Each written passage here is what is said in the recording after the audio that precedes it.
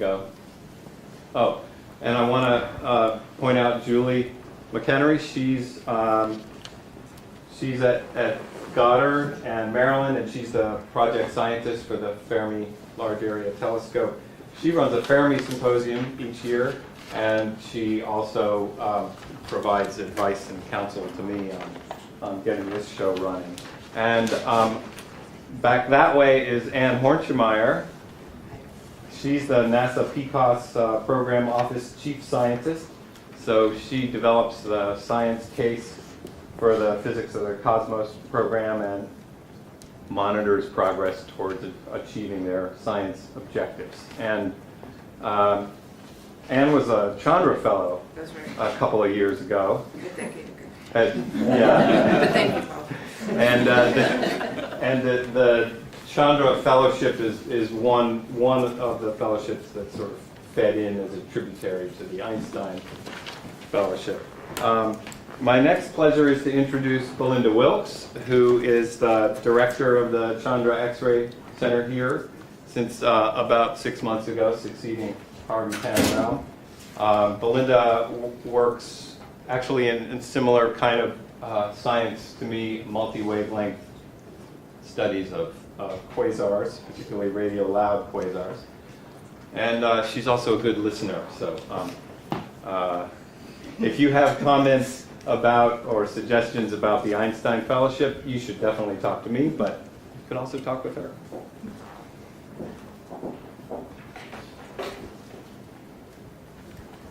Is this working? Yeah. Good morning, everyone. Thanks very much, Paul. I don't have an awful lot to say, so we may be starting early, which will actually be a head record. I think we always start our lunch talks 5 minutes late, so we'll see how this goes. So as Paul said, my name is Belinda Wilkes. I took over as the director of the Chandra X-ray Center in April on the 20th, so just over 6 months ago, and the time has flashed by. It's a great pleasure to welcome you all to the annual Einstein Fellows Symposium. This is one of our most enjoyable meetings of the year. Oh, and I'll get lots of practice of listening today, right, to all of you. We get to visit with and hear about the science and the new results with which our talented fellows are involved. Before we start our proceedings, I'd like to mention a few major milestones that Chandra has passed through over the past year. So first, as probably all of you know, we're celebrating our 15-year anniversary since Chandra's launch in July 1999 on the Columbia Space Shuttle. We've already had several parties, mostly involving ice cream and cake and chocolate. Also, more serious things such as press releases, several of them, special image releases. We had a Google Hangout, which I'd never heard of before, but seemed to be very successful. Videos of interviews and putting together, I actually haven't seen the end result yet, but it's sort of a history of Chandra, and a number of other media events. Our crowning celebratory event, however, is the 15 Years of Chandra Science Symposium, which is the 18th to the 21st of November at the Boston Park Plaza. I hope that some of you, or many of you, will be coming back to attend that. So second, this year, we went through our 4th NASA Senior Review of operating missions, which they do every 2 years. And this was in the early part of the year. The review, I think, was in March, or April, right before I took over. The review itself took place here in Cambridge at the Operations Control Center, which is at the other end, the MIT end of Cambridge, in Kendall Square. We do still speak to them. It lasted 4 days, and this was unusual. This is a new format that was instituted by Paul Hertz at NASA headquarters. And it meant that we could visit with the panel in much more depth than we have done in the past. In the past, we've had a panel of, well, the panel met in DC, not usually at headquarters, but near headquarters in DC. And we had 90 minutes. We were allowed to take 6 people and give presentations and answer questions. So there was only a limited amount of exchange that we could have. Whereas this year, we gave them a tour of the OCC, we gave them presentations and demos on much deeper down into how we do things, and had a lot more time to discuss with them, answer questions, etc. So we found it a very productive experience, and clearly so did they, because they gave us a very strong commendation, both for operations and ongoing and future possible science. And they recommended to NASA headquarters that we be continued at the current guideline budget over the next 5 years. That's the maximum they can recommend. So we were very pleased with this. And thirdly, we completed a 25-year lifetime engineering study this year of the Chandra spacecraft systems. And it found no showstoppers for 10 more years, or 10 plus more years, of Chandra operations. The aging of the spacecraft is being well managed. Contingency plans are being developed for predictable and hopefully some unexpected events as well, as far as we possibly can. And most of the components are actually operating with no major problems, which means they're green or blue in the NASA color scheme. We only have one yellow, no reds. So we're doing very well from that point of view as well. So it is to this that I would like to bring your attention today. We're planning on at least 10 more years of operations. So please keep that in mind when you're making your science plans for the future. And I'd like to ask you specifically, as young scientists in the field of X-ray astronomy, to put some thought into what science should be considered Chandra's highest priority over, or I should say priorities, over the next 10 plus years, particularly since it'll be much longer than this before a Chandra successor could possibly be launched. And by Chandra successor, I mean one with a similar or better resolution, spatial resolution than Chandra. So what science and what observations can and should Chandra make to set us up for ESA's Athena, which is a lower resolution but bigger mirror mission, so it'll look deeper but a lower resolution, more like the XMM resolution. And also for many years of archive milking, a multi-wavelength follow-up before Chandra's successor comes along.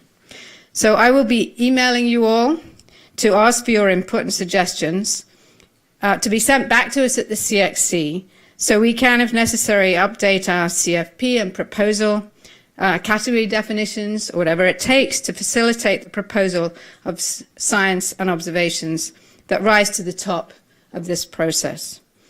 So on this same topic, we'll also be holding a panel discussion session with chairs and representatives from the decadal survey panels on the last day of the Chandra 15-year symposium, with the idea that they'll look at the science priorities from the decadal survey, see which ones are relevant to Chandra, update for 5 years, etc., and come in with some input as to what the decadal survey says Chandra could be doing towards those goals.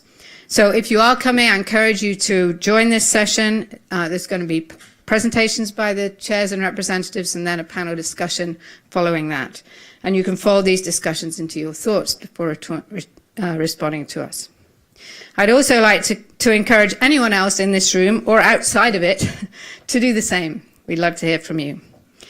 So thank you for your attention, and I will ask the chair of the first session, Bill Foreman, to begin the science program 5 minutes early.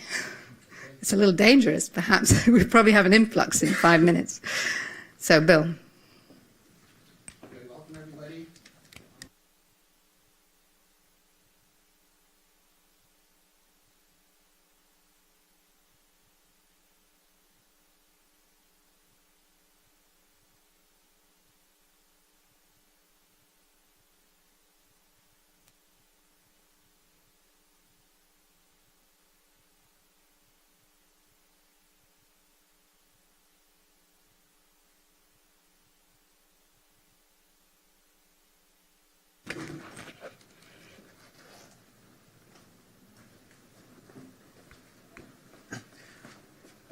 Thanks, Bill. So I'll present some preliminary work of radio observation I've been doing of galaxy cluster mergers, and in particular this very nice cluster where this is a Chandra image overlaid on a low-frequency radio image of this cluster. And also involved are Georgiana, who's actually sitting here now, I see, and Bill as well, and Philippe. I'm not sure if Philippe is sitting here, but he might still be coming. So just to set the context, so if you look at large-scale simulations of structure formation, this is actually all simulation from Springer et al. You basically see here the cosmic web, and this just basically shows the matter density where you see the cluster basically at the center of nodes of this web. And if you run a shock finding algorithm on this kind of simulation when you include hydrodynamics, this is work from Franco Vasa et al., what you can see is that basically this cosmic web is also traced by shocks, and you have very high Mach number shocks tracing this filamentary, basically this galaxy filaments, while around the clusters you see this kind of blue regions, and these are lower Mach number shocks. Typically Mach numbers in clusters are like 2, while in the filaments you have Mach numbers of 100, so there's a very large difference in the Mach number of these shocks. But if you look at the total energy flux through these shocks, actually most of the energy actually is dissipated in these internal shocks with low Mach numbers. And that's simply because the density in clusters is much higher than what we have in filaments. So actually most of the energy flux through these shocks is dissipated in these merger shocks in clusters. And if you look in radio observations in clusters, you can actually see, we think we can see traces of these shocks. So this is again an X-ray image in blue here from Chandra, and a radio image here in red, where you see these two radio arcs, which we think are basically tracing shock waves from a merger event between two galaxy clusters. And now the idea is that a small fraction of the energy flux through a shock can be channeled into the production of cosmic rays. And cosmic rays, I say that because we observe radio emission. This is synchrotron emission. So this directly implies you have cosmic rays present in the intercluster medium, and also, of course, that you have magnetic fields, because otherwise you cannot produce synchrotron radiation. So the main question is basically, how can you precisely accelerate these particles in these shocks in the intercluster medium? And so some of the big questions are, what is the physics of these shocks, and also turbulence, which is generated by these merger events? What is the origin of these cosmic rays and magnetic fields we basically observe in the radio? And so there are different sub-questions here. So particle acceleration mechanism, what is the efficiency of these shocks? And what about magnetic field amplification? Because we know magnetic fields are present throughout the intercluster medium, and the question is, what is their origin? Because this is still not understood. And what is also important for precision cosmology is basically what is the contribution from cosmic rays and magnetic fields to the ICM pressure budget. Because what you typically assume is that clusters are in hydrostatic equilibrium if they're relaxed. And with that, basically, you can estimate their mass, and that's a very sensitive probe of cosmology. So you basically count the number of clusters as function of redshift and mass. You can say something about cosmology, but if there are other forms of non-thermal pressure, like cosmic ray magnetic fields, you basically would compute the mass in the wrong way. And if you want to do very high precision cosmology, it becomes important to basically quantify what the importance is of cosmic rays and magnetic fields.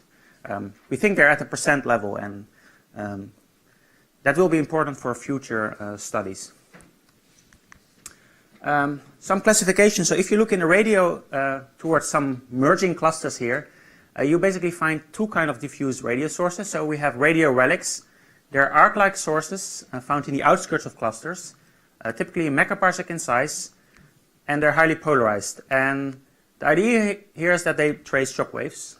On the other hand, they're also giant radio halos. They also have megaparsec sizes, but they have much lower surface brightness here, and they have a very smooth brightness distribution. And it follows more or less the X-ray emission from the intercluster medium. And here, basically, what has been proposed is that the radio emission is generated by the turbulent reacceleration mechanism, or alternatively, the radio emission is caused by secondary electrons, which basically are produced by proton collisions in the ICM. Basically, when you have, or thermal ion, and you have a relativistic proton in the ICM present, which should be present in the ICM because there are many sources of relativistic protons, then you should also produce these electrons, which then emit synchrotron radiation. And just as a simple idea here for the merger shock, so this is a simple simulation of two merging clusters, where a more massive cluster, this is a mass ratio of 2 to 1. I show here the temperature distribution. And what you can see is when they collide, basically when the cores of the two clusters pass, you generate two symmetric shock waves which move outwards over time. And the idea is that basically these two shock waves trace these radio arcs where you have particle acceleration. And on some background, so one of the ways we can actually test and look at this is by looking at the radio spectral index. So what is the radio spectral index? Just as a reminder, if you plot the flux in a log-log plot as function of frequency, for synchrotron radiation you find the power law radio spectrum basically, And the spectral index is just the index of this power law. So this is an index of minus 1.9. It's important to note that the negative sign here. So basically what you see is that these things get brighter when you go to lower frequencies. So the observing at low frequencies has a clear advantage for these sources because the sources are just much brighter. And this slope can be directly related to the energy distribution of the particles via this relation. So there's a clear direct relation of between this. So if you know the slope, you also know the slope of the energy distribution of the particles here. And this slope is set by the physical mechanism or the conditions of the acceleration mechanism. So alpha encodes basically information about what type of acceleration it is or what are the conditions in the source. The other thing besides acceleration, of course, are energy losses because these electrons radiate. We observe synchrotron radiation, so they lose energy. That's one energy loss. There are also inverse Compton losses. Basically, these electrons lose energy by scattering up photons from the cosmic microwave background. And this leads to spectral aging or what we call electron cooling. And this is kind of well known from Rybicki and Lightman. I hope you remember this. But basically what happens if you look at the synchrotron spectrum over time, you start with a power loss spectrum, but when this aging or this electron losses operate, basically what happens over time is that the spectrum steepens and curves. So that's basically what is displayed here. So the longer you look, basically, the steeper the spectrum gets if you look in this frequency regime. And this is something what we, of course, can observe with radio telescopes. We hope to observe with radio telescopes. So going a little bit more detail. So what is the origin of this electron? So one thing to consider is that the lifetime of these electrons is relatively short. So that's 10 to the 8 years. That's the synchrotron or the lifetime of the energy losses under typical conditions in the ICM.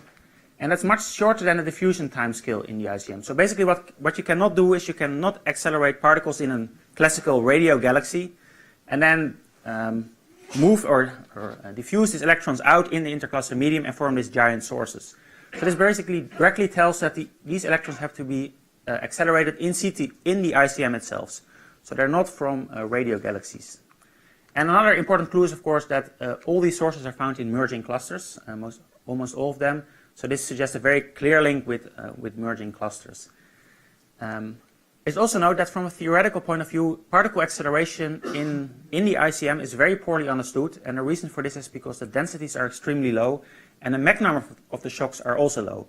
And that's kind of a bad combination from a theoretical point of view. That should not do that. Right. However, very recently, actually, people have managed to do that here at CFA. That's work from Guao. So basically, they run particle and cell simulations. I'm not sure if Lorenzo will talk about this here, showing actually that it seems that low Mach number shocks are able to accelerate the particles via the diffusive shock acceleration mechanism. What basically happens is that you have an electron here, which can basically, this is the diffusive shock acceleration mechanism, which can basically scatter forward and back from across the shock, and each time it's scattered across the shocks, it gains some energy, and this is basically what we call the diffusive shock acceleration mechanism, or a first order Fermi process. And this has been observed or proven to be correct in supernova remnants, so this also happens there. Of course, there are other, what would help if you already have relativistic particles present in the intercluster medium, because there are many sources of relativistic particles. For example, we have AGNs in clusters, and over the lifetime of a cluster, like 10 to the 9 years, these AGNs should dump radio plasma, or basically cosmic rays, into the ICM, which could be a source of energy. So just the first observation we did at very low frequencies was of this particular cluster. This we call the toothbrush cluster because it looks like a toothbrush. There's a lot of toothpaste here now, actually, you can see here. We did 5 minutes, yeah. So this is a very extreme merging cluster. It was found in the radio, actually. It was not, and this is actually an overlay from work from Georgiana, where we show the XMM image here on top of radio contours, where you can very clearly see this is a very extreme merging cluster. And these are the general properties of the cluster, so it's a pretty massive cluster, like 10 to the 15 solar masses, approximately. And there are evidence for shocks by looking at the surface brightness jumps in this cluster. I'll go to that in a bit more detail. And what to notice, so we want to observe this at really low frequencies. So this was actually an image at not so low frequencies. So for that, we actually use a new telescope. This is LOFAR. It's a new telescope operating at really low frequencies, so 10 to 250 megahertz.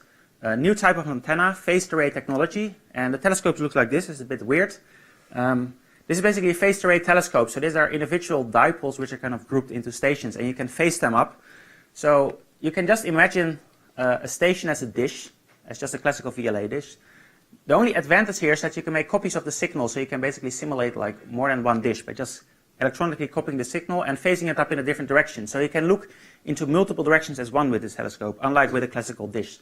So that makes it really great for doing a very fast and very deep surveys, because you can basically simulate 256 of these giant telescopes at once. This is just limited by computer power. And there's only one problem here, and that's why people have not done this before, and that's the ionosphere. This is a bit similar to seeing. So the ionosphere basically is a layer of ionized plasma which reflects radio waves, and it causes this kind of jitter of sources. So this is a movie, a snapshot movie, of radio images of the sky every 30 seconds at 3 arc minutes resolution here, so fairly low resolution. And you can basically see if the ionosphere behaves wildly. That can be, for example, because the sun had some outburst, which causes extra ionization in the ionosphere. Then these sources start jittering, and basically you have to correct for this jitter if you want to make sharp images. So that's the main challenge here. And you're talking about terabytes of data, so it's not like a trivial thing to do. And these algorithms are still in development. And I think the first case where this really worked well was for this particular cluster, because it's fairly bright. So field of view is very big because you have low frequencies. The cluster is here. So this is a very high resolution, low frequency image. About a factor of 10 deeper than what people have done before at this frequency. So it's really deep. And this has been corrected for this ionosphere. And this is a more detailed image. This is a comparison with older observations. And this is an overlay on a Chandra image. My last slide. So here basically, what we think is that this basically traces a shock. So what should happen is that you have energy losses in the post-shock region here. And that you should basically observe by looking at this spectral index here. So what you can see is that the spectral index is flat at the front, so minus 0.6, and then steepens to minus 2 in the post-shock region, because you have these energy losses. So this basically seems to confirm that you have some outward moving shocks. And this is a spectral index map at lower resolution. What's very interesting that in this post-shock region, so in this kind of toothpaste region, you get a flattening of the spectral index again. And this might actually suggest that so you accelerate particles at the shock here, they age, and then at some point they get re-accelerated again, maybe due to turbulence. This is speculating because this is very early results, but that could be a pretty exciting idea. This basically means that the origin of these electrons they came originally from the shock. And people have thought about that, but never really. This is, I think, the first clear example where you can speculate this might indeed be the case. There are some puzzles with this. So this is a very recent Chandra image. What you can see is I'm not sure if you see it so well. There's actually a pretty nice shock in the south of this cluster, but we do not observe a radio relic basically here. While in the north of the cluster, we have this giant toothbrush here. And this is again work from Georgiana. What she finds is basically that the Mach number of the shock seems to be rather low. And at the same time, also the best fit location of the shock position, this is the X-ray surface brightness profile, seems to be somewhat ahead of the radio relic. So this is kind of puzzling. So it's weird that we have a very bright radio relic in the north of the cluster where we seem to have a low Mach number shock, not very strong, while we have a much stronger, or we seem to have a stronger shock in the south with no bright radio emission. So there's still actually some ingredients we not understood here. So why does this actually doesn't form an even brighter relic? That's still a question, and I don't have the answer for that, but that's a thing I want to find out in the future, and I think the next slide is my summary slides. So I'll leave it with this.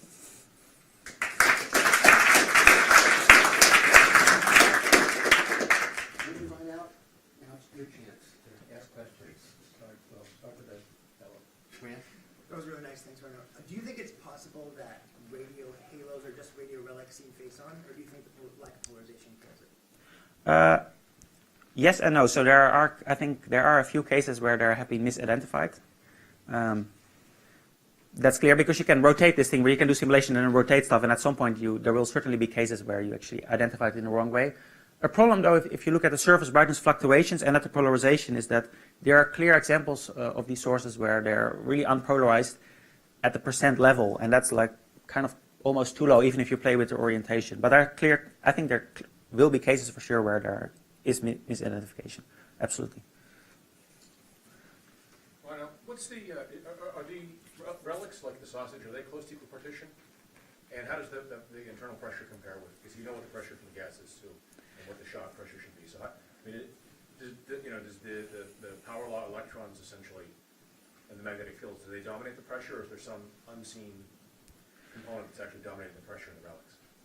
So, in terms of equipartition, equipartition between magnetic fields and cosmic rays, yes, they seem to be roughly in equipartition. I think actually that the gas pressure still, it seems to be actually 10%, 20% can be in the non-thermal pressure in the outskirts. So it can be a relatively large fraction. There are indications that it's not so small. So it can be significant, but that's really in the outskirts of clusters. In the center of clusters, people have done the same calculation. Actually, it seems like a very small fraction. And it's not important. It's like the percent level or just lower. But what I'm saying is in the relic itself, in the sausage itself, okay, does the equipartition pressure roughly correspond with the pressure of the cluster gas that you see in the X-ray? I think no. Interesting. Okay. Yeah. So that means that essentially the pressure and the internal dynamics, whatever's going on, is essentially something else is in there too, right? I mean, this is the same argument that they made for radio galaxies, right? Yeah, but the problem here is that, okay, we have the radio, but the problem is like converting that into actual pressure is not trivial because you have to know the, and also you have to know the magnetic field.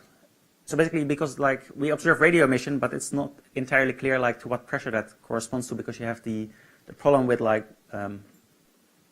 electrons and magnetic fields, right? This is like not in synchrotron radiation. You cannot really distinguish between the two. You have to know both basically to find out the pressure, and we don't have that. We only have basically the radio brightness, but we don't have the underlying magnetic field or the number of relativistic particles, because those two basically can they can interchange each other. Yeah, change the equation, and and we don't know that. One more question, Paul. I'm not a cluster guy, so maybe this is really naive, but so where these shocks are, the radio shocks, basically they're always going to be on opposite ends. It's not like in a radio jet you could have bending or something, but that'll never happen here, right? You can get some bending if you think of like doing a merger with a non-zero impact parameter, because you get kind of a slingshot effect, so you get like kind of like asymmetric shocks, but it's not bending in the sense that I see. But you can get asymmetric configurations, and there's also configurations where you only observe a single relic. So not only the two symmetric ones, but when you observe a single one. For example, if the mass ratio is really extreme, then you might only form like really one clear shock and not another one. That's a good question. If not, let's thank Ryan again.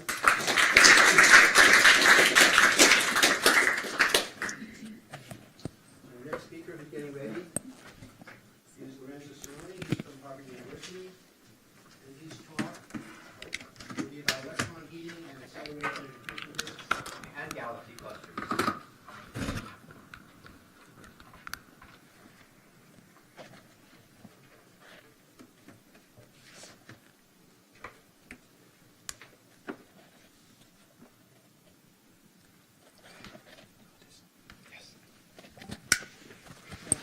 Okay, so let's continue with cluster shocks. And since this is my last Einstein Symposium, I would like to thank the Einstein Fellowship for supporting me for these 3 great years. And I hope that my student Shiniguo was sitting there and has led a primary role in the work that we'll be presenting here, will be able to experience and enjoy the Einstein Fellowship program as well in a few years. So let's hope so. So electron acceleration in galaxy cluster shocks, and Reynaud provided a great introduction and description of the observational details that we would like to understand, and in particular we'll focus on the electron acceleration side. So these shocks are megaparsec scale shocks. This is probably the best example that we have seen in the radio, and they are bright because there are accelerated electrons there which are emitting synchrotron emission. And the magnetic field orientation can be inferred from the polarization vector of the electric field polarization vector, which you see here is perpendicular to the shock surface, which is suggesting that the magnetic field is actually aligned, tangential with the shock surface. So in my terminology, this is a quasi-perpendicular shock because the magnetic field is perpendicular to the shock normal, to the shock direction of propagation. And we'll have to keep it in mind for the future. There are electrons accelerating in such shocks. As I said, they are bright, synchrone emitting because they are accelerated electrons. And from the X-rays, we can infer the properties of such shocks. We can measure, for example, the jump in the temperature, X-ray temperature, and the density as well. And from the jump in the temperature, we have a one-to-one way to correlate this with the Mach number, so-called Mach number of the shock. The Mach number is just the ratio of the shock velocity to the sound speed in the medium, and it's a critical parameter for shocks. And as Reinout mentioned before, the Mach numbers of such shocks are typically low. In this case, it's 4, it can be 2, 3, but in general, much smaller. For example, the supernova remnant shocks, which are propagating into the ISM, these are Mach number of like 100 or 300 or so. So it's a very different parameter regime, very different physics.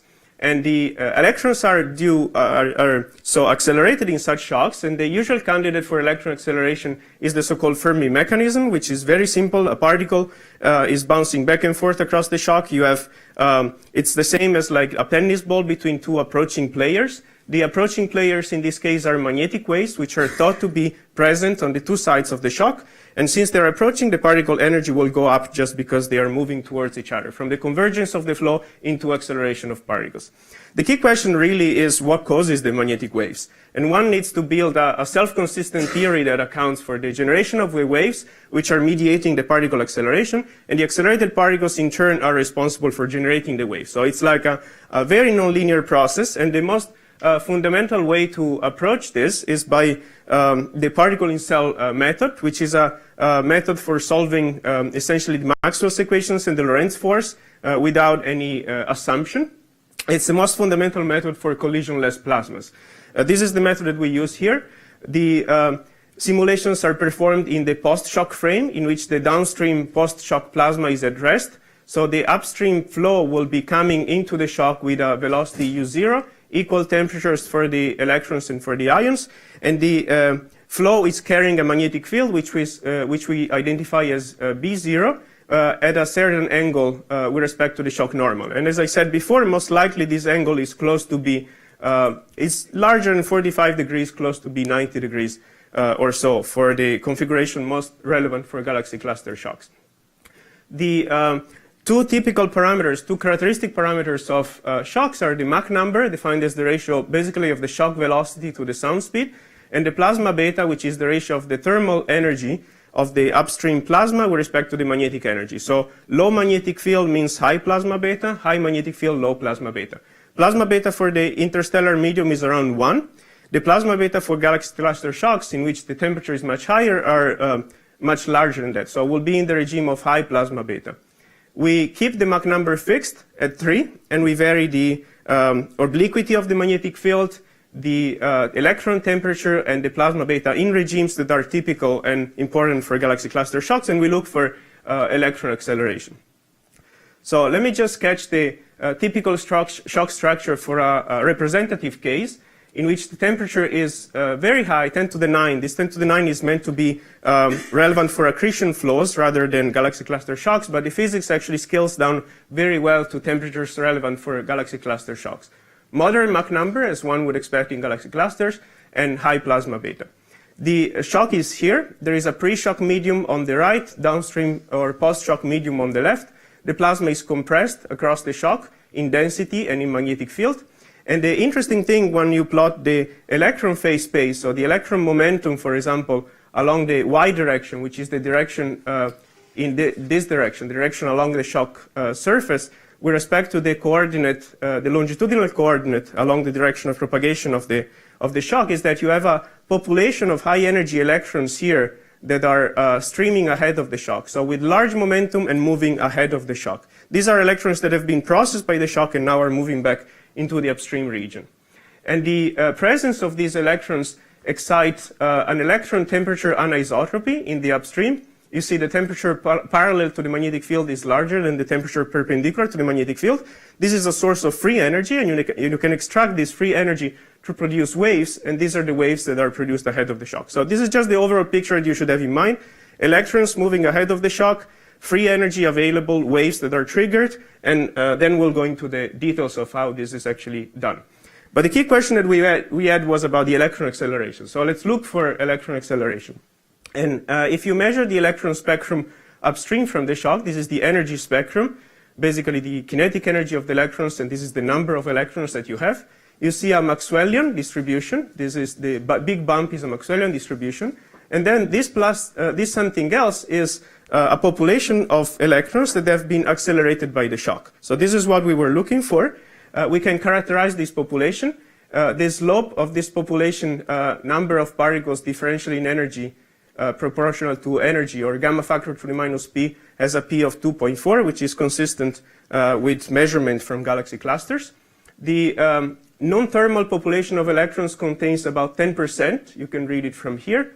10% of the energy, 10% of the number by number are in this non-thermal population, and the maximum energy consistently increases over time. So there is a population of electrons which is injected to non-thermal energies and accelerated over time to higher and higher energies, which is exactly what we were looking for.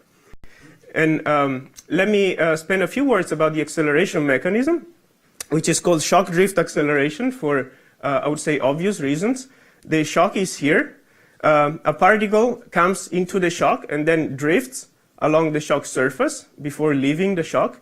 And while it's drifting, it's accelerated. So gets into the shock, the energy or Lorentz factor of the particle increases, and then it leaves, and there is no more energy gain. So shock drift acceleration is the process that is responsible for the energy gain.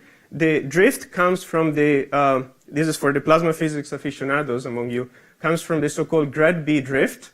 Due to the compression of the magnetic field, the particle drifts along the shock surface. And in particular, in this configuration, it drifts along the z direction. You have an electric field aligned with the z direction. You see the electric field is non-zero in the upstream, and particle moving along z parallel to an electric field which is also aligned with the z direction will get accelerated. This is where the acceleration comes from. We can characterize as well the fraction of particles that will be experiencing the acceleration by building a theory that is sort of addressing the question of what is the region in phase space such that particles will be able to experience this acceleration process. And it's convenient in this case to plot the parallel velocity versus the perpendicular velocity, parallel and perpendicular with respect to the upstream magnetic field. And our theory is saying that only the particles in the green region, these are all the particles from the simulation, only the particles in the green region will be able to experience this process of acceleration. And after being processed by the shock and reflected back upstream, they will populate the region that is pictured in right here. So let's see whether this is actually realized with using particles from the simulation. We take particles that have been reflected by the shock, and we see that before reflection, they indeed populate the green region here. So theory is good. And after reflection, they populate the red region. So we have a theory that can reproduce the results of the simulation, and we fully understand what determines whether particles can be injected into this process or not. That's definitely determined by what is the location that they occupy in the parallel perpendicular phase space. So using this information, we can just take our initial particle distribution. These are all the particles, as I said before, and the green curve identifies the particles that will suffer or actually experience the acceleration process. And we can identify such particles and give them a boost depending on the energy that our theory is telling us they will be getting at the shock. So just based on theoretical grounds, we can say what is the spectrum of particles after one acceleration cycle. And the spectrum is plotted here in blue, solid line. This is just a theoretical spectrum, just using the information that we have on the acceleration process. And it compares very well with the results from the simulations, which are shown as a blue dashed line at early times. However, the spectrum at late times deviates. So this is saying that our theory of particle coming into the shock, being accelerated by the shock drift process and then leaving is just not enough to explain the simulations at late times. So good for early times, but not for late times. So something else must be happening at late times. And this something else is actually very interesting. Here I'm showing the typical trajectory of a high energy particle. The Lorentz factor is here. The magnetic field perpendicular to the plane is here, and you see the particle energy going up and superimposed over the trajectory of the particle in the simulation plane. So the particle happily comes to the shock. We expect the particles to do the shock drift acceleration as before. You see the particle energy going up as the particle is actually drifting along the shock surface. You see the particle energy picking up now. And then after some time, the same that we were seeing before, the particle leaves into the upstream. So there is no news here. This is the same picture that I've described before. But actually something happens after this. And it happens because of the effect of the weak waves that you see in the upstream. You see there are oblique weak fluctuations. And due to these fluctuations, the particle is able to reflect back from the upstream side and go back to the shock. So this is promising. We expect something else to be happening once the particle is coming back once more to the shock. And in fact, the particle energy drifts up again for a second cycle of the same shock drift acceleration process described before. So particle acceleration to longer times continues because of these multiple shock drift acceleration cycles. And the particles are able to come back to the shock because of the presence of the upstream waves. Okay, so if I were to summarize this in just one slide, then you can take a picture with your iPhone. Thermal electrons are coming into the shock. A few of them can experience the shock drift acceleration process, just one cycle so far, and then they can be reflected upstream. They are scattered back towards the shock by these self-generated waves, and once they go back to the shock, they can perform another cycle of shock drift acceleration, and the process continues. I will just spend a few words on the nature of the waves because I haven't said anything about that yet. The waves are generated self-consistently by the electrons. The population of electrons that is streaming ahead of the shock, as I said before, is capable of exciting a temperature anisotropy in the upstream with a parallel temperature much larger than the perpendicular temperature. And this is the promise of giving free energy to the waves, to some plasma instability. The nature of this instability can be studied quite well in a controlled experiment in which we are sitting in the upstream frame, so in the medium that is moving towards the shock. And in this frame, the background plasma is at rest. It's a Maxwellian distribution. Plus, we have an electron beam. These are the particles that have been processed by the shock and are propagating back into the upstream. So we model the electron beam according to our theory. And we find that the waves that are produced in this controlled experiment in which there is no shock, it's just a pure plasma physics studies of beam plasma instabilities, the structure of the waves is very, very similar to what we were observing in a real shock simulation in which the shock is actually sitting here. So we're confident that we can reproduce the physics of such waves in our controlled experiments. And this allows us to understand the physics of such waves. So one thing just to remember from this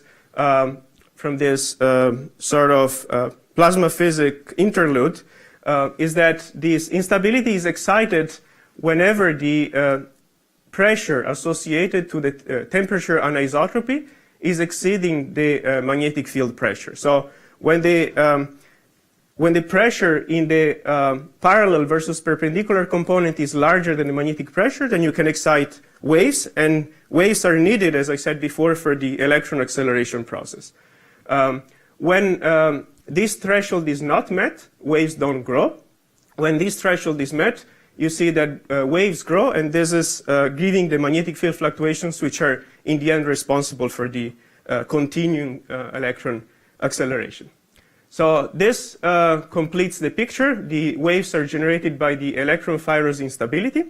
And I will spend the last -1 minute that I have on... 1 minute. 1 minute, great. On the dependence of this mechanism on the flow conditions, and then a few astrophysical implications following what Renaud just said before. So this process is quite universal. It operates regardless of the magnetic obliquity. It's efficient for quasi-parallel shock, quasi-perpendicular shock. It's efficient only if the plasma beta is large. So it's expected to be efficient in galaxy cluster systems. Not the same process will be operating in supernova remnant shocks, for example. And finally, it operates and it's efficient regardless of the temperature. So the case that I had was for a 10 to the 9 Kelvin plasma, but in reality, the physics scales very well, and we have tested this down to temperature 10 to the 7, 10 to the 6, which are appropriate for galaxy cluster systems. So what does this imply for galaxy clusters? There was a long-standing question that it was pretty hard to accelerate electrons in galaxy cluster shocks. This is an issue that Reynaud raised before, and the consensus was that the model that one should use for electron acceleration is the so-called thermal leakage model, in which you have thermal protons here, thermal electrons at much lower momenta, and the electrons sitting in the downstream have to cross the shock back towards the upstream in order to do the back and forth that is at the basis of the Fermi process. And you see that in order to do that, they will have to reach the thermal proton momentum. This is typically setting the shock thickness. And it's incredibly hard for the electrons to do that. You see that they have to cross like more than 1 order of magnitude in momentum. So the inference was that the electron acceleration efficiency in such shocks was incredibly small. And of course, this is not confirmed by the observations in which we see these bright radio relics, which are suggesting efficient electron acceleration. So how are we doing in terms of our model?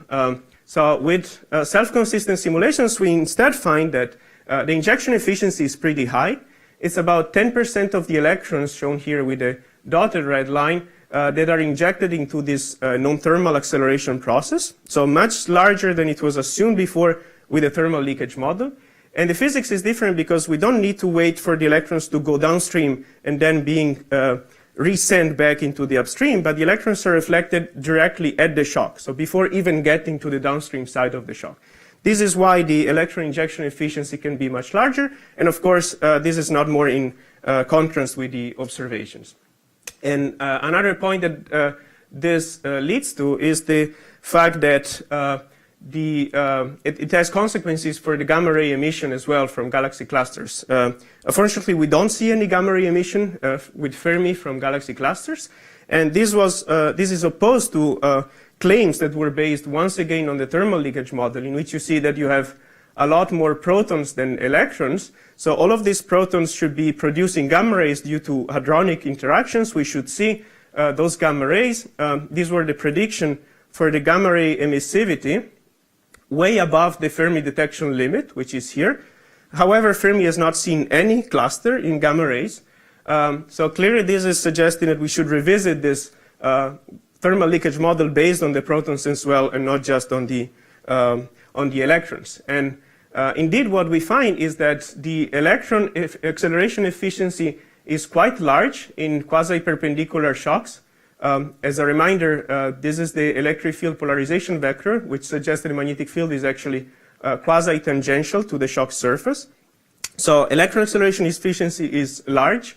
On the other hand, now we know with kinetic simulations as well that the proton acceleration efficiency is low in such shocks. So you would expect a ratio of number of electrons accelerated versus number of protons that are accelerated that is much larger than assumed before, and on which the estimates for the gamma ray emissivity were based. So in the end, based on our results, we don't expect much gamma ray emission from galaxy cluster shocks, which is indeed what is observed. And with these two statements, that electron acceleration efficiency in galaxy cluster shocks is found to be high, which explains the bright radio emission. And on the other hand, you shouldn't expect much gamma ray emission from galaxy cluster shocks. I conclude, and I will leave my summary here for the sake of time. Thank you. Time for a few questions. So if you do the equipartition, you should be careful that the ratio of proton electrons is like much. A lot, yeah. Yeah, a lot more. Although the scaling is like, the power is like, helps a bit there. So I think there is an underlying assumption of equipartition that you have that most of the magnetic field that you're measuring is coming from accelerated particles, protons primarily, because that's where most of the energy is.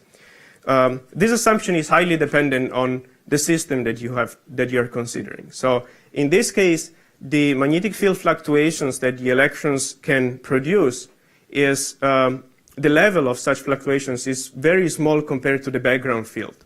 So the field that you would be measuring for the radio synchron emission would mostly be the field that you started with, the field that was already pre-existing. And that has nothing to do with how much what is the efficiency of accelerating electrons. And in this case, the efficiency of accelerating protons is actually negligible. So one really needs to be careful. I think that the assumption of equipartition is motivated when you have significant and efficient proton acceleration, which is driving turbulence on with strengths that are much larger than the background field. And in that case, you can really say that the protons are in equipartition with the magnetic field energy density.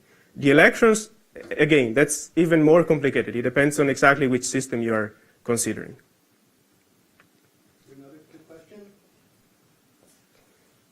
There's one slide that went by pretty quickly, but it seemed to indicate that this does not work for beta less than something like 6. Yeah, so the beta less than a few, the process doesn't work. So supernova remnant shocks, this process does not work. And the reason is that you need your electrons to be pretty hot ahead of the shock in order to be mirror reflected back. So the scalings of quantities here is such that the ratio of the flow velocity to the thermal velocity of ions is a few. And the thermal velocity of electrons is actually much larger than the flow velocity. And this allows efficient injection of electrons into this process just due to this mirror effect. If the beta is low, the thermal velocity of the electrons will also be slow compared to the flow velocity, and this process doesn't work. So the physics of electron acceleration in supernova remnant shocks has to rely on a process that is different. So that's why not all shocks are the same. One last very quick question. Go ahead. Nobody? Go ahead. Quick. Magnetic field amplification of the background field, that's like roughly a 3. Say it again? The magnetic field amplification of the background field, that's like a factor of like 3. So the compression is about a factor of 3, Like yes, what you basically expect from MHD jump conditions, yes. And on top of that, the waves are providing roughly 10% turbulence on top of that. Let's thank our speaker again. Our next speaker is Grant Tremblay, and assuming he doesn't change his talk title, it will be about star formation and kinetic black hole feedback, and he's visiting us from the distant place of Yale. Very distant, yes.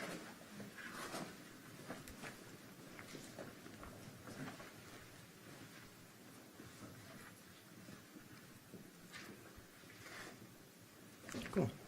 Cool. Well, thank you, Bill, and I apologize to you ahead of time because you saw most of this talk when we were in Ecuador a few weeks ago. So I'll wake you up at the 5-minute mark so you can give me my warning. This is my first Einstein Symposium, and I've really been looking forward to it, not only because, of course, yes, I want to meet all of you, but also because I've heard stories about what happens when you stuff 20 Einstein fellows in a bar. I won't tell the story because this is going to be archived on YouTube, but we'll see. So I work in general on what happens to stars when they encounter outflows from black holes. But what I'm actually going to talk about in this talk is just one result from one source, and that is a 2 billion solar mass fountain of molecular gas where the black hole is acting like a pump. So if that analogy didn't make you roll your eyes, this will. This is probably the most cliched introduction that one could give in an AGN feedback talk. It is a Chandra X-ray map of Perseus, which you've probably all seen. I do think this is one of the coolest images ever taken in our civilization, and I'm not saying that because the Chandra director is here. But this is a Chandra 1.4 megasecond map of Perseus. There are more X-ray photons in this map than in the entire ROSAT All-Sky survey, I hear. And so, of course, you see the 100 kiloparsec scale network of X-ray cavities in the inner regions here. And if I were to overlay VLA radio contours, they would fit into these inner cavities like a beautiful little puzzle piece. We see other sets of cavities perhaps buoyantly rising through the intercluster medium and hopefully dissipating their enthalpy into this gas and saving us from a cooling flow catastrophe that should be happening but isn't. One could talk for hours about this. I won't. I will point out, though, that despite all these beautiful observations, it's actually completely not obvious how you couple the enthalpy of a buoyantly rising cavity to the entropy or temperature and density of the gas through which it's buoyantly rising. And therefore, it's not actually known how you solve a cooling flow problem with cavities, despite the fact that we have these beautiful X-ray observations of cavities. I will say that tons of people do work on this. There was a beautiful paper out yesterday. I think Bill was on it, actually. How sound waves driven by AGN feedback could be dissipated by turbulent dissipation. I think Blakesley Burkhardt might talk about that, but I don't want to put her on the spot. But I do want to point out that that's still not known. But what's actually more instructive, I think, is when you take the X-ray image and blink it with the optical image of the same field.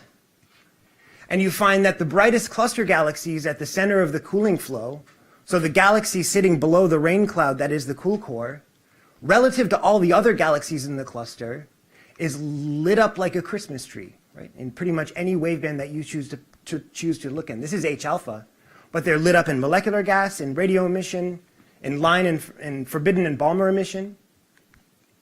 And I think the lesson here is that mechanical AGN feedback is not a switch that shuts off star formation. You probably all know that, but I think it's important to remind ourselves of that whenever we invoke mechanical or radio mode AGN feedback to inhibit star formation wherever it's predicted by theory but forbidden by observations, right? So it's much more complicated than a subgrid prescription in a semi-analytical model of galaxy evolution. That's not a criticism. The people who work on that will tell you that they are well aware of that. But it's important to remind ourselves of that. For example, here is star formation ongoing in cool core BCGs, brightest cluster galaxies. All of these have ongoing feedback, and all of these have ongoing star formation. The star formation you're looking at ranges from 0 effectively to 150 solar masses per year.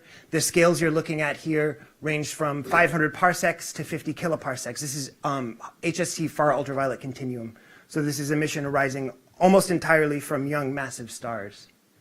There are many famous ones in this sample.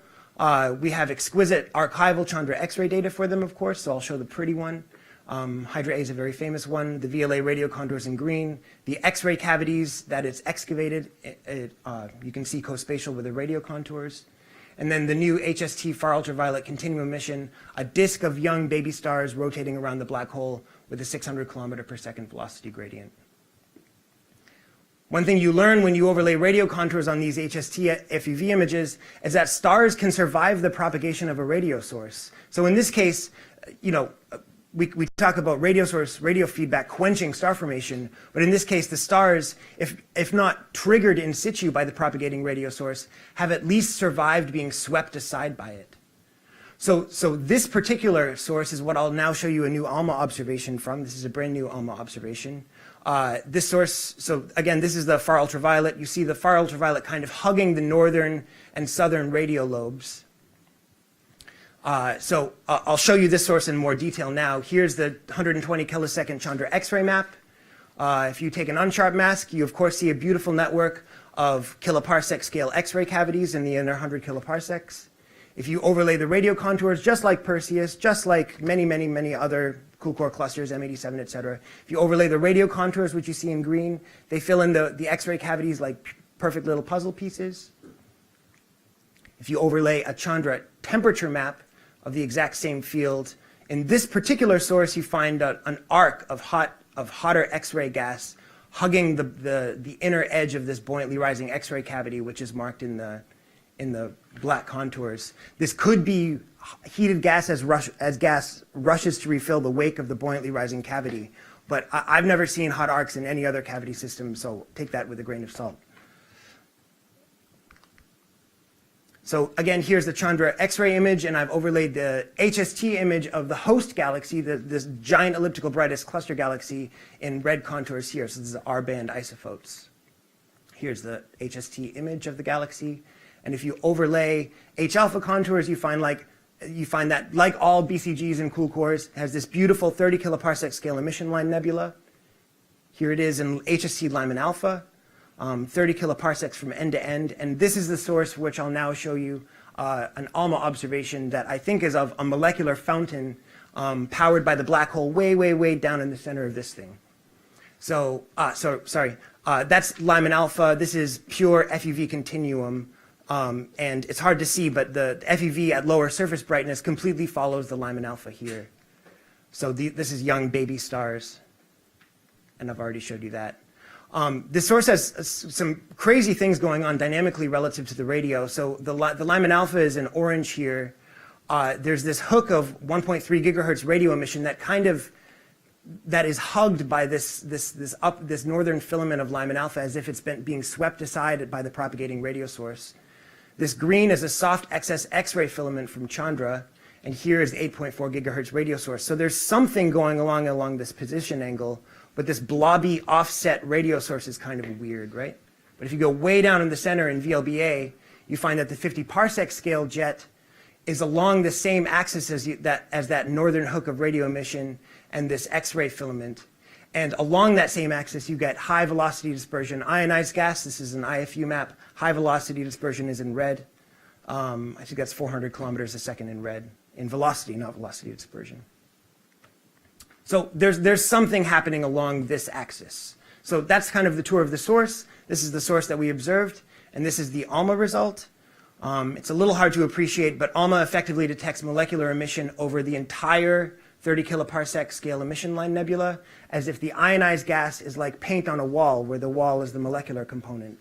That's true in terms of spatially, right? The ionized gas acting like an ionized skin to the molecular component, and also in terms of the mass budget, in terms of the overall mass that you're seeing. This is equivalent. This is just tip of the iceberg, probably equivalent to the mass of paint and the wall that it's sitting on.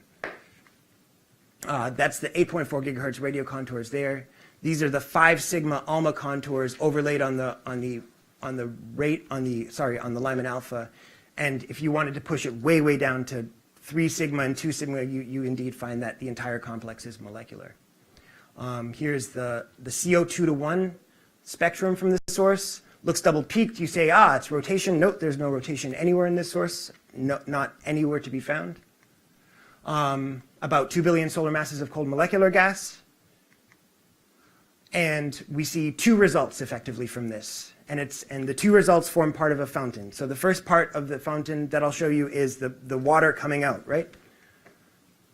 So we'll zoom in, and I'll overlay the radio. So this is one channel map from the source. You can see that the molecular emission, which you see in the background, kind of follows the radio source. And I'll show you now what geometry I think we're looking at. I think we're looking at a balloon kind of oriented like this. And I'll show you channel maps as we go through. And this is where I think what parts of the balloon we're looking at as we go through. So that's the approaching side. This is the receding side. And then if you look here, you see things like a cavity of molecular emission hugging the northern radio lobe. And if you overlay the FUV follows the rim of this molecular cavity around, as if this jet is inflating a molecular balloon that's permeated by young stars. So I wouldn't call this quenching. This could be jet-triggered star formation. But in any case, the stars are kind of thriving in this environment around the black hole, or around the jet produced by the black hole. So again, the white is the CO2 to 1 line, and then I've overlaid channel maps which show you the approaching and the receding sides of this molecular shell that we detect. So it looks like this. Here's the radio in gray, and then the approaching side of the shell is in blue, and then the receding side is in red. So it's hard to imagine the geometry, but I think this is what we're seeing. So the blue here is at plus 500 kilometers per second, and the red is at minus 500 kilometers per second. That's the other way around. You know what I mean? Okay. Yeah. So if you add up all of the components in this shell, this molecular shell that the radio source is blowing up like a balloon, it's about 500 million solar masses in the shell. That's a non-trivial amount of gas. That's a non-trivial amount of PDV work for the jet to actually move that gas. It turns out to be roughly equivalent to the PDV work you need to inflate the 20 kiloparsec scale X-ray cavities that you see.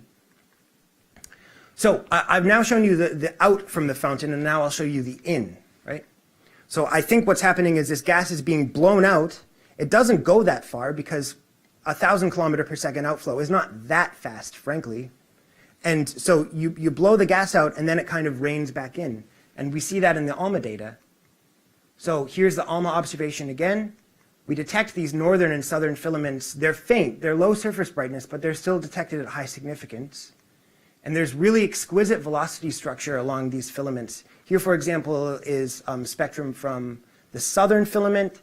And if you move channel maps through this filament, there's this really beautiful DNA-like double helix velocity structure in a PV diagram.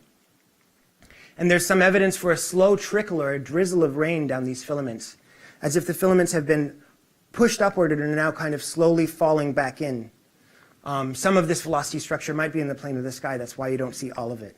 And then some of the regions, some of the portions of the filaments are at free fall velocity for their radiolocation in the galaxy. But if you go way down in the nucleus, so here's the nucleus. I'll overlay. We'll zoom in again. And now, yeah, so we're zooming in again. So this is the spectrum from this box, okay, CO2 to 1 spectrum. And if you highlight this region of the spectrum, this is the emission you get. This is the emission associated with this red region of the spectrum. So what is this? Well, if you overlay the radio contours, this blue region is the very, very, very center of the galaxy. It's the millimeter core, the radio core, and indeed the isophotal center of the galaxy. So in other words, the AGN, the black hole, lives way, way, way down in the central pixel there. So if you take a spectrum from this very central beam of the galaxy, this is about the beam size of this observation. So the maximum spatial resolution I have here is 300 parsecs. That's the beam minor axis there.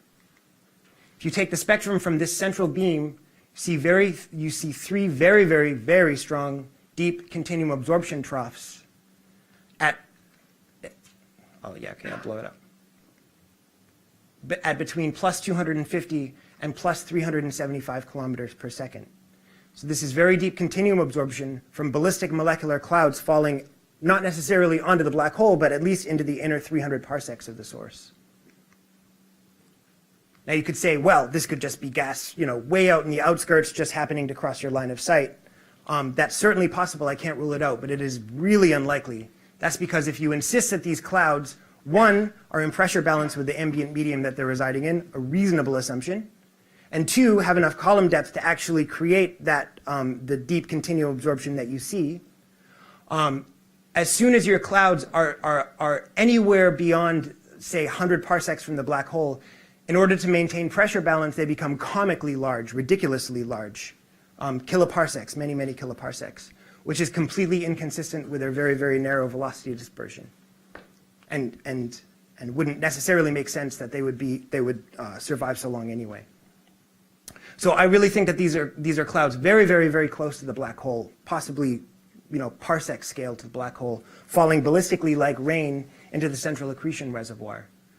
And each of these clouds, set by virial, would be like Milky Way-like giant molecular clouds, so 10 to the 6, 10 to the 7 solar masses of gas. And this is more than enough to fuel this black hole at Eddington luminosity for as long as you want. This black hole is way, way, way sub-Eddington. Although the clouds that we see are effectively ballistic and haven't had enough angular momentum to wrap up into a disk on kiloparsec scales or 500 parsec scales, surely they have some angular momentum and wrap up into a disk on, I don't know, parsec scales, AU scales, and then take a long time to slowly funnel in and actually accrete onto the black hole as you torque away that last bit of angular momentum. But I think the ultimate point is that mechanical jet-driven feedback doesn't just act on the hot phase, like we see in those Chandra X-ray maps of cool core clusters with 20 kiloparsec scale bubbles, but it acts on the cold phase too, and of course also on the warm ionized phase. And also, these sources are classically expected to be Bondi-like hot mode accretion onto the central black hole, but what we see here is completely inconsistent with that picture. You can't rule it out, but I think the Bondi mode scenario is a bit difficult to believe in these sources, but that's a editorial remark. So that's effectively my conclusion. I do want to summarize. Belinda mentioned that Chandra might live for another 10 years, which would be amazing. And I think Chandra and ALMA live beautifully together, Because in many, many systems, not just in cooling flow clusters, but in many systems, Chandra can see the rain cloud and Alma can see the puddle that it makes, which I think is this really beautiful harmony between two telescopes that, in principle, look at very different parts of the X-ray of the electromagnetic spectrum. Right? Okay, that's it. Questions? You said that the black hole accretes at a sub-Eddington rate. How was this estimated? Yeah, so it's purely from the PDV work associated with the X-ray cavities. So that's very rough, right? And it assumes this 10% efficiency that everyone classically assumes. And so if you did that, it was 0.5% Eddington, so way sub-Eddington. You can be way wrong on that, right? But even if you're way wrong, you still don't get anywhere near the Eddington luminosity, right? But yeah, that's a very rough estimate. I don't necessarily believe it myself. But, yeah. Yeah. So if you look at the lifetime of this molecular gas, is it like forming in the gas which is moving outwards, or is it like really the gas was in the center and it was blown out, or Yeah. destroyed on timescales like, because you also need to have dust present, right? Because you have a lot of Exactly.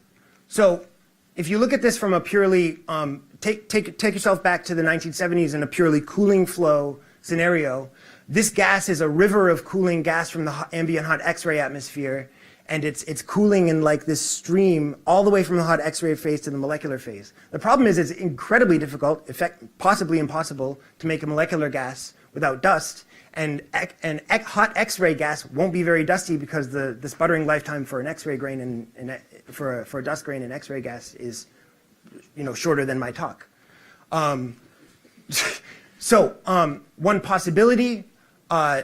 Some people argue that yes, it is possible to have in situ direct formation of molecular gas from the hot X-ray phase. Maybe there's some crazy stuff going on. Other people argue that this is like cream for your coffee. Yes, the stuff that the gas which formed this molecular puddle once long ago originated from the hot phase, but has been residing in the host galaxy and has been uplifted by filaments. I don't think I showed the X-ray map, but in this particular source, there's evidence that the filaments have been uplifted by the X-ray cavity, so dragged outward from the center of the galaxy. But in many other sources, there's zero evidence that the filaments are co-spatial with radio sources or X-ray cavities, so it's not necessarily obvious. Some are just like sitting there in the hot atmosphere, and maybe they do form. Maybe the filament starts to form, is not molecular yet, but is ionized, and then this filament encases the old stellar component, some fraction of the old stellar component of the galaxy within its volume, and then the stars with their AGB winds, etc., enrich the filament with dust, and then you cool it to molecular gas. Or maybe you do mixing or some complicated, yeah. So the answer is complicated, right, and not known. Any more questions? I have a very quick question for you. From the HST observations, do you have an estimate of the stellar IMF? Yeah. So there have been some papers claiming top-heavy IMFs. No. Okay. No. Definitely a short answer. Okay. Anyway, no more questions. Let's thank you one more time.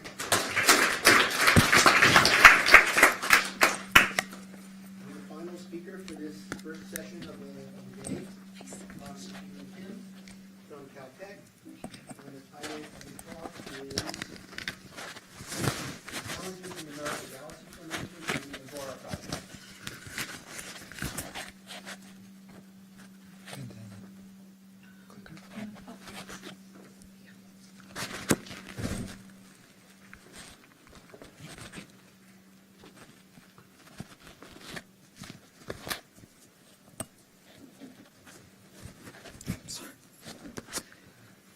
Okay, I'm Jihoon Kim. I'm a first timer here, and I really appreciate the opportunity and chance for me to be able to give my work to the talents like you. Here, I'm going to talk about the challenges in numerical galaxy formation and the Agora initiative. And I'm a galaxy simulator, and this is one of my many ongoing works, ongoing projects that is really close to my heart over the past couple of years.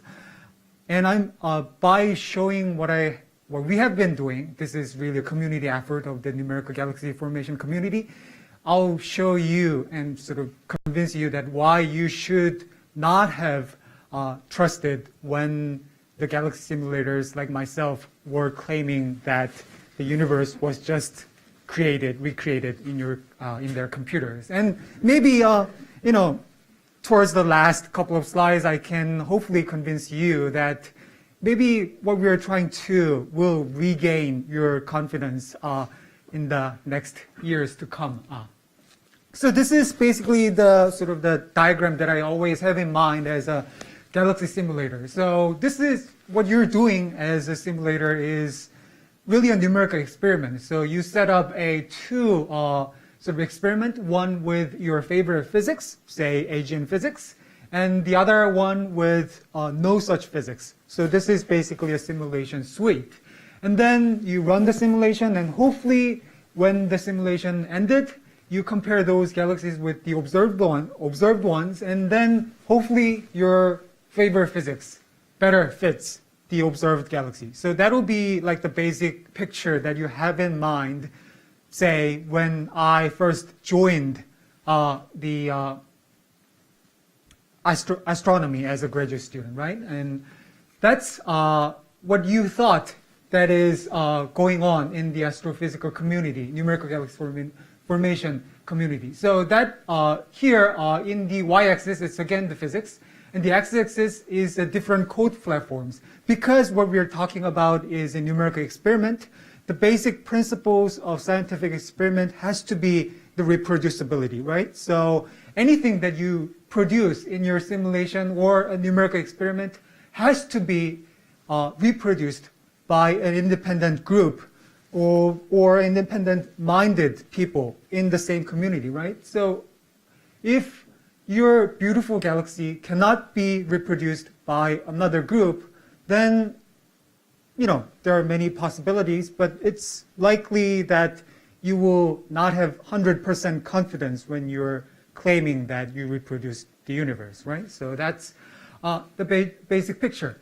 This is what you might have had when you were, talking to a simulator, but this comparison hasn't been really happening, right? So I'm being really, honest about this as a representative of the numerical galaxy simulators.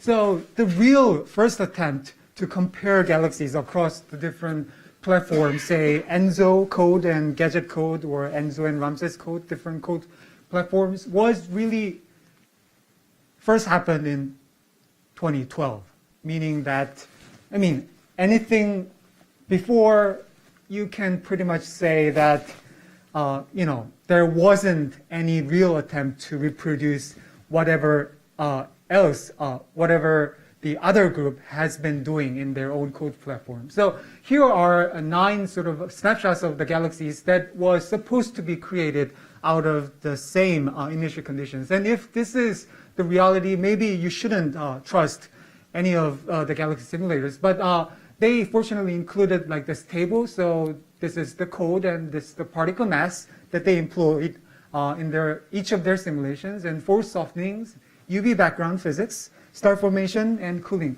So the point is not for you to read off this table, but just to think about why they possibly had to include this kind of a table, because that means they included all kinds of different physics to compare the end results, meaning, it'll likely fail in reproducing one another, right? So that was somehow a sort of misfortunate conclusion of this first attempt to really compare a simulated galaxy across platform. So, it's not to blame those people, because there are many problems and challenges in comparing galaxy simulations. So first off, as I said, the astrophysical input was not properly calibrated, and it's hard to do so because you're talking about many different codes that has been developed for many decades. So it's not so easy to just plug one physics into each of those codes. That's hard to do. And initial conditions are also hard to create if you want to convey the exact same information from one code to another, say from grid-based code to particle-based code, or the other way around. So that's not an easy task if you think about it. And also, the most trickiest thing is the common analysis. Unless you're an expert in many different diverse languages of the astrophysical codes that's out there, you have to rely on the expert in each of the code groups, and meaning you don't really know whether you're comparing apples to apples or apples to oranges. So that's probably the trickiest part. So what happened in the previous projects were usually just one person, usually the first author, so trying like bugging people like for months and years to get the data, and when he or she realized that it's not apples to apples, you go back and ask again, and it takes just a lot of time. It's also said to be counterproductive if you are like an young people who wants to seek a career path in astronomy. It could be challenging for many different reasons. And lastly, but most importantly, the projects, the previous comparison projects, were not necessarily designed with like an astrophysical questions in mind, meaning that it wasn't clear what the end results they hope to have when this comparison project ended. Is it just to sort of make one code ashamed because that one code is, the results from one code is different from all the others? Or is it just to say that we agree perfectly with each other? So yay, we're good, we can create universe in our computer. So it wasn't clear what the end result is. So with those backdrops in mind, in 2012, a group of leading scientists representing at least 6 different astrophysical codes that is being widely used in galaxy formation community gathered in UC Santa Cruz to form a new sort of initiative that is called Agora Initiative, High Resolution Galaxy Simulation Comparison Project. So as you can see, this is not just a one-time comparison of code comparisons. So this is more like building a collaborative atmosphere within the numerical galaxy formation community. I mean, these are theorists. They don't, work together. I mean, they're not observers who form like large collaboration and peacefully work together. They have egos. Over the 2 years, I had to manage them. This building atmosphere and multi-platform approach to raise the collective predictive power of the numerical galaxy formation, numerical simulations, rather than just one code claiming that we just solved one of the biggest problems in galaxy formation theory. We can now try to say that, we collectively, at least 6 different independent studies can reproduce what each others are doing. So maybe the real-life galaxies will do what we have just simulated. So that's the goal. So at the moment, just last time I checked, we have 115 participants from 60 different institutions worldwide. So this is really growing day by day. We have a 7-member senior science steering committee. So as I said, this is one of the largest sort of, if not the largest attempt to form this kind of collaboration among the simulators. And I happen to be the project coordinators, which is just a fancy name that I had to write 1,600 emails to bug people over the past 2 years. So the first light of this project came earlier this year. That was the flagship paper that I'm going to discuss later on. So what we're doing in this initiative is called this Agora infrastructure. So just to sort of, taking the past failures of this kind of code comparison project as a sort of principle to improve what we're going to do. So here we have at least 6 different participating codes, and we are trying to bracket our code comparison, with 3 different common themes. So one will be common initial conditions that can be generated. I can discuss this later. And common analysis platform, rather than talking to individual participants, we have one language that can access to different code outputs. That's the common analysis platform that has been developed. And we also are developing and have developed a common astrophysics, such as cooling and UV background and supernova yields that matters in the galaxy scale simulations. And lastly, we are trying this project to be designed with astrophysical questions in mind, meaning that we are setting up a specific and particular environment and initial conditions that's going to attract the interest of the observers, say, like too big to fail problem, like satellites problem, or the AGN outflows. And then we're going to predict what's going to happen as a sort of numerical community as a whole. So I can go quickly through the pipelines and infrastructures that we have built. So the Agora initial conditions have been identified. We have 4 different mass range, mass halos, and each of them we have identified 2 merger histories, one violent and one quiescent merger history. So we have total of 8 different halos identified. It's already public, so you can already download and start using it. And we also have a disk initial condition. So even before we started to produce many papers out of this Agora project, the initial conditions are being used already widely by the numerical community of galaxy formation, meaning that even if we're not starting out as a comparison in our mind when I decided to use Agora IC, just by identifying what you used in your paper, you can easily make a comparison later on across different papers and codes. So that's the benefit of sort of sharing common initial conditions. And this is the common analysis toolkit that I described. So this is YT. Maybe some of you are already familiar with this. So this is the Python language that's being widely adopted now in the community. But this is the 9-panel plot that I used in the first flagship paper. And this is the dark matter density projection of 9 different code outputs. But to generate this plot, I only used like 10 lines of code.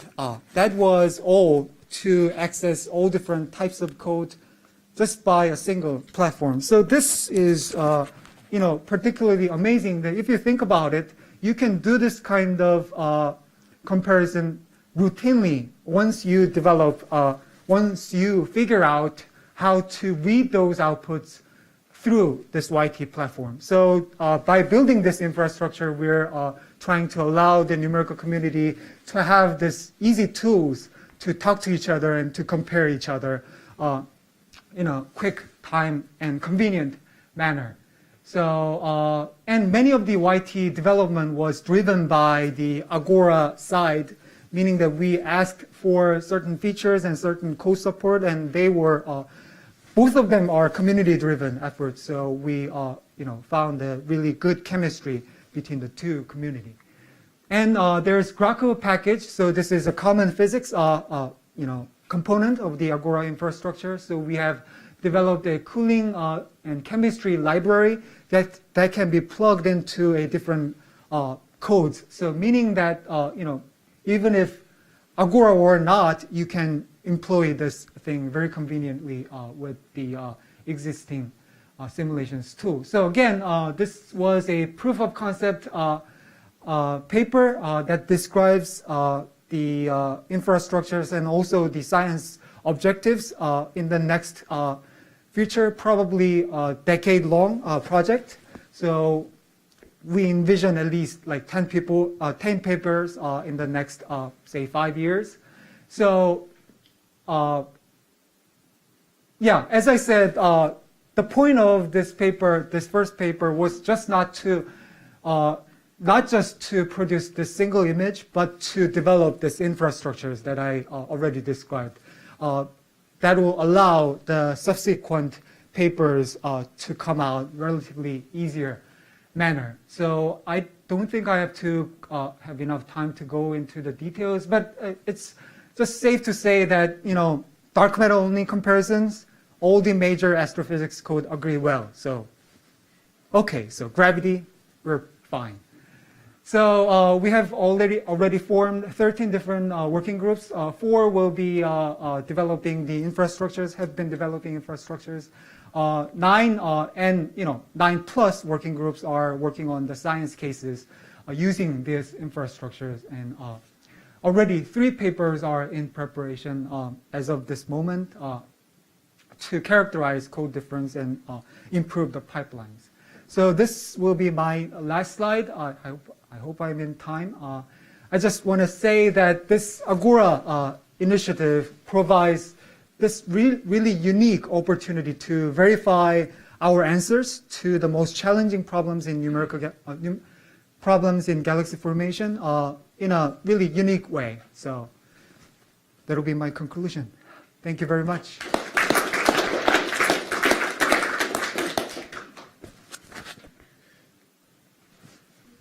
You seem to be the person who knows a lot about all of the 6+ codes. Oh, no. Can you say Yes.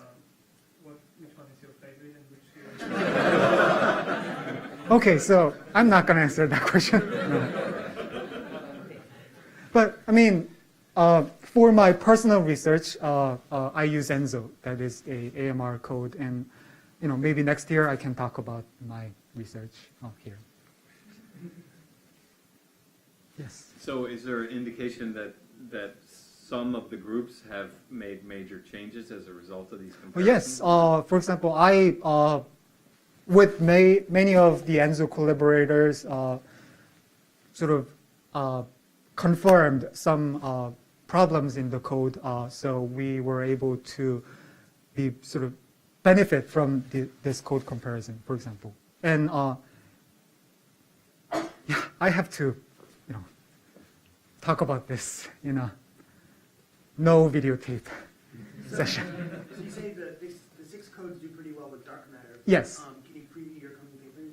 When you add baryons in and physics, do things go? Yeah, so I just flipped one slide with the disk comparison. So that's the first one that we include the baryons and the supernova physics and star formation physics to sort of calibrate against each other before we invest our resources in a more expensive cosmological simulations. And so far we haven't yet carefully calibrated our physics across the different platforms. So I'm not at the point to say too much about it.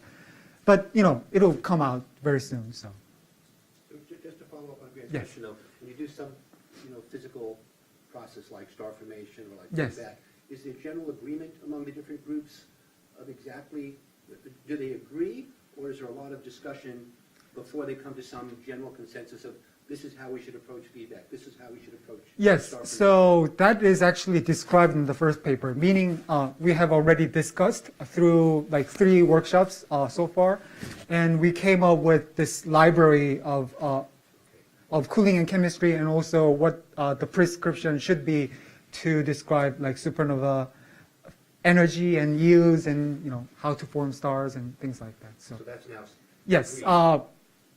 yes, Mostly. yes, It's mostly agreed. yes.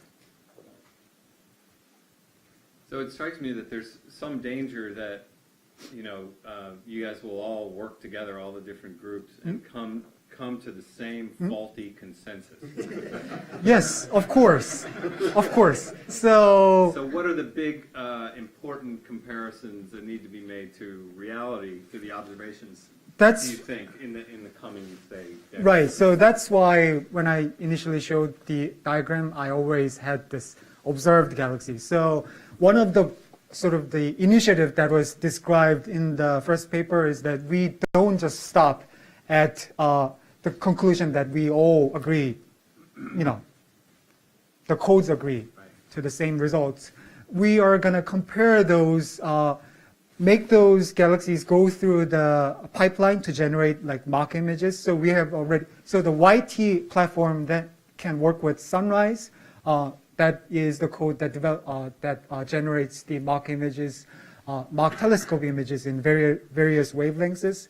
So we have that pipeline figured out already. So we can generate, Mach images and compare those with the observable. And actually, I have been talking to some people, and we're actually thinking about like proposing some sort of a challenge to the observers, meaning that we have 6 different codes, and when we don't agree with each other, then we make Mach images out of those 6, outputs, and then pose those, images to the observers without putting the name tags, and then, let the observers decide which one.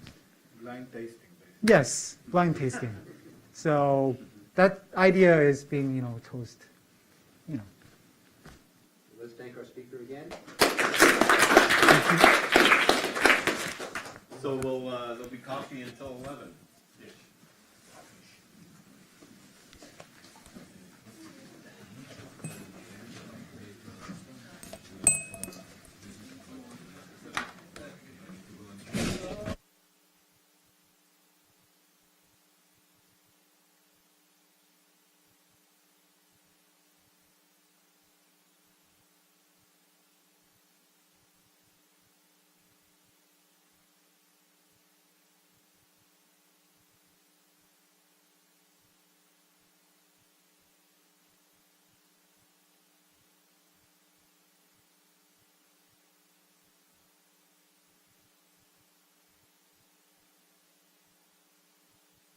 Skype or something like that. Okay.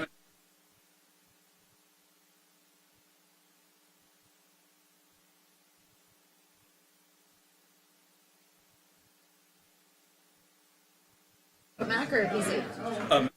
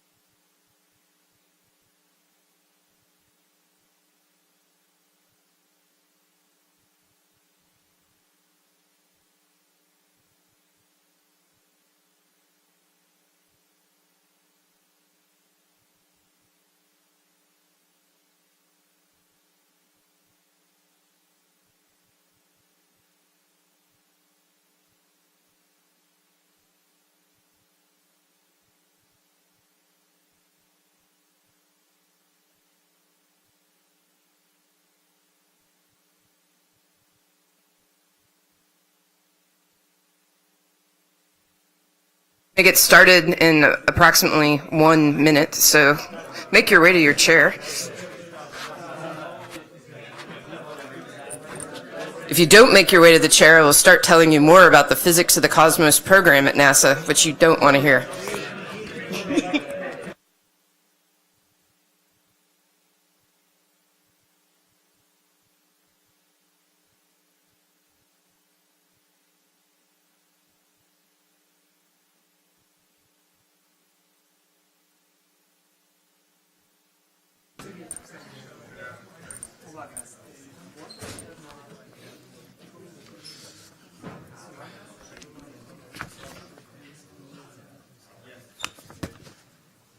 Can I start?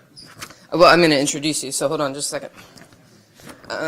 All right. Okay, we're just everybody's sitting down. Okay, so the next speaker is Krzysztof Nalewiecko, who will be speaking. We've started the MHD session. I'm Ann Horchmeyer, Chief Scientist for the Physics of the Cosmos program. I'll be talking on radiative signatures of relativistic magnetic reconnection. And if you haven't figured this out, that is not Krzysztof standing here. We have Alexander remotely driving or helping him with his presentation. So we're gonna have to butt in to give him his 5-minute warning. Okay, take it away. All right. Thank you for.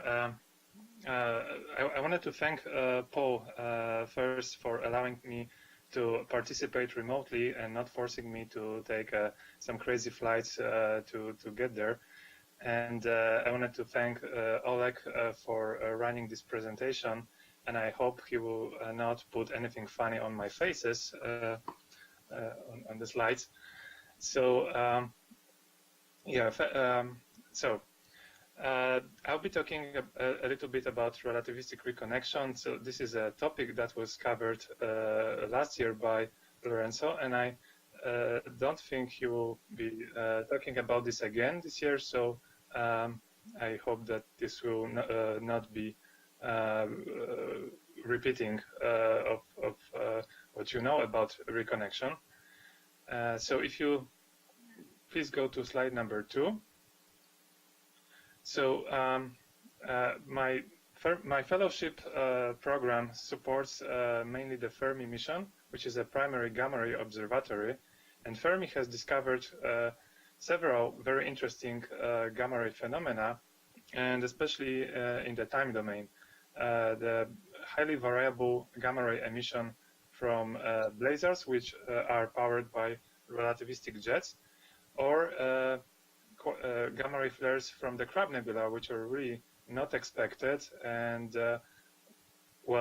in some sense they may be similar to those flares from the jets. Maybe not exactly the light curves are similar, but the theoretical problems are quite alike.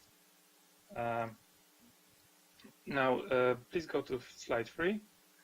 I wanted to advertise a recent observational result from Fermi in order to stir up a little bit the excitement about blazars. There have been, I think the interest there was a little declining, but they can still surprise us. So these diagrams on the left show light curves from Fermi, and the diagram on the right shows the spectral energy distributions. And there is an object that has been studied extensively. It is well known, and now we observe some interesting new flare, very short, and especially of a very hard spectrum, as you can see on the red data points. And this is a very challenging one to interpret. And it is both bright and very short, which has been seen before, but this extreme hardness in the gamma ray band is really challenging to explain.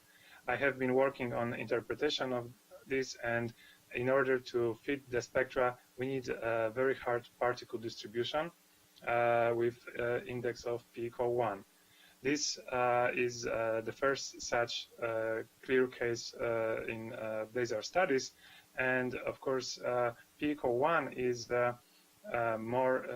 is not what you expect if particles are accelerated in shock waves, but we have this recent results that in extreme relativistic reconnection regime, you could have particles accelerated with this spectral index. However, there is another mystery here, is that there is no optical counterpart, and as you see from these SEDs, you would expect a counterpart to the flare. The main peak, the gamma ray peak, is produced by, assuming it is produced by external Compton emission, as is the standard model for those objects, then you would expect a synchrotron counterpart. That we don't see any simultaneous optical activity means that we must have a very high ratio of Compton over synchrotron, which is the parameter Q, which is called Compton dominance, in this case larger than 300. Please go to slide 4. And so, well, this brings back all these usual problems with modeling blazars. This is challenging because there are ambiguities and several unknown parameters. And especially the two major unknowns are the distance scale and the Lorentz factor. And I have devoted a study this year to explore this parameters space and try to constrain these parameters.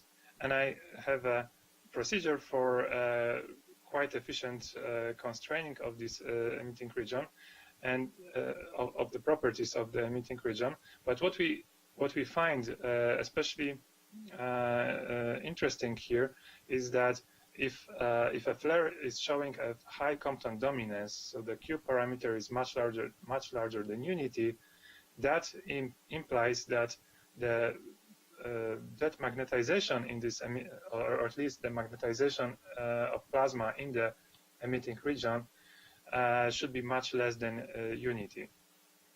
And now this poses a challenge for explaining dissipation in the environment where we think that jets are should be initially strongly magnetized, and we have all these standard models of jet formation and acceleration. They include highly magnetized plasmas. So either you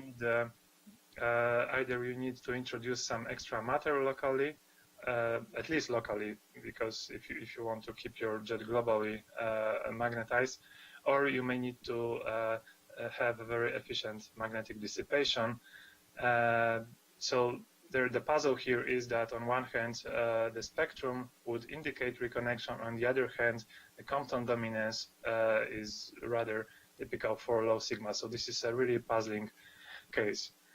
So if you go to slide number 5, so for the rest of my talk, I'll be discussing reconnection. And this is motivated by the possibility that this is efficient dissipation mechanism for relativistic jets and other environments. And as Lorenzo demonstrated, and others also, it is a very efficient particle accelerator. And so it is interesting to ask what would we expect to be the radiative signatures of relativistic reconnection. And the starting point of this study is a finding by Benoit Cerruti, who first studied synchrotron radiation, calculated it from simulations of reconnection, and found that for some observers you would expect very strong variability on timescales that are even order of magnitude shorter than the light crossing timescale of the simulated system. And this is a big deal for high energy transient phenomena, because it allows you to very considerably relax the energetic requirements for those flares. If you please go to slide number 6. So this shows animations from a simulation I did, and the results I will show here are based on a single simulation.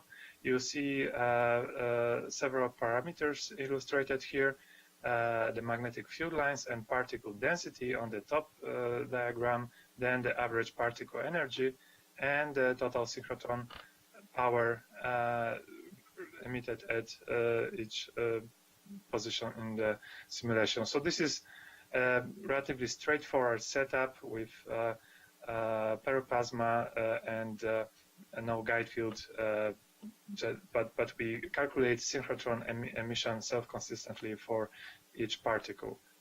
Please go to slide 7. Now, a more useful picture to investigate what is really going on in the simulation is to consider space-time diagrams. They are extracted from the narrow stripes along the reconnection layer. You can see the same parameters here on the left: particle density, then the average particle energy, and the total synchrotron power. So the question is, how do we explain where most of this synchrotron emission is coming from? You can see that there is a large density inhomogeneity, so that you have these dense plasmoids, which are shown in blue and white. They undergo a hierarchical merger from initially uniform layer, and you have these low density regions where the magnetic X points sit, and they reconnect the field from out of the layer. Now, the high density cores of the plasmoids are not particularly hot. I mean, the average energy of the particles is moderate. The hot regions are in the what I call plasmoid shells, and these are the regions which produce a lot of radiation. In addition, there are also some enhancements or hotspots of radiation which are related to the plasmoid mergers. And this doesn't take into account that this radiation is strongly anisotropic. So please go to slide 8. And now, sorry? Yeah. Okay, so now we ask the question, what would a particular observer see? And we consider two principal observers, one located to the left of this reconnection layer and the other to the right. And the top panels show the distribution of synchrotron emissivity. The bottom panels show the light curve that they would see. And the light curves include several flares. These flares are indicated with vertical lines, and these vertical lines have the corresponding light cones, the blue lines on the space-time diagrams. And using these light cones, one can locate where these flares are being produced. And in all these cases, we find that the light cones cross a region of the plasmoid merger. So we had a little debate on the exact location of this radiation. And now I can address another question, which is, how is this emission related to particle acceleration? If you go to slide 9, now what I did here is I selected a sample, a complete sample of all particles that were energized in the simulation, trying to see the histories of these particles with color showing the particle energy, and there is a wide variety of behaviors. So I did two things to make this more systematic. I identified the shortest periods of time when the particle gains half of the total energy gain, and these are indicated by arrows. And I also indicated moments when emission is being produced towards either of these principal observers. And the next slide number 10, shows you a very busy plot of the distribution of particles at the beginning and at the end of their main acceleration phase. So this illustrates the distribution of acceleration regions. So to say it shortly, the particles that are blue are drifting, so the color indicates the z velocity. The particles that are blue are streaming in the positive z direction, and they are accelerated mainly at magnetic X points. The particles that are red are accelerated between merging plasmoids. They merge, they go in the opposite direction. Also, there is a substantial sample of particles, or say acceleration episodes that don't show much drift. They are green, so that those are found along the plasmoid edges. So this diagram shows that there are really at least three main acceleration mechanisms at play. And the final question I want to address here is which particles are really producing this radiation. And this brings me to slide number 11, where I show the locations of particles at the moment they emit substantially towards one of these observers, the one located to the right in this case. And the color is coding the z coordinate of the particles. The simulation is two-dimensional, and initially all the particles have z equals 0. So the z coordinate measures the type of acceleration very crudely, but it measures the type of acceleration that the particle experienced before producing this emission. And the bottom line here is that most of these particles show positive z value. That means they have been accelerated either in the magnetic X points or within the plasmoids. Very few particles that are accelerated between the merging plasmoids emit towards along the x-axis.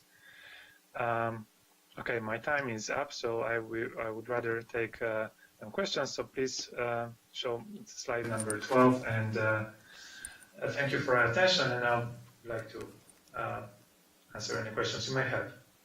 Thank you.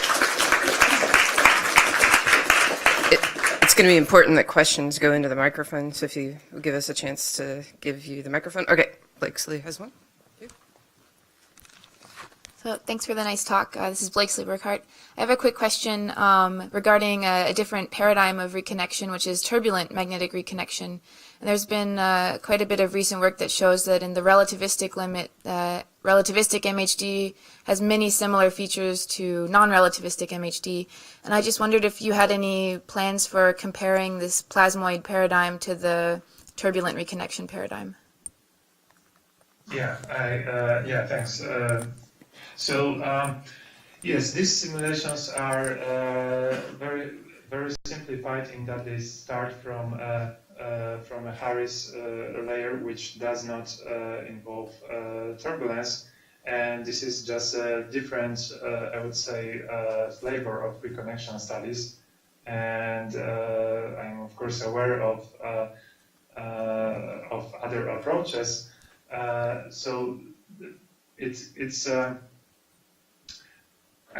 think it's really a question about what is the environment leading to reconnection, and I would say that the Harris type configuration is it has not been very well justified to be. I mean, we still need to explain how it can arise naturally in astrophysical systems. But it may, in objects where we would expect to have a global magnetic field reversal, probably like the current layers in the pulsar magnetospheres, then you would expect this global field reversal, and reconnection would not be driven by turbulence. So I would say these are separate. For now, there are separate approaches to tackle reconnection. Okay, we have time for one more question, but we're going to go ahead and switch the computer because we're switching between systems right now. Okay, one more question here. Hi, Krzysztof. I'm Lorenzo.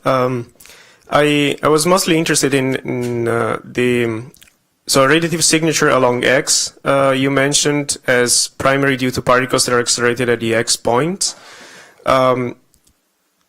Is this just a consequence of the fact that you're selecting the emission being along X with respect to the particles that are accelerated in mergers, and they are mostly beamed along the other direction? So another way to phrase the same question would be, would you be able to tell, or what do you need observationally to understand in which direction you're looking at the reconnection layer? Yes, that's a great question. Thank you.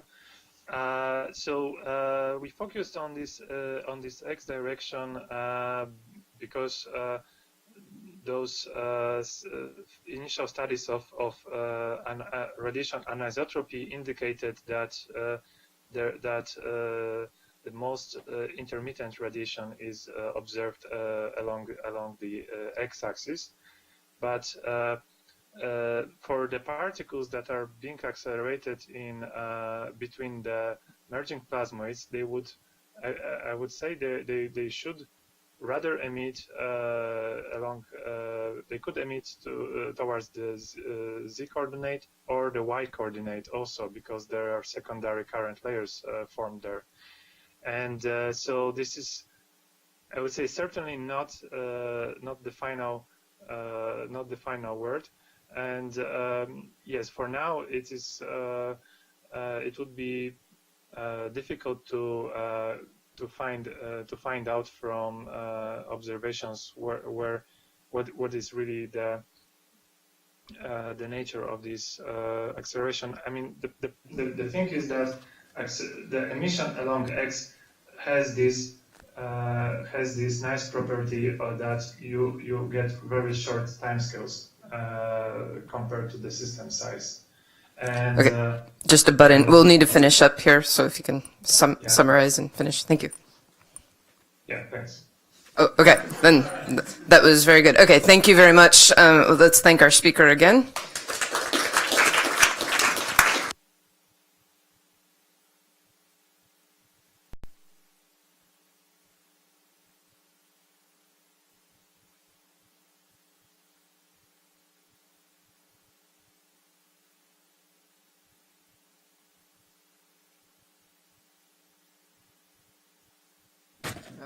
I think so, yeah. Okay. So I'd first like to just thank the Einstein program and all the organizers of this conference for putting this on. We've heard a lot this morning about this boogeyman turbulence that's been popping up in different talks, usually not in any sort of quantitative way. It's often sort of just, well, this might be due to turbulence, or we can invoke turbulence to explain such and such phenomena. So in my talk, I'm going to actually discuss how we can go about measuring and quantifying turbulence in both the ISM and the intercluster medium. So first, it's kind of important to point out that a lot of people shy away from talking about magnetic fields and turbulence. Of course, it's because it's, like I said, difficult to quantify, difficult to measure, and also just a very difficult problem in terms of physics. And actually, a lot of people approach me with very diverse opinions regarding the difficulty of turbulence in magnetic fields. And I've got a few quotes from the IAU in Beijing from 2012. I won't put any names up here, but they range from indifference. So some people reacted, okay, magnetic fields, it's too complicated, too numerically expensive, we don't want to include it. Some people reacted with disgust. You study turbulence in magnetic fields, and then they looked at me like I was some sort of strange bug. To all out aversion, this is a quote from a scientist, I hate magnetic fields. So this is actually important to motivate these people that have this aversion to turbulence in magnetic fields, because we see that magnetic fields and turbulence are involved in a wide range of physical problems across a wide range of scales. And actually already this morning we've heard from people that are studying these different physical processes: magnetic reconnection, particle acceleration and transport, star formation, galaxy evolution. We've already heard of talks this morning from all of these different fields, and all of these fields are interrelated to MHD turbulence. Furthermore, we know that turbulence is acting at all scales, and we have observational evidence for many of these scales that turbulence and magnetic fields are there. So for example, at sub-AU scales, of course, turbulence and magnetic fields are critical for the acceleration and diffusion of cosmic rays. At AU scales, so this, for example, is the scales of the solar wind. With the solar wind, we have in situ measurements from spacecraft, so we're able to make measurements of density, magnetic field, velocity, and then we're able to do things like calculate the power spectrum, and then we see that we have a lot of nice agreement with different theories of magnetized turbulence at the solar wind. For parsec scales, so this is scales of molecular clouds or H1 clouds. Of course, we see line broadening in H1 and in GMCs, which suggests supersonic motion. So we know turbulence is present there. Also, we have this very nice, very famous big power law in the sky from electron scattering and scintillation measurements. So this again shows that we have this beautiful power law from parsec to AU scales. And then finally, kiloparsec scales. So between the parsec and kiloparsec scales, this is probably the driving of the turbulence. So there's some driving mechanism happening at large scales. And then finally, at megaparsec scales, so scales of clusters, this is really a more open question. We know turbulence is probably there. We see this in simulations, but it's very difficult to measure because it's so thermally dominated. So just a brief outline of my talk. I want to briefly discuss how we generally think about measuring turbulence in the ISM and the ICM. I will talk about a technique for measuring the velocity power spectrum, so not just the density power spectrum, like for example we can try to do with Chandra with very high spatial resolution, but actually looking at the velocity power spectrum in both the ISM and in application to galaxy clusters. So first, how should we think about measuring turbulence? Well, it's not the most it's quite a difficult thing to do. So in some sense, one needs to think of a toolbox for studying turbulence as a combination of our predictive analytical power from theory. So what is our understanding of the physics involved?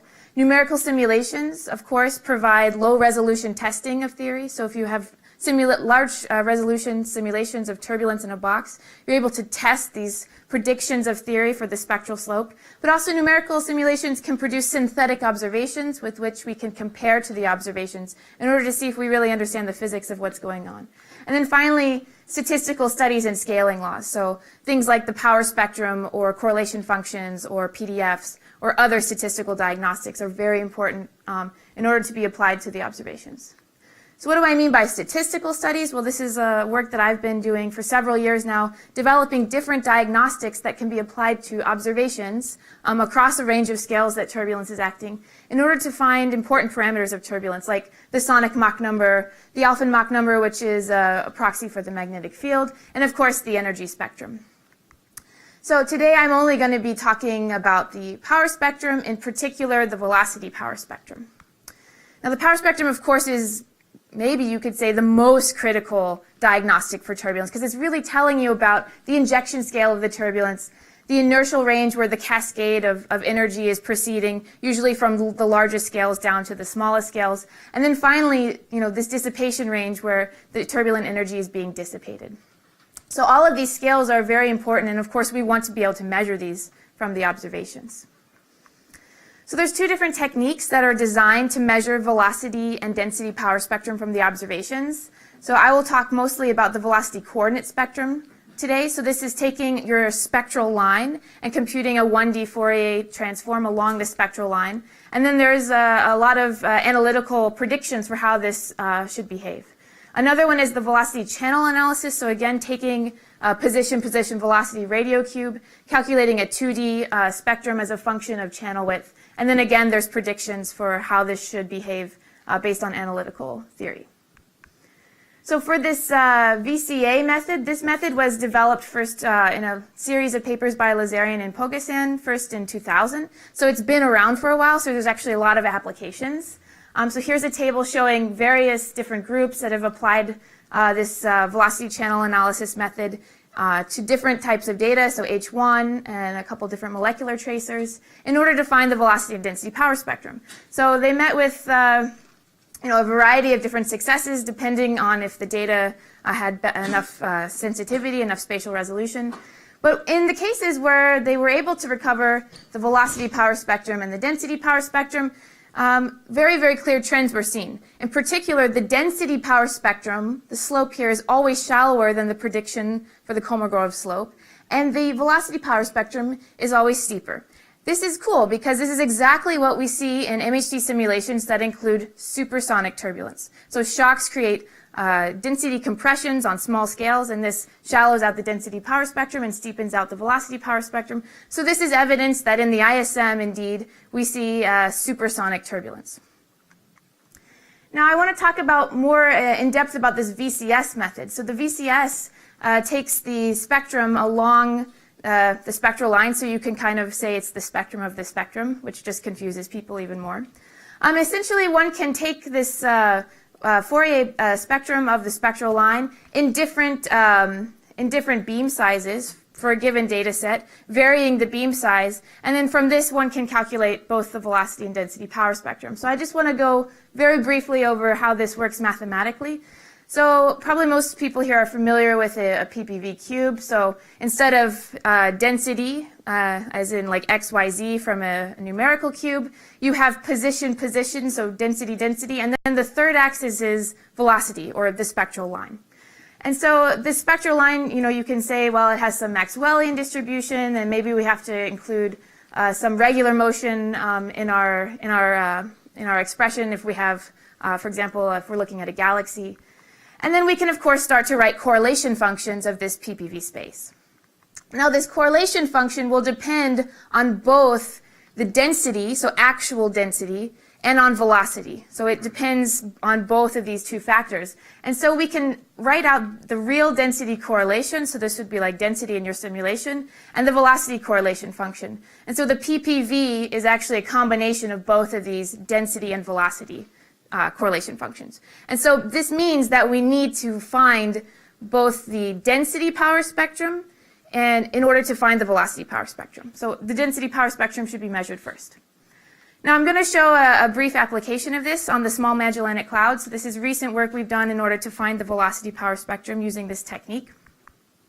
And I'll just want to briefly run through how this works. So first, we want to take we need the density power spectrum. As I showed you, the correlation function depends on this. So we can find that from 2D column density, so that's great. So we can easily measure that from column density. And for the SMC, it's falling, the spectral slope for the 2D column density is about 3.3. So this was measured in a couple different studies for H1. And interestingly, as I told you, H1 is often seen as supersonic. And if we compare this to MHD simulations at a variety of sonic Mach numbers, so that's these two lines here, again, you're falling in this supersonic range of about Mach numbers of 2 to 4. So this is agreeing with a lot of other studies that show that H1 is supersonic with these 2 to 4 range of Mach numbers, whereas GMCs, you can often have much, much higher Mach numbers. Okay, so we have the density power spectrum. That's great. So what's the next step? So we want to take the velocity power spectrum along the spectral line, so the spectrum of the spectrum. And then finally, the third step is we can fit the velocity power spectrum that we measured based on the predictions for how it should behave in terms of the velocity slope and the amplitude of turbulence and the driving scale. So this is the results from this study of the VCS from the SMC. So you've got the power from the power spectrum versus spatial scale. And then we fit with different beam widths in order to break degeneracy in different parameters of the fit. And the final fit parameters that we obtained, so we obtained the velocity power spectral slope. So again, as predicted from supersonic simulations, it's steeper than the Kolmogorov slope. We have the density slope that we measure from the column density. And then we're able to, from this fit, make estimations for the driving scale and the amplitude of turbulence. So interestingly, for the SMC, the driving scale is on kiloparsec scales. In other applications of this technique for Milky Way-like clouds, you find parsec scale driving scale. So this is very interesting, and it's showing that turbulence doesn't have just one sort of driving mechanism or one sort of driving scale. We can have many, many different driving mechanisms. So very, very briefly, I want to discuss how can we apply this VCS technique to galaxy clusters in order to learn more about turbulence at the largest scales. Of course, we've already had a lot of talks on clusters and the type of environments we encounter in clusters. Of course, clusters are very hot, so they're very bright in X-rays. And telescopes like Chandra have great spatial resolution, but very poor spectral resolution. And so we can't use current X-ray missions in order to get information about spectral lines because they're so thermally dominated. However, Hubble has the Cosmic Origin Spectrograph, which is a very, very high spectral resolution instrument, and we can use Lyman alpha absorption lines in order to apply this VCS technique. So this is ongoing work. We have the spectrum already measured for a Virgo cluster, and we're getting data right now for Coma. So this is ongoing, and hopefully next year this time I'll be able to show you more about these results. And I'll put up my summary here and take questions. Thank you.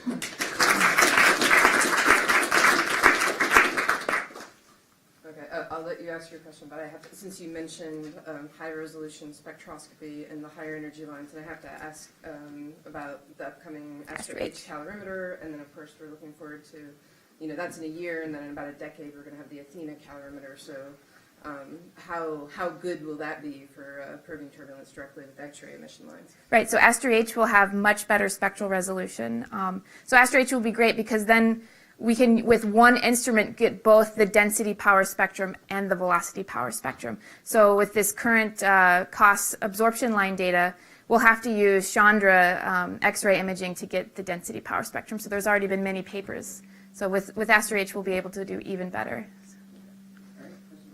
So maybe I'm misremembering, but for subsonic turbulence, it's -5/3, and I thought Berger's turbulence is -2. It seemed like you're appealing to supersonic turbulence to get a lower spectral index. So I'm just curious what exactly gets the lower spectral index. So lower. So you're getting more like -1.4 or something like that from the slide you showed summarizing the spectral indices. Right, so the Berger's turbulence, this -2 scaling is actually a 3D scaling. So there's sometimes some confusion between like -5/3 and -11/3. So this is just a scaling between 1D and 3D averaging. So it's just a simple confusion in terms of averaging 1D or 3D. Yeah.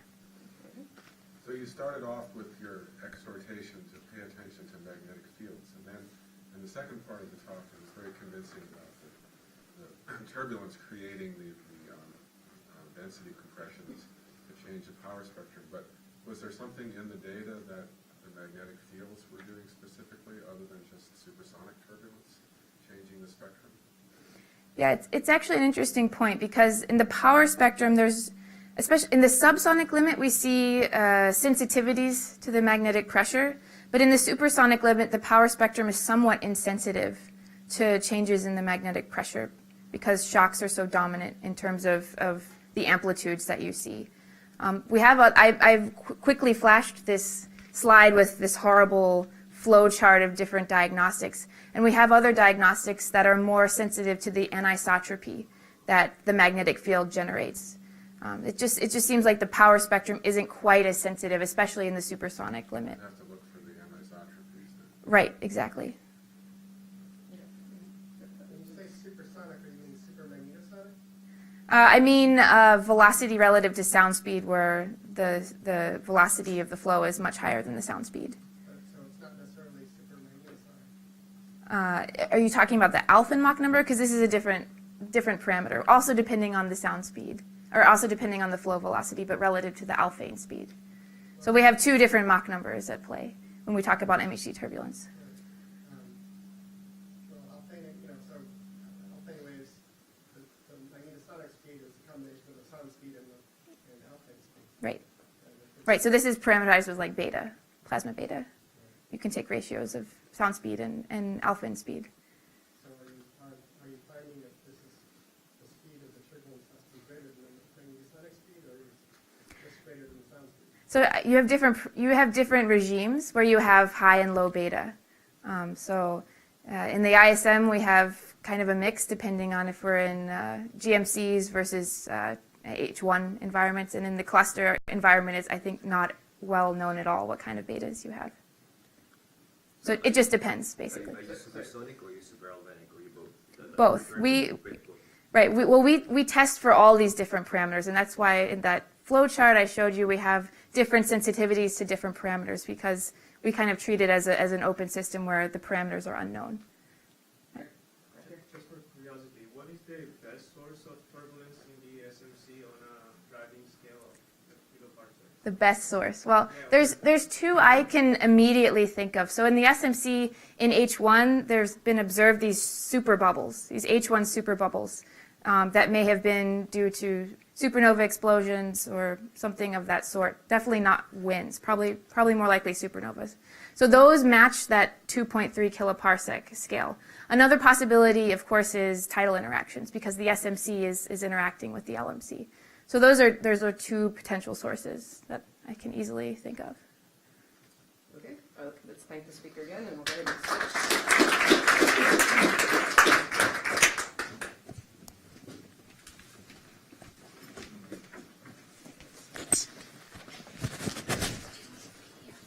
You can put the PPT up. It looked like it was working okay.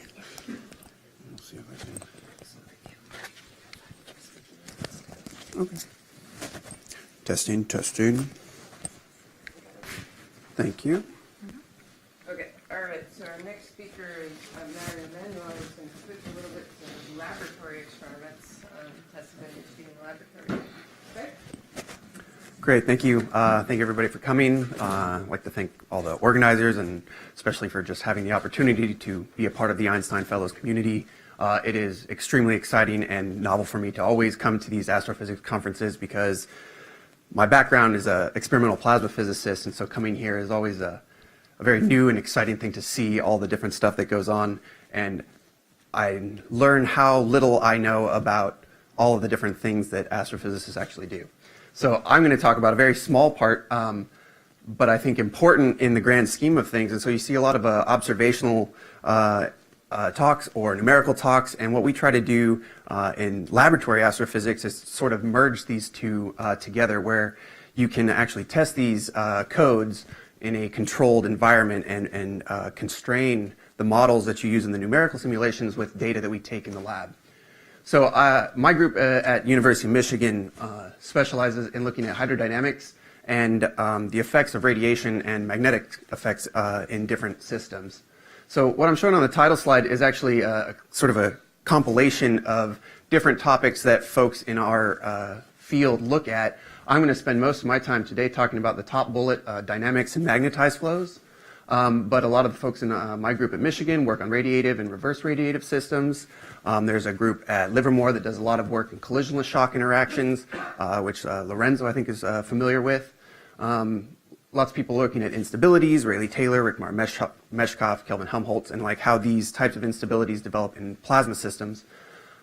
Equation of state, how does the equation of state look inside of planetary interiors or stellar interiors in the warm dense matter regime? It's always a very complicated thing to explain. Relativistic electron-positron plasmas. I've seen a couple talks from Christoph who talked about this. This is something coming up from a group in Livermore that is trying to create a relativistic electron-positron plasma that is quasi-neutral so that you can actually study relativistic plasma physics in the lab. This is yet to happen, but I hope to be a part of that group in the next year or two in terms of collaborating with them. And then a group at MIT just down the street is doing nucleosynthesis experiments where you're actually looking at nuclear cross-sections at Gamow energies relevant to stellar interiors. So the kind of big picture here is shown by a plot from a 2003 committee report on HED plasmas. The vertical axis here is temperature. Horizontal axis is density, and what we talk about in terms of the kinds of experiments I'll discuss later is high energy density regime, which is essentially systems that have a total pressure greater than a megabar. And so that is everywhere above and to the right of this line here, so all the colored region. And they put on there sort of where these different types of astrophysicals lie in this parameter space. So you have like giant planets and brown dwarfs shown here, where the sun is at, and a 60 solar mass star, where gamma ray bursts sitting up here at very low density and high temperatures, supernova progenitors. And this teal region here is sort of where we get to in a lot of the what we call long pulse facilities. Long pulse here means on the order of nanoseconds or tens of nanoseconds. And short pulse plasmas can generate these lower density systems at higher temperatures. And by short pulse, I'm going to mean something like hundreds of picoseconds or femtoseconds.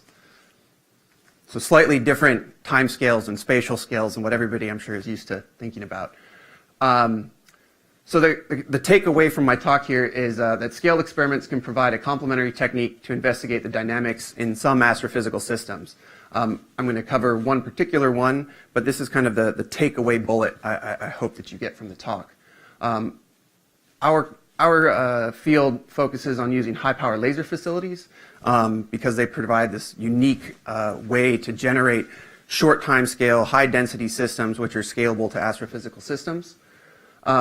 I'll go over some of the theory here for the second bullet, but these laboratory results can be directly scalable when specific similarity conditions and geometric similarities hold between the lab system and the astrophysical system. And when you can't get all of the right dimensionless parameters to match up exactly, or your geometry doesn't quite work out, what we try and do is basically benchmark numerical calculations using the laboratory experiments to then model an astrophysical system. And I'll show one some recent results from a French group that did this.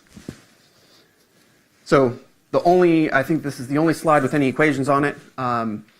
MHD equations describe both laboratory and astrophysical systems, and so under the right circumstances, you can use essentially conservation of mass, momentum, and energy to describe how the dynamics of the system are evolving.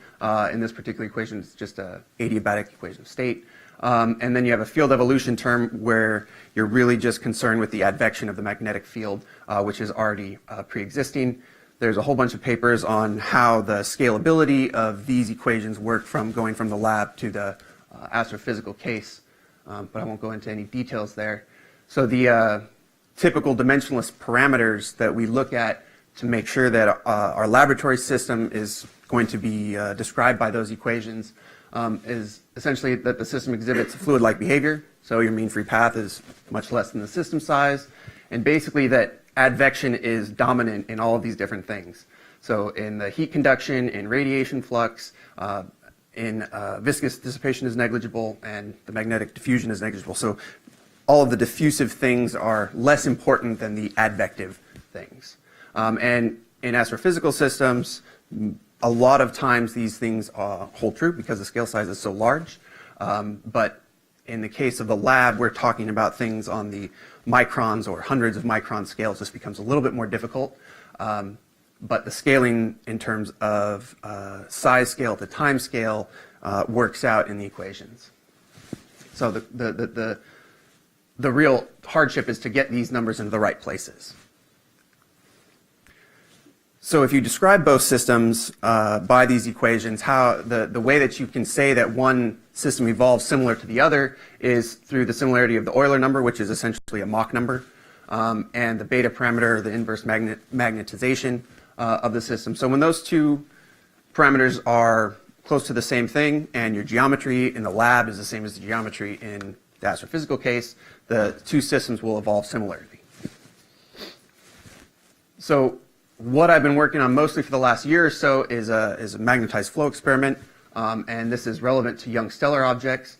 So I've gone through some of the literature and grabbed a few kind of range of parameters where stellar jets sort of exist in parameter space, and so I've listed those here. And really, the only thing I'm going to point out is, we're never going to get the magnetic Reynolds numbers that you get in astrophysics. It's never going to happen. What we hope to do is get high enough Reynolds numbers that the diffusion is negligible.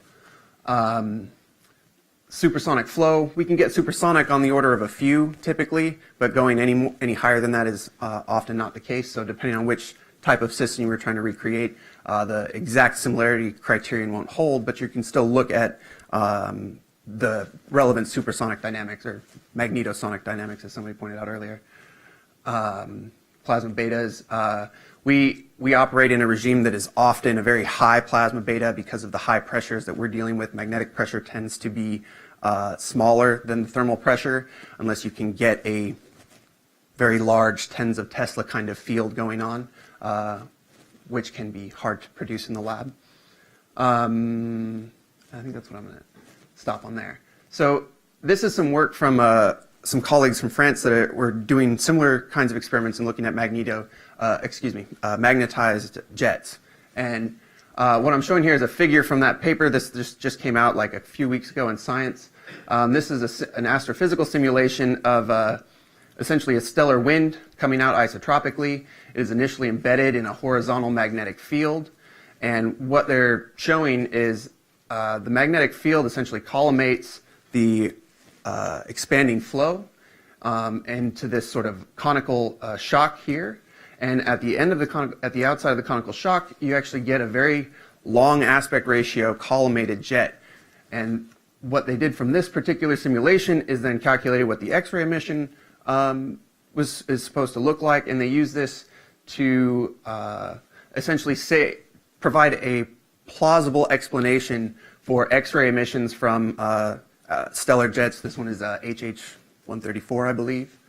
And so what people typically have thought about in terms of collimated jets coming out of stellar objects is a toroidal field, which essentially pinches this jet. And what they're trying to do is look at what a poloidal or almost parallel magnetic field does and show that that can also collimate a flow at much longer aspect ratios than what the toroidal model has said in the past. So in this case, they did an experiment and they benchmarked their code and used this to sort of say this dynamic mechanism is plausible to create these sorts of systems, and then did an astrophysical comparison. So we wanted to do something sort of similar in that we're going to create actually a collimated flow. So like say you have a collimated outburst coming from your stellar object and it's inside of this magnetic field. Is that going to continue to squeeze onto that jet and make it go further, or what's going to happen to the dynamics in that system? And so in our experiment we have essentially a plastic cone. You hit it with a long pulse laser. When the shock breaks out on the back side, you get an expanding plasma plume, and then some of the material close to the axis actually collimates and produces a jet. These are MCT scans of the target. I'm going to skip some of these things. The primary diagnostic that we use to look at this is optical interferometry. So it's just a standard Mach-Zehnder setup. Here's a schematic of the jet. You send a probe beam through and you essentially measure the phase shift, relative phase shift in the image to infer what the electron density is. And in our case, we're using a 5 Tesla magnetic field. So we did a few experiments last year, and what I'm showing here is 2 different shots done with different energies on target. And sort of the takeaway point here is that you get collimated jets when there's no magnetic field. You get collimated jets with a diameter of about 500 microns, and the axial velocity is 40 to 50 microns per nanosecond. That's the same thing as kilometers per second for those keeping track of orders of magnitude. And so you get higher temperatures and therefore higher electron densities and the higher energy shot, but the point is these targets are able to create these collimated flows. And so the question becomes, all right, now what happens to this collimated flow when we put the magnetic field on it? And the original potentially naive thought was that the magnetic tension would hold onto the jet and squeeze it and make it go longer. And what we actually saw was the opposite. And so here's that same image from before. Here's a second shot with a 5 Tesla magnetic field put on, and instead of seeing the collimated flow, it's been replaced by essentially a hollow cavity. And so that was somewhat unfortunate, but it helps to understand what's going on in the system. And so I'm going to skip to this here, sorry. So here's some simulations done by the same group of people that did the previous work, and I'm going to use that to sort of motivate what happened in our experiment.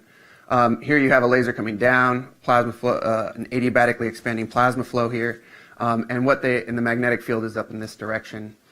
And what they saw is essentially a hollow cavity develop, and the reason that that's happening is as the plasma expands, the currents that are induced there act to oppose that expansion or that change in flux, and so you generate a toroidal current. The toroidal current feels the force of the magnetic field and it actually pinches it. And so that's, and then this is looking at later in time.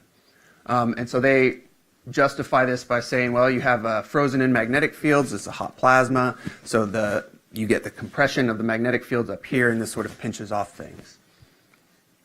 So if I look at a comparison of their experiment, the flat target, and our experiment, the cone target, one of the big differences here is the temperature. We're looking at the back side or the non-irradiated side of the target, so it's much colder. What this means is that the magnetic Reynolds number is a lot lower than we had hoped it would be. So what that means is that diffusion of the magnetic field could be playing more of a role. So if I look and I compare this with essentially what the other experimenters had shown, we don't have a purely expanding plasma. What we had was a partially expanding, partially collimating plasma. We did see a cavity bounded by the shock, even though our magnetic diffusion should be playing some sort of role, whereas in the other case it wasn't. Correct. And we did see the radial collimation, so we're still getting these toroidal currents generated and a pinching effect which happens. We don't have the frozen in magnetic fields, but again, we're still seeing the same kind of behavior. We didn't get to see the conical shock because it's a little bit further upstream and our field of view doesn't actually get there. So the question has become how do we explain the same sorts of observational phenomena with different physical parameters? And the general physics is essentially the same based on what we've seen earlier. The toroidal currents are being generated, but in a different manner. So the expanding part of the plasma here is being pinched off just like it was beforehand, and the collimated part of the plasma is actually being pushed out because the radial velocity is changing, the flux is changing. And so the force that the plasma feels on the inside actually disrupts the column, and the outward expanding plasma is being collimated. So we have some sort of general physics idea of what we'd like to, what we think is happening, what this means for the astrophysical analog is essentially if you have a collimated flow coming out of your star and there is a background magnetic field, that this can disrupt things. And I'm not going to be able to talk much about it, but by changing this cavity formation and the disruption of the jet is dependent on the beta. And so we look to, in the next round of experiments next year, to probe different plasma betas and look at this transient regime where beta is just slightly less than 1 and just essentially slightly over than 1. You get very different behaviors, and so we'd like to look at that more. And I'm going to have to end it there.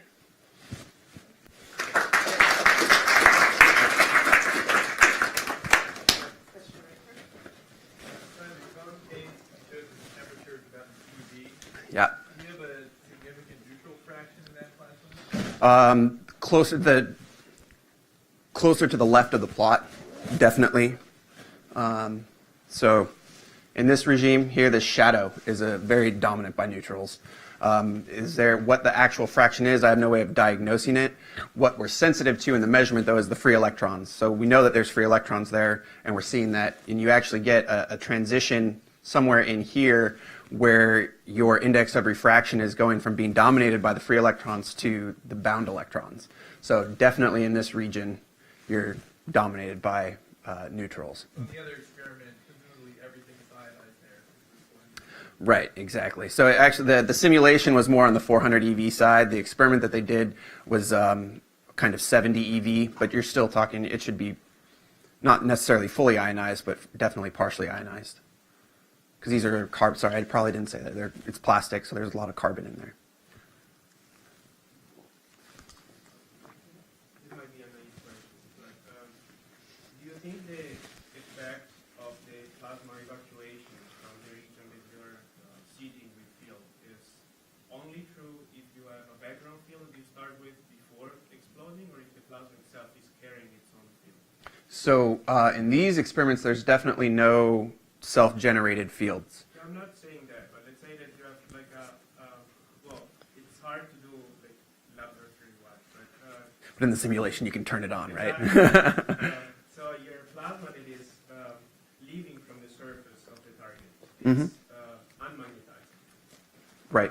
If that plasma were to be born with a magnetic field, instead of the magnetic field being there in a different region where the plasma is penetrating. So I guess in the experiment, it is unmagnetized in the sense that the plasma pressure is so much higher than the magnetic pressure at that time. But the magnetic field does exist there. So the time scale for the magnetic field is microseconds. The time scale for the hydrodynamics is tens of nanoseconds. So the magnetic field is around for the entirety of the plasma. But when it breaks out, the hydrodynamic pressure is so much greater than the magnetic pressure, it ballistically expands outward still out here, even when the magnetic field is there. After some time, and so this is kind of what was done earlier, after some time you build up, their theory is that you build up magnetic field here because it's frozen in, it's moving magnetosonically, and it compresses, and at some point the magnetic field pressure is dominating, and you get this shock. And what is different in our system is that the magnetic Reynolds number the magnetic diffusion should be playing a role, but we still see the same kind of thing. And so maybe it's not necessary that that you actually build up the magnetic field so much, meaning it's frozen in. So we hope to do some more simulations to look at that, and that's kind of what we're working on now. Okay, we're going to go ahead and switch presentations. We have time for one more question. Actually, I was curious. curious, since you're not in an astrophysics department, and you've obviously got an astrophysics fellowship, and you need access to these rather unique facilities. So, I mean, is this something that's of enough interest to the plasma physics people you work with, that you get all the access to facilities that you need, or do you have to negotiate to convince them to do the astrophysics stuff that you're doing? Well, just like getting telescope time, we have to write proposals to get facility time and everything. And I mean, the national interests for using these facilities typically weighs out the basic science, but there's always some, 5 to 10% kinds of shot time allocation that goes to basic science, and so it's getting bigger, but Okay. yeah. I was just curious. Thank you. Absolutely. All right, let's thank the speaker.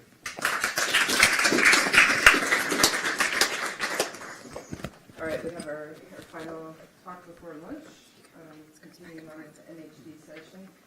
Yen will talk about super Eddington accretion. All right, I'll give you a warning at 5 minutes to go. Thank you. So basically, the basic point of my talk is that this is another example to show why magnetic field is important when you study the accretion disk. It basically is quite critical here, actually. If you do not have a magnetic field, it will not work. So the work I will talk about is collaborated with Jim Song in Princeton, and also Shane Davis. He recently moved to University of Virginia. So why we talk about the super-Eddington accretion disk is actually, this kind of accretion disk is actually very relevant for many different astrophysical systems. For example, when people talk about how to grow the supermassive black hole from a seed in the early universe, we need a very high super-Eddington accretion to make that happen, because we see like 10 to 7 or even more massive supermassive black holes in the very early universe. You just cannot make that work if you feed the mass too slow. Also, we talk about the tidal disruption events. If you feed like a half solar mass to the like 10 to 6 or 10 to 7 solar mass black hole, and you see the flare comes, but we do not know really like how the accretion disk happens and how to produce the flares from the accretion. And the last point is from the ultraluminous X-ray sources. By definition, the X-ray luminosity we observe for these sources basically exceed the classical Eddington limit when we consider like solar mass black holes. Of course, there are suggestions that they may be intermediate mass black holes, or recently they found one example is maybe a neutron star. But actually, as a population for the ULX, we know that it's just very hard to explain all of them just in terms of these alternative models. So still, the accretion to the stellar mass black hole is still the most promising way for explaining some of them, at least some of them. But the question that we really want to know is that from the point of view of the accretion disk, so what exactly the disk will look like when you feed the black hole with a mass that larger than the classical Eddington limit? And also, the second question is what the radiation efficiency when this kind of disk happens, how much of photons you can extract from this kind of scenarios. And finally, the most important thing I will say is what kind of spectrum will look like when this kind of disk really happen in the universe. So you need to know how can you distinguish this kind of accretion from the classical, for example, sub-Eddington accretion scenario. So just one slide to mention several observational facts we know from the ULX, because this is probably one the object that we know most. For example, there's some scenario to explain the ULX that just maybe very strong beaming of the photons, so that the isotropic luminosity may not be super-Eddington. Actually, there are also observations from the optical band. When we look at the optical line emission from the nebula around the ULX, and you know the optical emission is photoionized by the X-rays, and by constraint the optical emission, we know that the nebula around the ULX actually see the total X-ray luminosity we see on Earth. So we know that the beaming factor just cannot be very strong for these objects at least. Also, if you think that in the super-Eddington regimes the radiation efficiency is very small, then in order to produce the photons we see, you just need to provide a lot of mass to the black holes from the companion stars. And by studying the band evolution of stars, it's also very challenging to provide this amount of mass from the companion stars. And also, so that motivated some people to propose that you need somehow to increase the radiation efficiency when the superabundant disk happens. For example, the paper that most people cite from Mitch Bigman, he proposed that maybe there's some way that you can produce the optical thin photons in the disk so that the photons can escape through these low density channels, so that can increase the radiation efficiency of the whole disk. Here, based on the scenario that people found that some called the magnetic photon bubble instability in the accretion disk. But when people actually do the simulation to see what the structure you can get from the photon bubble instability, you never get such large density fluctuations in the disk. Remember, the optical depth in the superabundant regime is so huge, like 10 to 4, 10 to 5. It's just no way to get such a large density fluctuation to make part of the disk to close to the optical thin limit. So, what the classical picture when people talk about the superabundant accretion disk, so basically the physics are changed in the optical depth. So if you talk about this as a classical picture of the disk, so most people thinking that, okay, so really the thing that you want to determine the thermal property of the disk is that you have mass that accrete to the center and you dissipate the energy when that happens. So the first thing that we consider that we know that at that moment that the dominant cooling mechanism in the disk through the vertical direction is basically radiative diffusion. So you can compare the time scales of the radiative diffusion, compare with the inflow time scales at that time. So we know that because the optical depth is so large, just in terms of electron Thomson scattering, that the cooling is very inefficient in the classical pictures. So actually that will make the disk thick, and the photon will just advect toward the black hole before they have time to get out. So this is the classical picture in the slim disk accretion. So in that case, the radiation efficiency actually decreases when we increase the mass accretion rate because the photon has a very hard time to get out. So there's some limit that the total luminosity you will get is never that larger than the Einstein limit. But that is the classical picture, right? It's already, the model is built like 30 years ago. So we want to see more exactly what will happen from the first principle calculations. So I will argue that the magnetohydrodynamics is probably the critical thing, the first critical thing. Therefore, you can calculate the angular momentum transfer, which is critical for the accretion, and also the dissipation self-consistently. This is why I say magnetic field is critical here, because if you do not have magnetic field, this will not work. And also, I think I will argue that the radiative transfer is also very important here, because the photons determine the thermal property of the disk, and more important, in the superabundant regimes, the photons control the dynamics of the flow. And also, you want to do the 3D calculations, because this is the example that the magnetic MRI, the instability, generate turbulence in the disk. And the turbulence only can be studied so consistently in the 3D when you have a dynamo. So this is just one slide with long equations, but it's very simple. You just need to know that the first part is just IDMD equations in the left side. In the right side, you have some source terms. So basically, when we consider radiation transfer self-consistently, you want to put both the momentum from the photons coupled to the gas and also the energy source terms. The expression for these source terms is very long, so I think you would not want to know.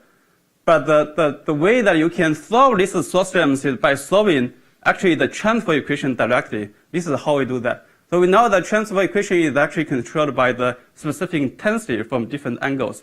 Here we do the Gray approximation, so it's integrated over the frequency bands. So this is actually solve the point that we actually solve the direct radiation transfer equations, and this equation is complete. There's no any other assumptions to code these equations. The only limit is that this is still in the Newtonian limit, so we include the velocity-dependent terms to the fourth order. So once you can solve this transfer equation directly, then you can integrate over the intensity of different moments. Then you can get the radiation pressure, radiation energy density, and couple to the IDMD equations, and you can solve the whole system self-consistently. So this is just one example of what the disk looks like. So the simulation we set up that we put the torus at the last radius initially at the kind of basically the assumption that if some way you can get the mass to the center and how the disk will form, basically.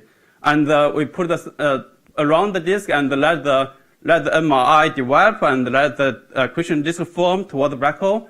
And it's just a different view of the disk. And more importantly, that you actually you can look at the intensity from disk through different angles. So you can look at for example, you can compare with the image if you want to know that, what the disk look like from different angles. So the simulation I showed you is basically the way we look at the region, you actually reach the inflow equivalent. So basically, what that means that you can look at the mass flux through different radii. The red line shows here the net mass flux through different radii up to like 20 short radius. You can see that the disk reaches basically a constant net mass flux by mass conservation. And the unit I use here is defined here. This is my definition that the net accretion rate go to like 200 antinum luminosity by c square. So if you put a 0.1 here, we call this like 20 like Einstein limit of the mass accretion rate. So, but the average structure of the disk is that the ballpark here you have a turbulent structure of the disk. At the same time, when you actually in the Einstein limit, the photon actually can get out in the cold regions from the rotation axis. And you have a radiation drain wind. The left panel shows the vector is the flow velocity, and the color is the density. And the right panel shows the radiation flux and also the radiation intensity. And also you can look at the total energy of the gas, and you can confirm that really in the outflow part of the disk, the material is actually unbound to the systems. And more importantly, that you can actually integrate all the luminosity up to the region that you reach like inflow equilibrium. You can look at the kinetic energy carried by the outflow and also the radiation energy carried by the photons. And you find that for these systems, you can actually reach the antinum luminosity about 10 here. And if you convert to like the mass accretion rate, this will correspond to radiation efficiency about like 4.5. This is actually much larger than the slim disk model in this particular case because the slim disk model will predict that the radiation efficiency, the ratio between the photon luminosity and the rest mass of the rest energy of the mass will be like a factor of 10 smaller. And actually, the major difference compared to the classical slim disk model is that if you consider different energy transport mechanism in the disk, you know that in the classical slim disk model, in the vertical direction, there's only the photon diffusion. So the characteristic velocity for photon diffusion is basically speed of light divided by the optical depth. This is the black line. Because the optical depth is the basic point, the optical depth is so large, like 10 to 4 to 10 to 5, the photon diffusion speed is either 10 to minus 4, 10 to minus 5 speed of light. But if you look at there's another velocity in the system, is actually the net advection of the photons. So basically, you can calculate the vertical motion of the velocity and calculate the energy, the weight times the energy density of photons. You notice that there's a net vertical motion of the photon coming from the midplane to the surface. Although it's not huge, it's still way smaller than the speed of light. But even 1% of speed of light, it can be much larger than the diffusion speed of the photons, and that can significantly increase the rate that the photon can escape from the disk. And the reason that you can get this net vertical motion is exactly because of the magnetic field. So basically, this is show you one example that when you get these turbulent structures, you just cut one slide through the one particular height of the disk, and you compare the structure in the horizontal azimuthal direction of the density, the magnetic pressure fluctuations and density fluctuations. And you know that in the azimuthal directions, there's a clear anti-correlation between the density and the magnetic field. So it means that the low density region, you actually have a stronger magnetic field. And we know that you can also confirm that by calculating the cross correlation between the density and magnetic field, and also the magnetic field and the vertical motion of fluid. The pro show here is the anti-correlation along the azimuthal direction and the distribution in the radial and the vertical directions. You notice that in the turbulent part of the disk, you basically get an anti-correlation between the density fluctuation and the magnetic fluctuations. And also, this magnetic fluctuations is correlated with the vertical motion of the fluid. But once you can get these photons to the outflow regions, then it's different from the turbulent regions. And exactly because when you have this magnetic buoyancy, because in the low density regions, it will buoyancy rise up exactly because the diffusion time is very long, so that the photon can basically carry it with the flow closer to the surface of the disk, and that basically reduces the effective photosphere optical depth of the photons, and it can increase the luminosity and also decrease the thickness of the disk. And the last point I want to make is that because we actually solve the intensity of the radiations, you can look at the angular distribution of the intensity, assuming that the photon coming from each direction from the photosphere is what you see at the infinity, for example. And you can integrate all the photons from different directions. And you do notice that because in the super energy regimes, the variation of the intensity from different angles is actually not huge. This is because the photon from the cone regions, they go through this a lot of scattering when they come from the photosphere, and that basically effectively isotropize the radiation from the photosphere. So this is my conclusion. I think the first slide, the first conclusion I put is a kind of numerical things. I think that really the time that we can actually solve the full radiation transfer equations without assuming a flux diffusion approximations. This is also, I think, very important for the accretion disk. It's also very important for many other fields when the radiation transfer is important. For example, the structure of massive stars, or you consider the radiation feedback of the interstellar medians. Even in the system when radiation pressure is smaller than the gas pressure, I think the full radiation transfer equation is also very critical if you want to determine the cooling, basically the self-consistently and the accurately. And that it also requires solving the transfer equation directly. And the last 2 points about the super-antenna accretion disk, I want to say that basically the direction by the magnetic field is actually can change the picture we think about the classical slim disk models. And the radiation, when you come from this kind of simulation, is actually not very strongly beamed as some of the optical observation of the ULX suggest. Okay, thank you.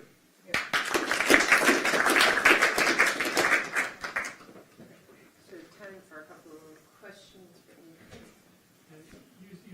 You're saying that the radiation is not strongly beamed, and this is true because under the photosphere it isotropizes because of the scattering. But once it crosses the photosphere, it's no longer coupled to the gas, and the scattering is not important.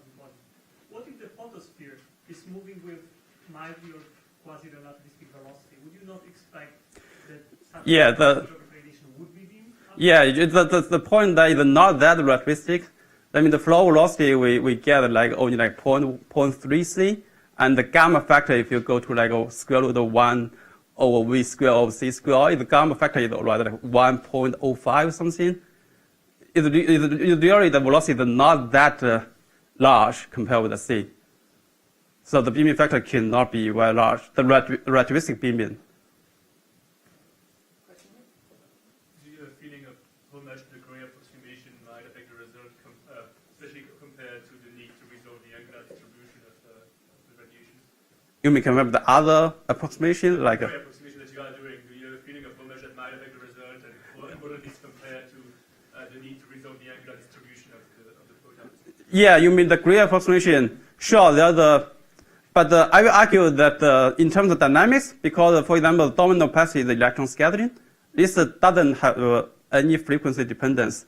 So that means if you take appropriate average of the intensity, it probably will not matter too much for the whole overall dynamics.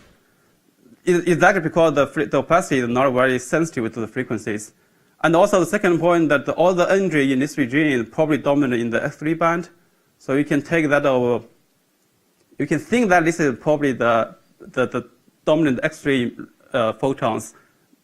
But I agree, if you want to consider the spectrum self-consistently, you can either say you can do a post-processing to assuming the floating dynamic structure and calculate the different spectrum from the disk, and then you can see what the spectrum looks like.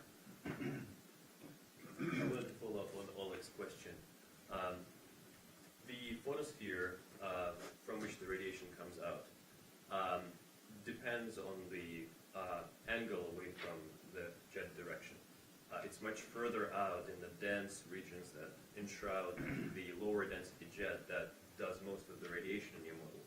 So if you take the photosphere as where you draw it in the picture that you showed, and then say that it emits isotropically, it won't be able to leak sideways because there is this high density wind. So you would still have basically a flashlight that is bounded by the surrounding disk wind. And it won't go sideways, it will go all one direction, won't it? Well, it's not that. You mean if you notice that when at the location when I defined the photosphere, the angle of this flow region is right like 0.45 degrees or so. It will never go to a few degrees as you will are seeing for a classical jet. So that is the effect. I do not think it will very strong. For example, if you have very narrow cone region like 1 degree or 2 degrees, and then yes, then the photon will basically only go through this a few intensities, and that will be very strongly beamed toward that direction. But in this case, that's not what we see, at least in the simulations. Basically, that when you have more effective cooling, you can decrease the thickness of the disk compared to the classical synthesis model, and then combination effect from the disk in this outside of jet region is just not as strong as you will think. Okay, go ahead and thank our speaker. Thank you. So to kick off the next session, we have a keynote speaker, Andrea Dupree, who works here. She's an astrophysicist who studies mostly cool stars. So again, adding to the diversity of your topics here, I think. And so take it away. She's going to talk about probing young accreting stars with X-rays. X-ray spectroscopy. Okie doke, thank you. Here's my toy. Well, I think I was invited by Paul to introduce a little bit of scientific diversity. So I'm going to talk about stars and some of the things that you can learn from spectra, the power of the Chandra spectra in telling us physical conditions in these stars, and in particular probing accretion in very young stars. And accretion is a phenomenon that's ubiquitous in astrophysics, so maybe some of you can use it for some of the little fuzzy blue things that you're seeing with Chandra. But we're talking about stars now. And I'd like to start out by pointing out that Chandra has a fantastic spectroscopy capability, which is incredibly powerful for finding physical conditions in stars and accretion phenomena. And I'd also like to emphasize the multi-wavelength capabilities and the power that one can get when one does not just confine oneself to X-rays, wonderful as they are, but you can learn other things as well. So let me just emphasize that we have a spectrum. This happens to be an accreting young star, actually one of the nearest accreting young stars. You can see lots and lots of emission lines, and we'll see they come from many, many elements. They come from, from nitrogen, from oxygen, from silicon, from magnesium, from iron, and probably even more. And Chandra spectra have actually helped us to define and change the whole paradigm of accretion in these very young stars. And I'd like to show you how we do it. And then talk a little bit about the time domain spectroscopy that we've been able to do, sometimes actually optical spectroscopy simultaneous with Chandra, and what we've learned from that, as well as more longer time spans spectroscopy, which allow us to probe the star and watch various physical processes develop. Okay, I'm going to focus on one star, TW Haya, which is in the southern hemisphere. You cannot go out tonight and look at it, and it's incredibly rich source of radiation in all spectroscopic domains because it's close by and it's bright. Let me remind you what's happening in these young accreting stars. Young stars are surrounded by circumstellar disks of gas and dust. We have a little cartoon here. Circumstellar disk formed of gas, of dust, and it's also penetrated by the magnetic field from the star. And if you think of a dipole field originating in the star, it originates from the star and threads the circumstellar disk. And it's along these magnetic fields that material is funneled, gaseous material is funneled from the disk onto the star. So the disk provides a material falling onto the star. And this is what we're going to study with Chandra. It's a great source of X-rays, soft X-rays, X-rays produced in various temperature plasmas, and you'll see what we've learned. Now, because it's so near, it's bright. It's been observed in many, many wavelength bands with many, many instruments, and we've discovered, first of all, that the disk apparently is facing us. And let me show you that. First of all, there's a STIS image here, which is taken in the optical. Those big black crosses are instrumental effects. And you can see that there's a nice circular disk that's apparently facing us. There's also a region of lower brightness, which is thought to be a clearing in the disk, which may possibly have formed as a result of exoplanet formation, planet formation in the disk, although no planet has yet been identified around this particular star. But you can see the disk is face on. Okay. We're looking with the SMA. Sean Andrews here is measuring the disk in CO2, and you can actually see a Doppler shift coming towards us, going away from us, and they can measure the angle of the disk. Following along on that, there have been observations made with Zeeman-sensitive instruments to determine the orientation of the magnetic field. And we find that in the center of the star, this is now the star itself, in the center of the star, the magnetic field is coming towards us, it's open, and the brightness of the surface indicates that there's a very bright spot almost in the center, i.e. at the pole. So all of these things suggest to us that TW High is unique because we are not only looking at a very bright source, very close, but we're looking right where all the action is. We're looking right on the pole where the material is coming from the disk and falling down. So what can we learn from X-rays? We had a very long Chandra observation. Nancy Brickhouse was the principal investigator. We had 500 kiloseconds on Chandra, and you can see we've got a magnificent spectrum. Now, this spectrum also contains very important plasma diagnostics. So I'm going to give you a 1-minute lecture on the power of these diagnostics, and maybe some of them can be used in your own spectra. In particular, there are helium-like ions of neon 9, oxygen 7, and magnesium 11. And the power of those is amazing is the only word I could think of. Because first of all, the atomic physics has been calibrated in the laboratory, so we understand the strengths of the lines and what they mean and the collision rates among all of these levels. And let me show you what we can learn from that. Let's think about a helium atom. Helium atom has two ladders, essentially, of configurations and transitions, the so-called singlets and the triplets.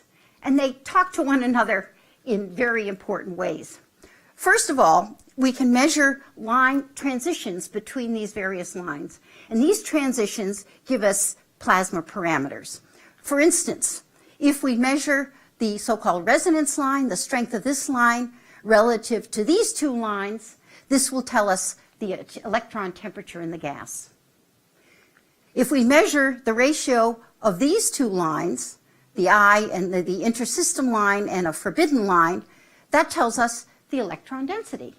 This is all understandable from sort of basic atomic physics. You can get a temperature because the Boltzmann factor controls the relative excitation of this level and this level. You get the density because these levels can be depleted relative to one another based on the local electron density. And then even more, if you can compare the so-called H-alpha line, the line to the lowest level, and then from the ground level up to the second level, that then tells you the hydrogen column density that is in front of you and your emitting plasma. Basically, these two blue lines are separated in wavelength. And so that then reflects the absorption that takes place along the line of sight towards your emitting source.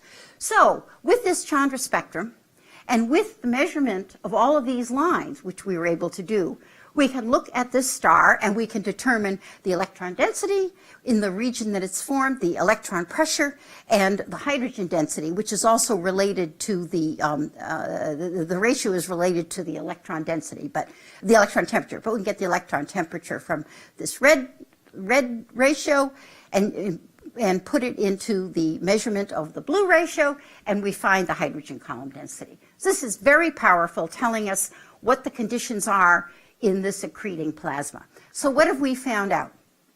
Let's start with the image on the left. Here we have temperature, and here we have the ratio. And here we have marked the three values that are measured from the helium-like ions, the magnesium, the neon, and the oxygen 7. And we notice that, first of all, they are all very similar. We have a temperature of about 6.3, about 2 million degrees, 2 millikelvin. However, when you think about what happens in plasmas when they're dominated by collisions, you can predict what the abundance of each one of these ions should be. And that's what we show in this lower figure. Now look at the surprising thing. The oxygen 7 agrees with the emissivity that we'd expect from an ionized collisionally excited gas. But look at the neon 9. It should be at 6.6. And why are we getting 6.4? And the magnesium 11 should be at a temperature on the order of 8 million degrees, not something around 3 million degrees. So clearly something is happening and something is going on. We then take a look at the figure on the right. This is where we use the other ratios to find the electron density. Okay, and what do we see here? Here's electron density increases in this direction, and we find the electron density for O7 is about here, but that for neon 9 is much higher, several times 10 to the 12th, as is magnesium 11. And it turns out, as Joel Kastner found about 10 years ago, that when you have this very high density on the order of a few times 10 to the 12th, coming from a temperature of 2 million degrees, this is a problem. This is not an equilibrium situation. This is the shock that we're seeing as material free falls from the circumstellar disk onto the star. In other words, we're finding an extremely high density. This density is the highest that's ever been seen at this temperature. It's only coming from an unusual situation from the shock caused by the material free falling, a ballistic free fall from the circumstellar disk onto the surface of the star.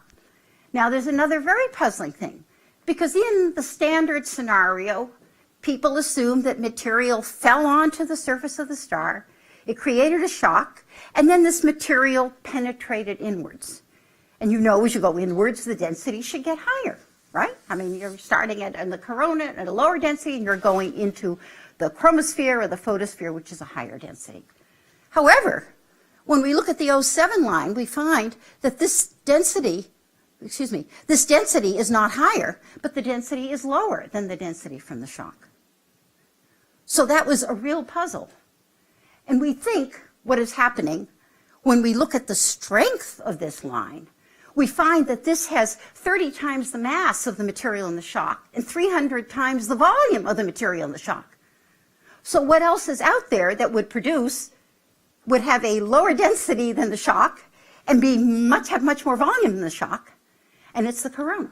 And we have evidence that this shock then goes on to heat the corona and create these strong O7 lines, which are observed in a number of other accreting stars. So just to review, look what's happening. First of all, we have a photosphere. We have these atoms coming in like that. It produces a shock. That's what we see, and we infer the parameters of that shock from the neon 9 helium diagnostics. And then we find an O7 tells us that there's a huge volume of the corona that's being heated by this accreting material.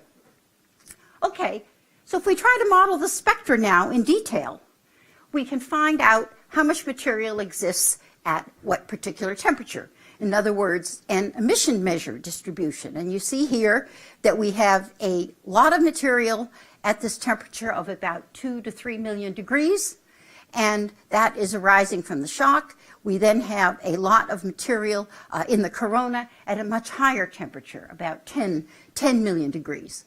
And so we can then look at the spectrum and divide up all these lines depending on whether it comes from the shock or whether it comes from the corona. And you can see here we have a coronal contribution which produces this spectrum, a shock which produces this spectrum, and then they form the observation which includes obviously both the shock material as well as the coronal material. And one can look at the spectrum in detail again and count up the first order counts, and you can see what's happening.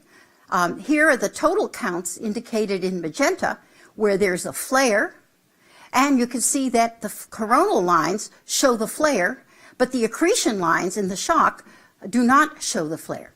So that now we can look at the spectrum, and in addition to deriving the parameters of the physical conditions of what's happening in the shock, we can then divide up the spectrum and see where each part originates and try to trace the development of the accretion and the accretion shock and its consequences.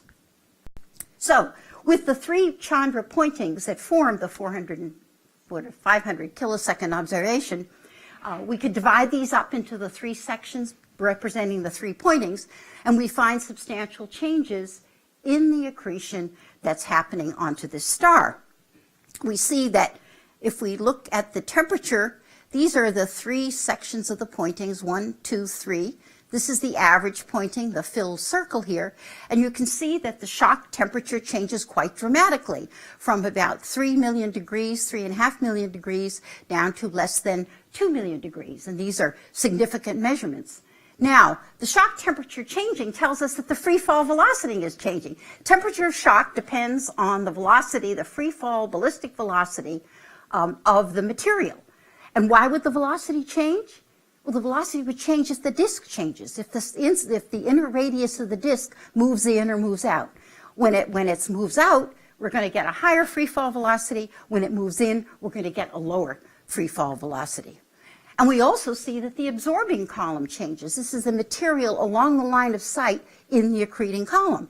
During these three observations, we have one here, and one here. And we can see that the absorbing column changes, which tells us that the path length changes and the amount of material is changing that's accreting. So this is the first time we've been able to quantify the accretion process and watch the variability of the accretion process and then try to relate it to a very simple model of the accretion. So let's start with a little toy model. This was developed by Steve Cranmer here at CFA, where what he does is we take a star and we give it a dipole magnetic field which threads the disk. Here's the disk. And this material from the disk comes in and falls on the star, and these are sort of the regions of where the material is hitting the photosphere of the star and creating a shock and then eventually a hot spot on the surface of the star. So we call that F for a filling factor. Now remember what our parameters have told us. The electron temperature that we can get from the helium diagnostics tells us the distance between the star and the circumstellar disk. It tells us what is the distance, whether we use an average distance or an inner or an outer radius. The electron density from the shock gives us an indication, assuming it's a strong shock, of the pre-shock density. So we understand what the pre-shock density is, which is the electron density divided by a factor of 4. And the quantity NH, which we can get from the ratios of these various lines, tells us the accretion length and gives us an integral of the density times the accretion in the accreting stream.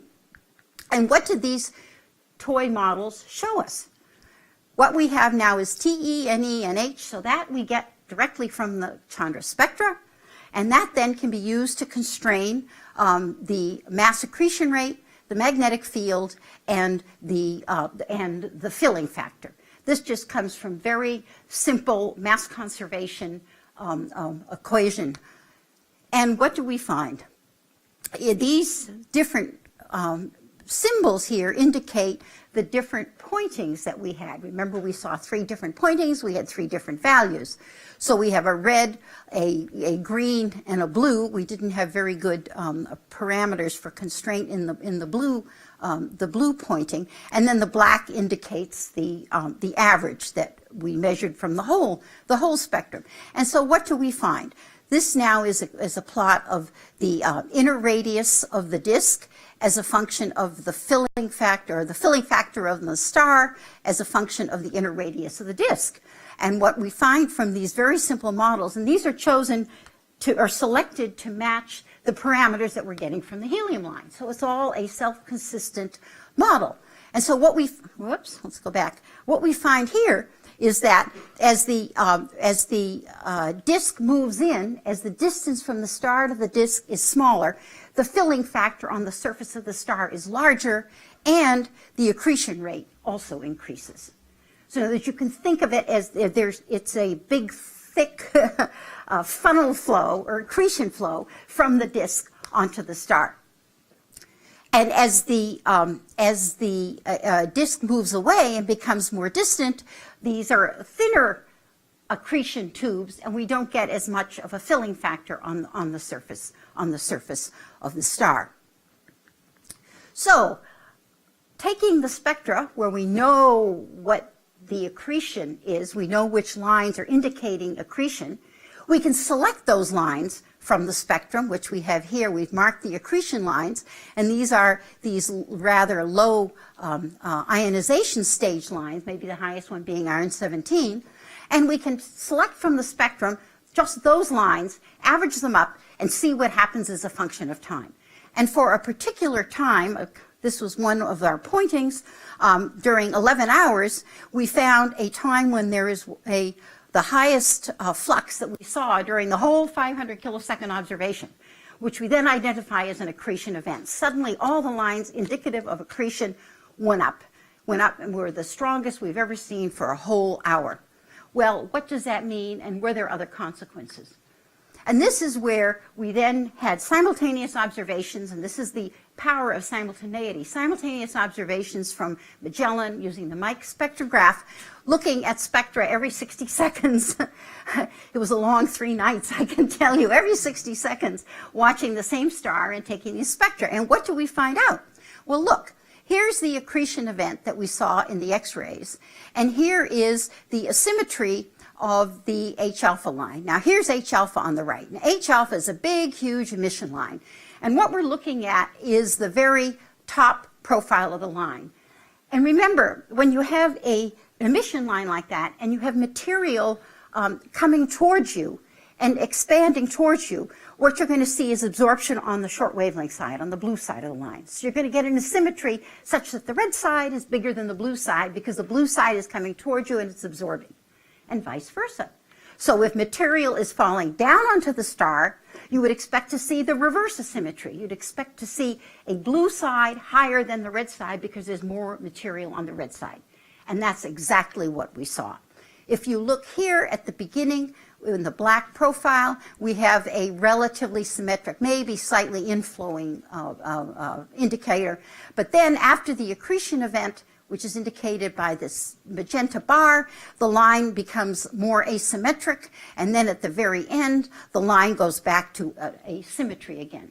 And we can also follow that through similarly in H-beta, where after the accretion event, we found an increased asymmetry indicating inflow. Helium suddenly within 3 minutes got very, very bright and broad. And then we also had an effect on the veiling. Let's take a look at everything. After the accretion event, 9 minutes after the accretion event, the H-alpha line changed asymmetry. Following that, the H-beta line changed asymmetry. And then 30 minutes later, the helium line, the broad component, the helium line is a narrow part and a very broad. The broad component got much broader. And 2 hours later, the optical continuum veiling got much brighter. The optical continuum is formed by the hot spot on the surface. If you remember the images of the surface of the star, there was a bright spot. That's where there's the accretion material hits the surface of the star, creates a continuum with a temperature of about 8,000 degrees, and this continuum, when added onto a spectrum, fills in the spectrum. It's called veiling. It makes the lines appear weaker. So we can look at the spectrum in detail, and we can decide how much veiling, how much additional continuum is in there. That's called veiling. And that's what we measured. And that's what we found, is that about 2 hours after this event, the veiling went up, the hot continuum appeared. So all of this time sequence that we were fortunate to get suggests something that was quite different from anything that people had thought of before, because this data were not available. And that is that the optical lines are formed as a result of the accretion and the accretion events onto the surface of the star. People frequently had thought they saw broad optical lines, and maybe these optical lines came from these funnels that were sort of dancing around and threading through the disk and the star itself. But this sort of observation, these sorts of sequential events that seem to be triggered by the X-ray spectrum that we can see, and we know where the accretion lines are coming from, this indicates we need to change the paradigm. We need to change our understanding of how this is happening, because it suggests that the optical lines are really coming from this post-shock region, this turbulent post-shock region. They're very broad lines, and these, as well as the X-ray lines, are broad and appear to be coming from a post-shock region. Okay, then what about the corona? Well, we could look at the coronal flux here. These are just taking out the coronal lines, and that's all, and comparing it to the veiling.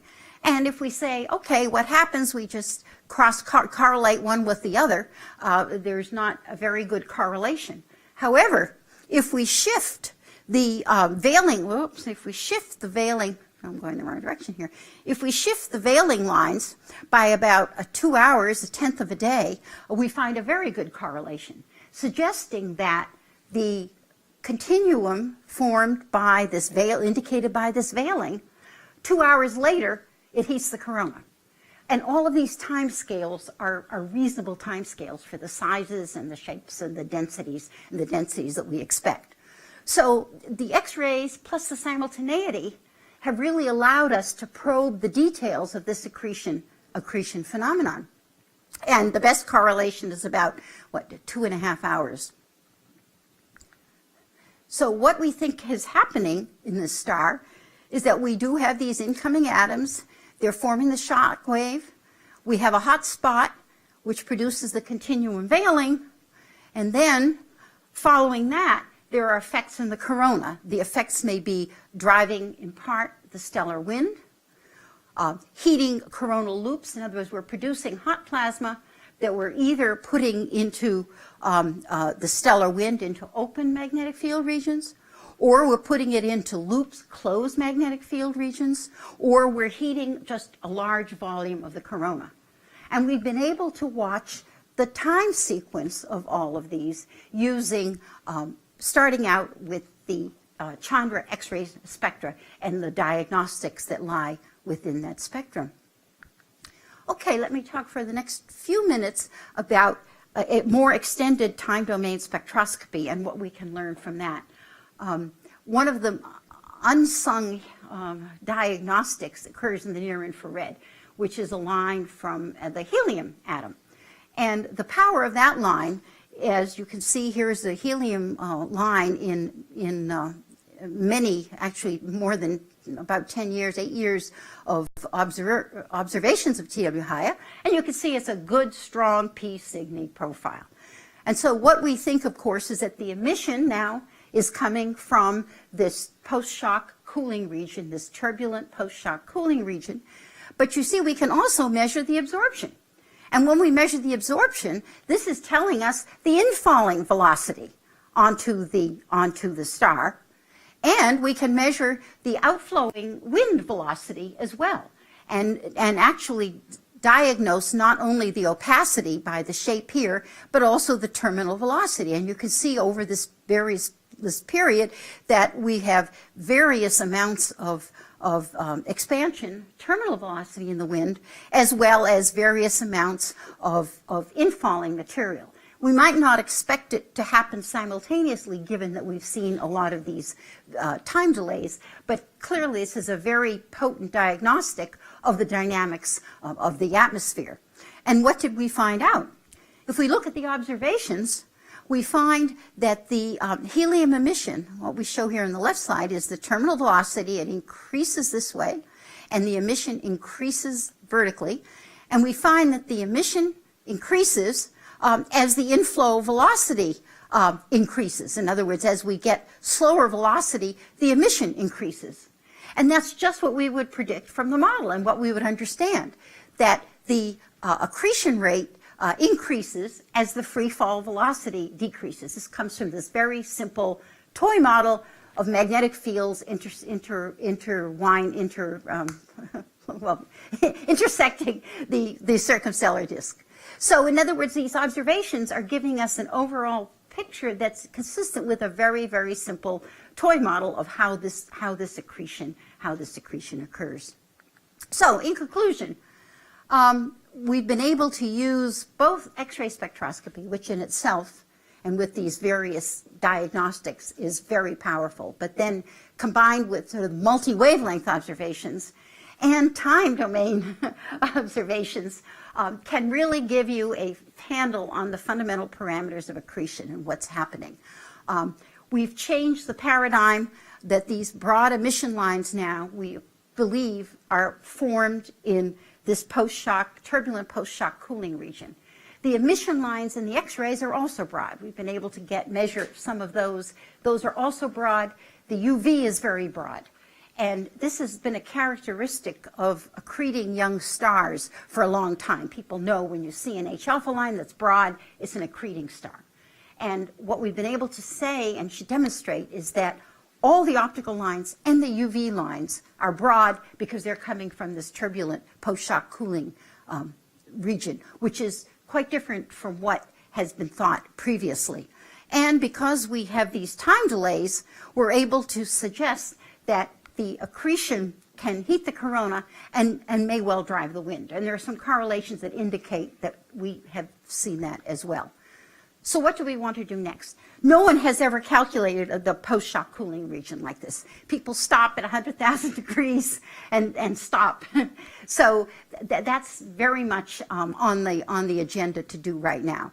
We also need to evaluate the winds and the mass loss. When you have these optically thick lines, you need to do some serious modeling with radiative transfer and on LTE to evaluate the winds and understand the profiles and the mass loss.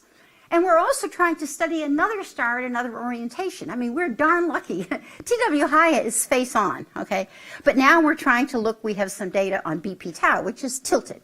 So we're going to see whether this model still holds and whether we're seeing it at a different angle and the effect of a disk can be discerned. And we want to make sure it's all consistent.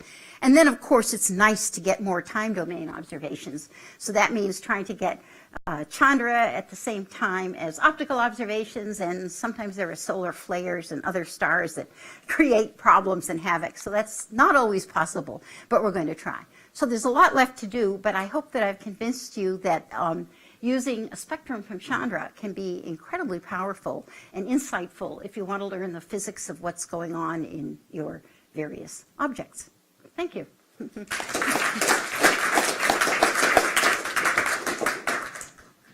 Yeah, yes, question. So this is naive, but when you drop a big rock into water, you get a big splash. Do you expect?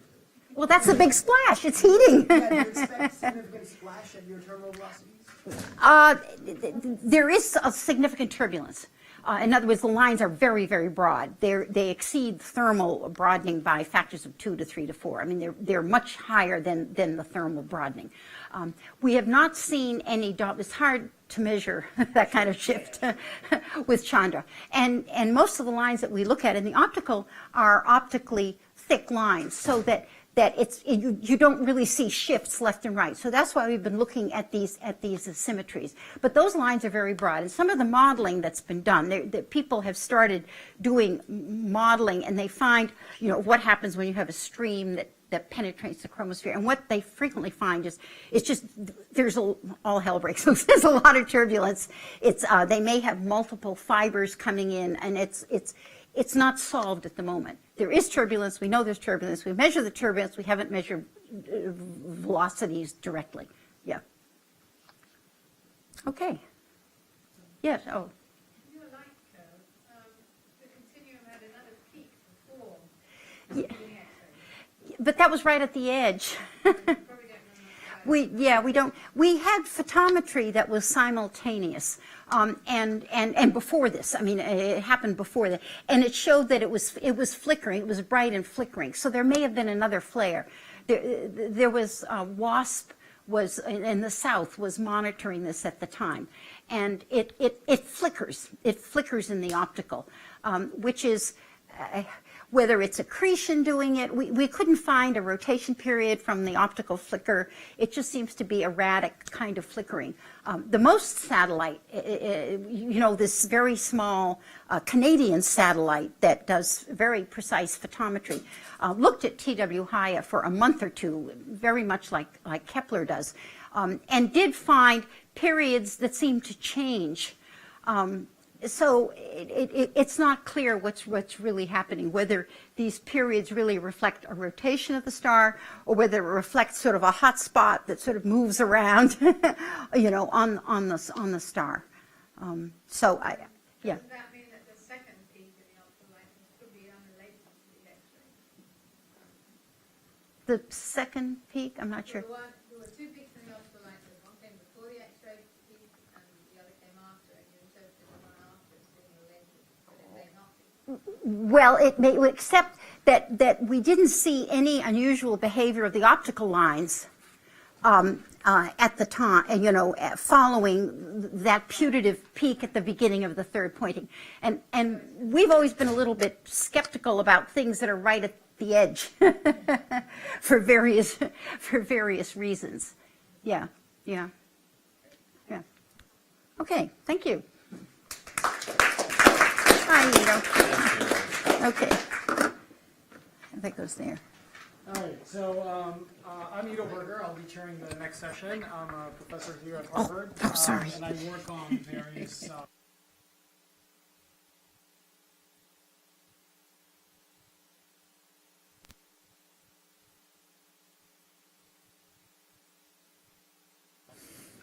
and so our first talk will be by Sahib Enani, who's here at the CFA, and we'll talk about transient classification in the age of large field of view sky surveys.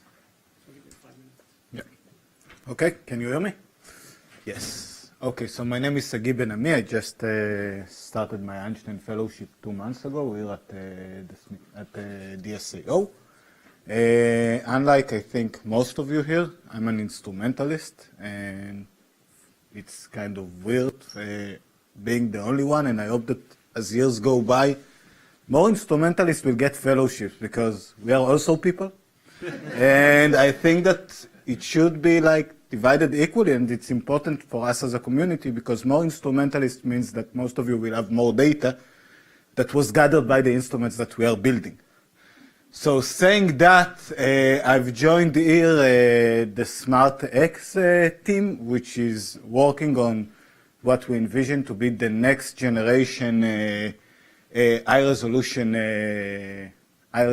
X-ray telescope. However, my graduate studies, which is what I'm going to talk about, had nothing to do with the X-ray, but were dealt with the instrumentation for time domain astronomy. And this is what I'm going to present in the coming talk.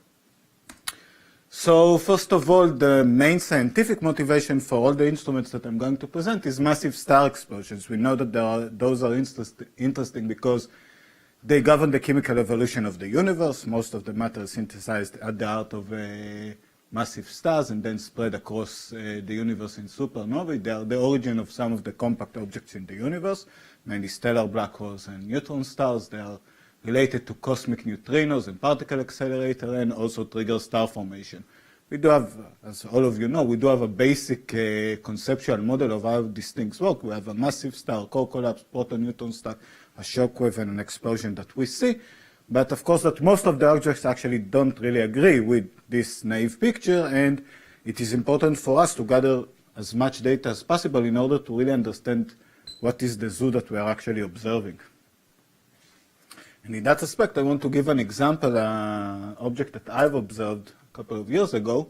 So this is PTF 12GZK. It was discovered by the Palomar Transient Factory, which is led by Caltech. Basically, we know the picture governs spherical explosions, and those are typical supernovae, core collapse supernovae. However, we know that there exists some connection between supernovae and gamma ray burst. We know that because there is a correlation between type 1c broadline supernovae, which is a type set of supernovae, and gamma ray burst, for example, 1998 BW, which is a very famous example. So the naive question is, okay, what lies in the phase space in between this spherical, more typical explosion, like type 2p supernovae, and the gamma ray burst? And in this case, we know that line broadening is governed by the velocities of the expansion of the matter, as we just now heard in the talk. And therefore, the line broadening will actually tell us a thing or two about the velocities that we observed and about the energies that we are dealt with. However, anyway, is this okay? That will be more comfortable. However, we know that in most of the supernovae that showed very, very broad, very, very fast velocities, high velocities, we actually observed broad lines, which is, for example, in 1988 BW, you can actually see that the lines are so broad that they actually mingle with each other. On the other hand, more, let's say, not as energetic or not as high velocities, you can actually see a very clear separation between the lines. However, in the supernova that we observed, we found this supernova very, very young, and you'll learn in a little bit why that is important. And we triggered HST to observe it, and one of the things that we found, and you can see it here, that, okay, the lines weren't very, very broad, but on the other end, the blue shift, the velocity that we observed, were actually extremely high, much more in the regime of what we expect from broadline supernovae than regular supernovae. And when I take the velocities as I follow the supernova and plot the velocities in time, you can see actually it here in blue diamonds, and you can see that the velocities are much more in the regime of what is expected to be a gamma ray burst related supernova, which is everything above the line here, above this oriental line, than in the regime of more typical supernova that don't show line broadening. And just as an example, this supernova we couldn't actually say that if we wouldn't have detected it very fast and classified it very close to the time of explosion, because by the time that we would have, let's say, take a first spectrum of the supernova, let's say around 20 days, the velocities would be much closer to the regime of typical supernova. So we wouldn't know that there's actually something else or something weird going on with this event. And therefore, I think that in general, it's very, very important to follow supernova, first of all, to detect them very, very early, and also to be able to classify them very, very early. And this is one of the things that motivate us to build new instruments that will allow us to do that. So again, early detection and early identification, mainly classification spectrum, will help us actually to take from the large pool of supernova that we now detect and know exactly what to follow and what is interesting and what is strange and new. How do we find the explosive transient? So you have here an example from the Palomar Transient Factory. This is a different supernova that I followed. Here you have a picture taken at one night. You can't actually see that there is a supernova here, but reducing an image that was taken a couple of nights before, doing that minus that, you get a new nice supernova just at the edge of the galaxy here. Anybody knows what this is? Satellite that passed at the time of the exposure. So this is one of the things that we have to deal with. This reconnaissance satellite because it's going north to south. Yeah, exactly. So this is the camera of the PTF, and one of the problems is that most of the ground surveys are scanning the sky in the R-band, 550 to 685 nanometer, and one of the reasons for that is this is what the atmosphere allows us. We can't really go and observe at 300 nanometers because no light passes through. But the shock waves that emerge from these exploding stars actually first emerge in the UV. This is the first light, the first signature that we have from a supernovae. And therefore, if we really want to detect these events fast and close to the time of explosion, we really need to observe them in the UV. And in that respect, I would like to present a mission that I've been working on. This is basically UV surveys are needed to detect them fast, and therefore we proposed Ultrasat. This is a proposed space mission to undertake the first high-cadenced wide-field UV time domain survey. It's a joint collaboration between a group in Israel and the Israel Space Agency and JPL, the Joint Propulsion Lab. And basically, what do we propose? So first of all, we will ogle a large piece of the sky and take an image every 15 minutes. This is actually not a survey because we are not planning on taking different fields of view every night, but we will just gaze exactly like Kepler at a very large piece of sky, something like 250 square degrees, every night at a cadence of a couple of minutes, 15 minutes or so. The main motivation is massive star depth, tidal disruption events, gamma ray burst, everything that might give us a very interesting transient in the UV. We need to have nearly continuous communication with the ground so that once we find a new transient, we will be able to take all our ground instruments, put our telescopes onto this ground and try to take a spectra and try to take photometry at other wavelengths in order to know what's going on. It all started with us in Israel contacting an industrial a group from the industry, a very large company that I won't say our name because I'm filmed. And they came with a proposal, a refractive proposal that consisted of 4 refractive telescopes. Each one had a 120 square degrees field of view, 130 millimeter aperture, quite small, and a ridiculous price that, again, I won't say how much because I'm filmed. However, when I looked at it, I said, okay, I'm still young. It was at the middle of my PhD, but maybe I can do something better. It's because I'm very arrogant. So I went and read a couple of papers and read a couple of books and said, okay, basically I want a wide field of view. A wide field of view is a Schmidt telescope, but the problem with the Schmidt telescope is that the focal plane is very, very curved. So what do? I will flatten up the focal plane using these 2 lenses, which are just field flatteners. These are known, these things have been done, and I built a Zemax model, and you can see that this is all the aberrations introduced by the primary mirror, and then basically this is what focuses, and all the rest are just there to cancel whatever I'm doing bad with the primary spherical mirror. And actually that's a much simpler way to do whatever the industry proposed us to do, and at a much lower cost and much more efficiently.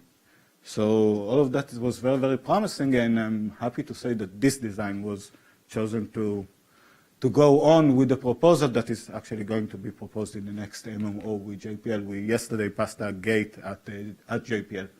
Another nice thing that we found is that we can use reflective polarization-dependent filters in order to suppress off-band light. Okay, usually you use transmissive filters, however, those are really not efficient in the UV. But if we are using 2 reflective filters, each one suppress 1 polarization, we can actually get above 80% efficiency, and that will really allow us to use a relatively small aperture, only 230, now it's 250 millimeters, and still be very efficient and to have a large quantum efficiency. The key thing that I want you to take is that we do need to have the capability to design and build our own instruments in-house. We can't really always count on people from outside, from the industry, from large companies, because our interests are not always their interest, and it's important for us to keep these abilities in the house. So once we do discover these events, let's say our mission is chosen and we have even more transients than what we have now, how do we actually classify them? So most of the classification done today is done with long-state spectroscopy. We all know the Hale telescope that you can see here. I've been there many, many nights taking classification of all kinds of transients. You are doing long-state spectroscopy with the grating, and you get this nice spectra. However, one of the things that one of the problems is that this is really a not efficient way. Why? First of all, you need to have a very large telescope. Okay, a 5-meter telescope or so, in order to take a 19 or 20 magnitude spectra on one end. And on the other end, there are not that many large telescopes that will give you every night a couple of hours to be on. For example, for the Palomar transient factor, if I'm taking the 2010 statistics, the blue is all the candidates that we found as a function of magnitude, while in the green is the number of candidates that we were actually able to classify. And you can see that there's a very large disparity between the two. And this disparity will continue to be even greater because, the LSST is coming and there are more wide field of view surveys coming along. And in that respect, I joined a collaboration led by Nick Onidaris from Caltech, who is now a staff member at the COO, to build the SCD machine, which is an integral field spectrograph, low resolution, designed basically only to classify transients. So what is the key thing? The key thing that you can see is that spectra of transients is actually a low resolution spectrum. You can actually observe and get the same data using low resolution spectrum. Why? Because the lines are very, very broad. We are not talking about 100 and 200 kilometers per second, but thousands of kilometers per second, and therefore I can take basically the same information in order to classify an event even with a low resolution spectrograph. That means that we can use a prism. Why is a prism an advantage? A prism is an advantage because the efficiency, the transmissivity of a prism is much greater than what we get with a grating or a grism.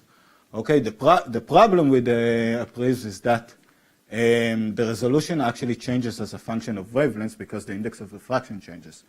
Nick had a great idea of how to surpass this problem by basically putting together 3 different prisms and gluing them together. This is the actual prism in the instrument, and then you can actually get, by matching the different index of refraction, you can get a more or less constant resolution. Another issue is that this is a robotic telescope. By the way, we are on the Palomar 60-inch telescope. This is a robotic telescope, and therefore there's no one there to put a very narrow slit on top of the target and make sure that all the acquisition is done correctly.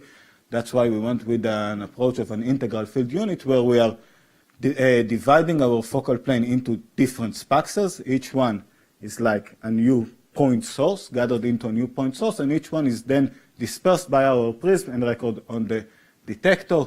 I won't go much through the optical interfaces, but the instrument itself is divided into 2, a spectroscopic channel, which is this IFU with the dispersing prism, and also an imager. There are 2 reasons for the imager. You can see here, by the way, pictures taken with our imager. There are 2 reasons for this imager. One of them is that if you want to be a workhorse on a telescope, you need to have as much capabilities as possible so that when someone tells you, look, I want to be on the telescope tonight, but I want to do imaging, you can do that with your instrument and not take your instruments off. And another issue is in order to calibrate whatever changes in the atmosphere during the night, you can actually take these images taken at 4 bands simultaneously, UGRI, and try to fit models of the atmosphere into that and understand how your sync changes and how your calibration changes. This was done previously for SNF, and we actually try to improve that in our design. The instrument is already on the telescope. You can see here on the back surface of the Palomar 60-inch telescope. This is Nick, this is myself. Those are 2 guys that joined us from Taiwan. And this is the project prime scientist. This is a relatively low budget project. It's already complete, by the way. The price was $670,000 and 1 truck that burned when we climbed the mountain because it was a 72 Chevrolet or something like that. And just to show you, this is a real spectrum taken with this instrument. This is the result on the IFU. In order to reduce that, I'm going to show you a movie where each frame is actually the same object but taken at a different wavelength. In this example, as you probably can all tell, this is NGC 6210, and this is the H alpha line. This is the O line.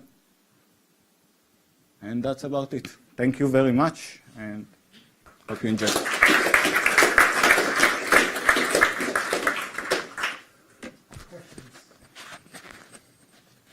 Yes. So this is very admirable. I was interested, though, with this, scattered light is a real problem. Yeah. I had a lot of trouble getting a grip on that. Yeah. Is the scattered light in your spectrograph a lot less? Yeah, it's a lot less. We actually went, and again, I will be the patriotic and recommend a company in Israel that manufactures very black material that you can actually coat the internal surfaces with. and we went really difficulty in covering everything that might introduce scattered light into the instrument in order to suppress that as much as possible. Another thing that we made sure was to actually separate the different spectra that I showed you on the camera itself by a little more than what SNF does. So we have something like 3 pixels in between, and that helps us actually to fit a curve into this line without reducing the amount of scattered light that we get in each spectrum. Based on what we know about the current type of absorption candidates, has anyone done a preliminary calculation of how many you'd expect orthostat to find per year? It was done. I can tell you the number. I don't know anything about tidal disruption events. I mean, I know a little bit. Okay, not anything, but I mean, I can point you to sources. They expect something like 10, but again, if you really want the numbers behind that, I can point you to that. Yeah. Leading question. The SDA machine was designed to have separate optics to adapt to different telescopes, right? So it's Yes, so basically, yeah. Should we want one, for instance? Yeah, definitely. You do want one.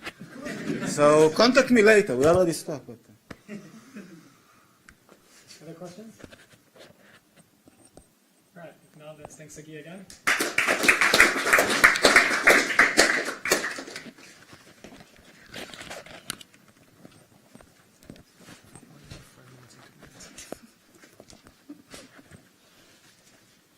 Okay, our next speaker is Wen-Fei Fong from the University of Arizona, and she will tell us about a decade of short-duration gamma-ray burst afterglows.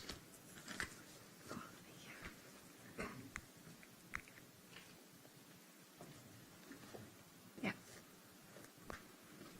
Okay, so thank you to the organizers, and I'm really excited to be at my first Einstein Fellow Symposium. So my name's Wen-Fei Fong, and my goal today is to kind of inundate you with all the observations that we've collected over the past 10 years of short GRB afterglows, and hopefully by the end you'll be as excited about short GRBs and their afterglows as I am.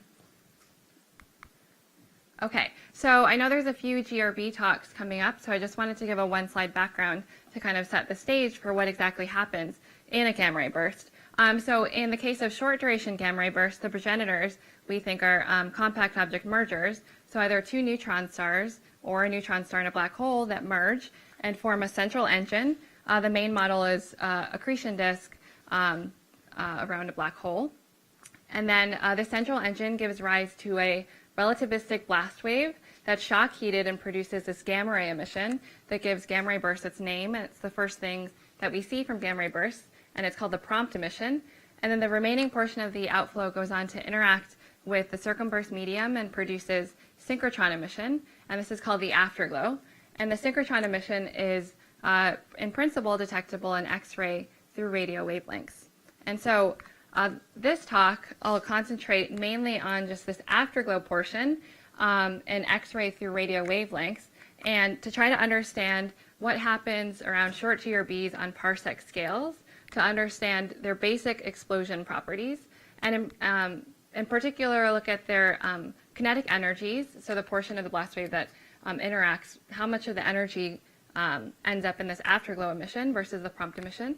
Then talk about the circumburst density, what type of media do short GRBs explode into, and then talk a little bit about the opening angles, or how collimated we think these gamma ray bursts are. And then I'll briefly talk at the end about applications to gravitational waves and how we can use on-axis short GRBs to understand what other electromagnetic counterparts will look like.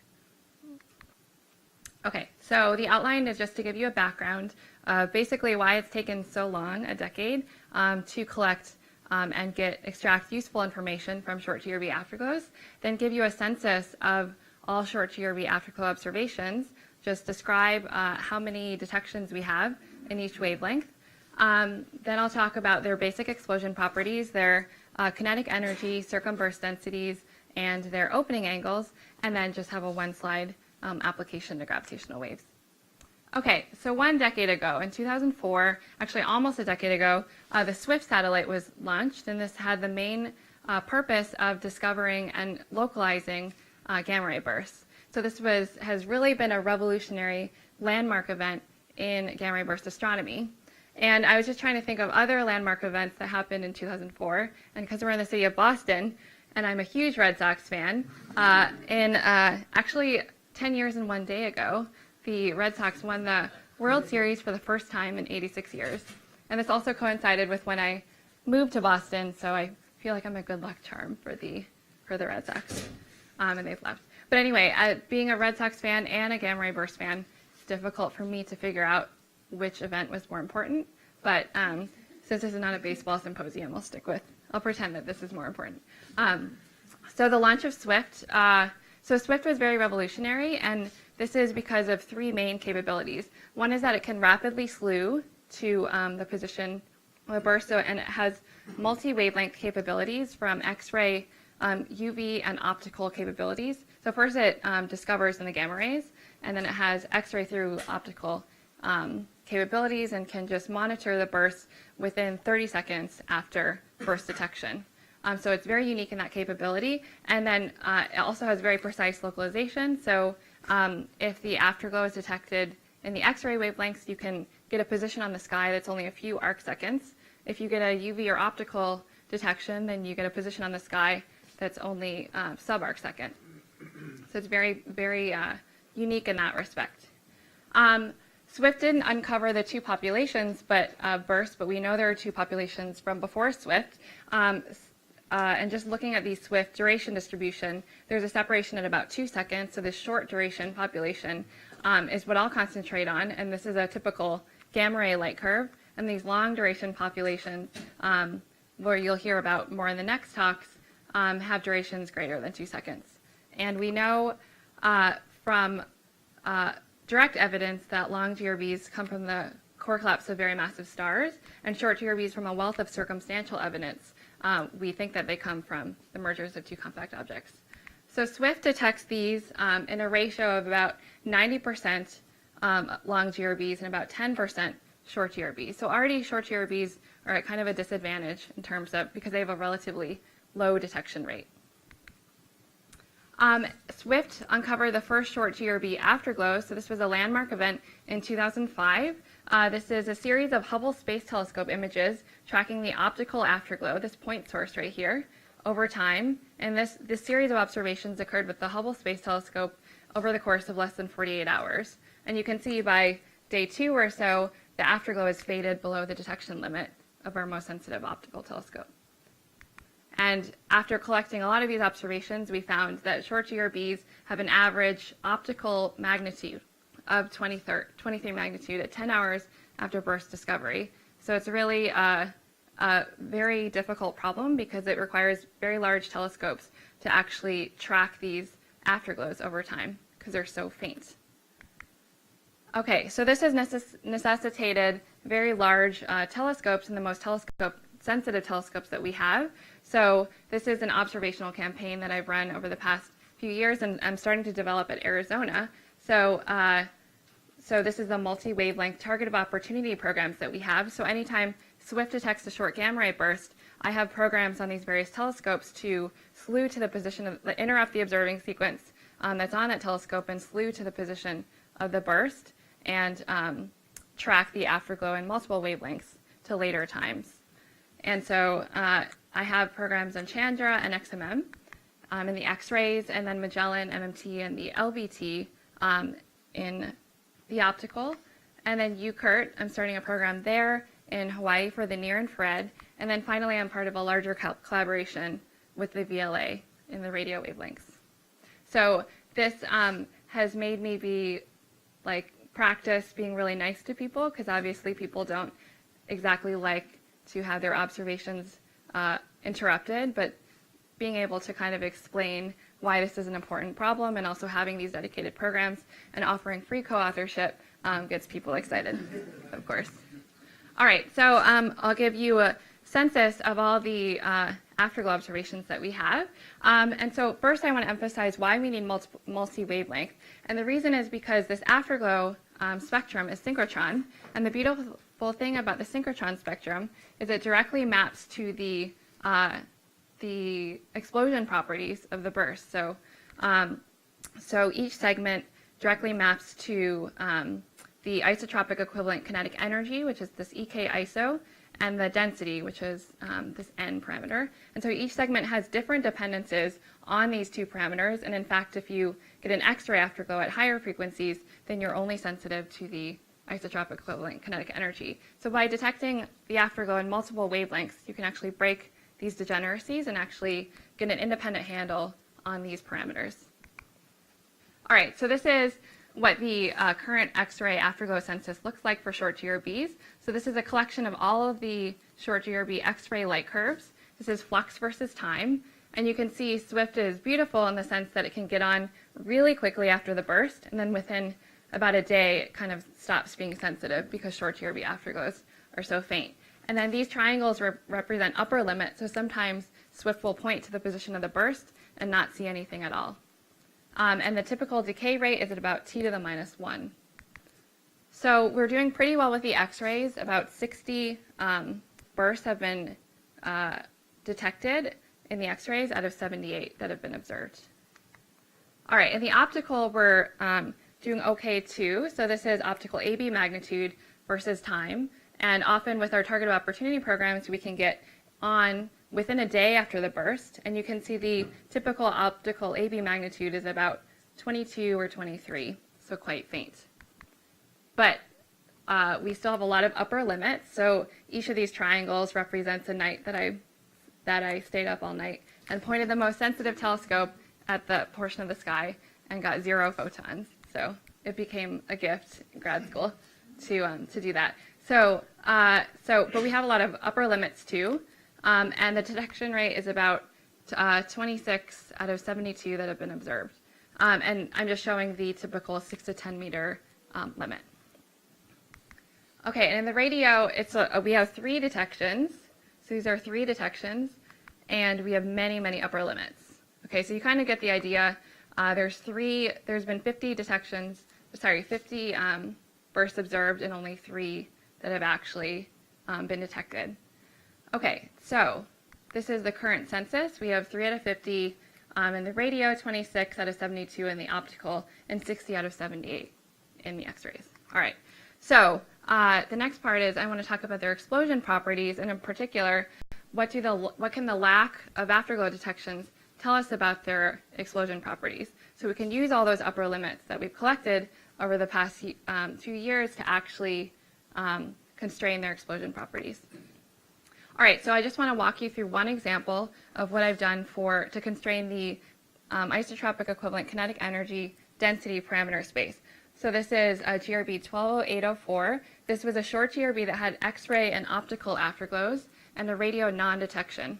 All right, and then I'll populate this diagram here. This is just a key as I populate this parameter space. Okay, so this had an X-ray afterglow. So this X-ray afterglow light on this segment, which as a reminder is only sensitive to the isotropic equivalent kinetic energy. So it forms a band here of allowed parameter space. And then this also had an optical afterglow, which is on this segment and corresponds to and correlates with the kinetic energy and density. So it forms a line with a slope like this. And then the radio upper limit constrains all of the parameter space. It has the combination of kinetic energy and density has to be below this line. And so this hashed region is just ruled out space from the radio non-detection. And finally, there's a final constraint that comes from the placement of this third break frequency, the cooling frequency. So we can rule out this parameter space below this line. And so this is basically the allowed parameter space. And if you actually map all of the, collapse all of the probabilities and find the best fit solution, taking all of this information for this one burst, then you get a probability distribution in the density and also the isotropic equivalent kinetic energy. And so you get solutions for this one single burst. So what happens if we do this for every single burst? Like people, each burst has its own story. So every single burst is different and has a different combination of optical upper limits or radio upper limits. And so all of this had to be done by hand. And this is a compilation of the best sampled afterglows that I have. And if I put all the information together for their explosion properties, this is the cumulative distribution of particle densities for short GRBs in red. And you can see the median is at about 4 times 10 to the minus 3 particle per centimeter cubed. So this is really low compared to long GRBs, which come from collapsed star, massive star environments, and have, it's about 3 orders of magnitude lower than the particle density for long GRBs. And also the typical ISM density of the Milky Way is 1 particle per centimeter cubed as well. So these are really preferentially occurring in very low density environments. As far as the kinetic energy goes, you can plot the same cumulative distribution and you get an isotropic equivalent kinetic energy about 10 to the 51 erg. And preliminarily, I'm finding no trend between whether the burst occurred in a star forming versus an elliptical host galaxy. Okay. One more thing that we can do that's very interesting from short GRB afterglows is actually try to constrain whether they're highly collimated or whether they're spherical. And the reason this is important is because this has major implications for the energy scale of the gamma ray burst as well as the event rates. And preliminarily, this is the current opening angle distribution of how collimated they are. So this is long GRBs in red and short GRBs in blue. So we have a few short GRB opening angle measurements, and this comes from tracking the afterglows to very late times. And because short GRB afterglows are so faint, this has been very difficult to do.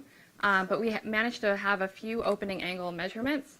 And so the ramifications are that if we preliminarily think that the short GRB opening angle is about 10 degrees, then that means that the true energy is 10 to the 49 erg, so not 10 to the 51, but actually it's, so the isotropic equivalent energy is 10 to the 51, meaning that the true energy is only 2 orders of magnitude lower than that at 10 to the 49.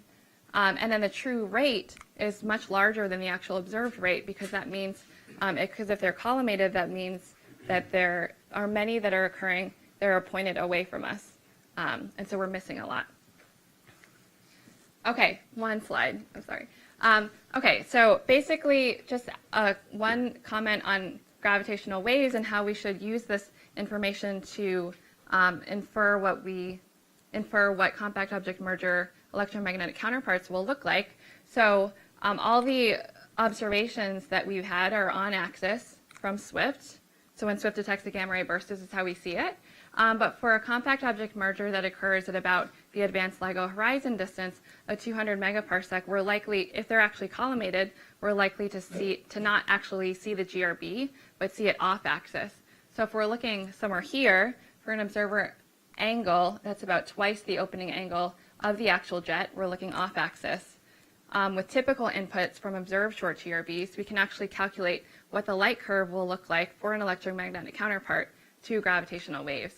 And the optical light curve will peak at about 24.5 magnitudes, which is really faint, and will be a very difficult problem to solve and so this means that off-axis afterglows for GRBs probably won't be the most promising counterpart for gravitational waves.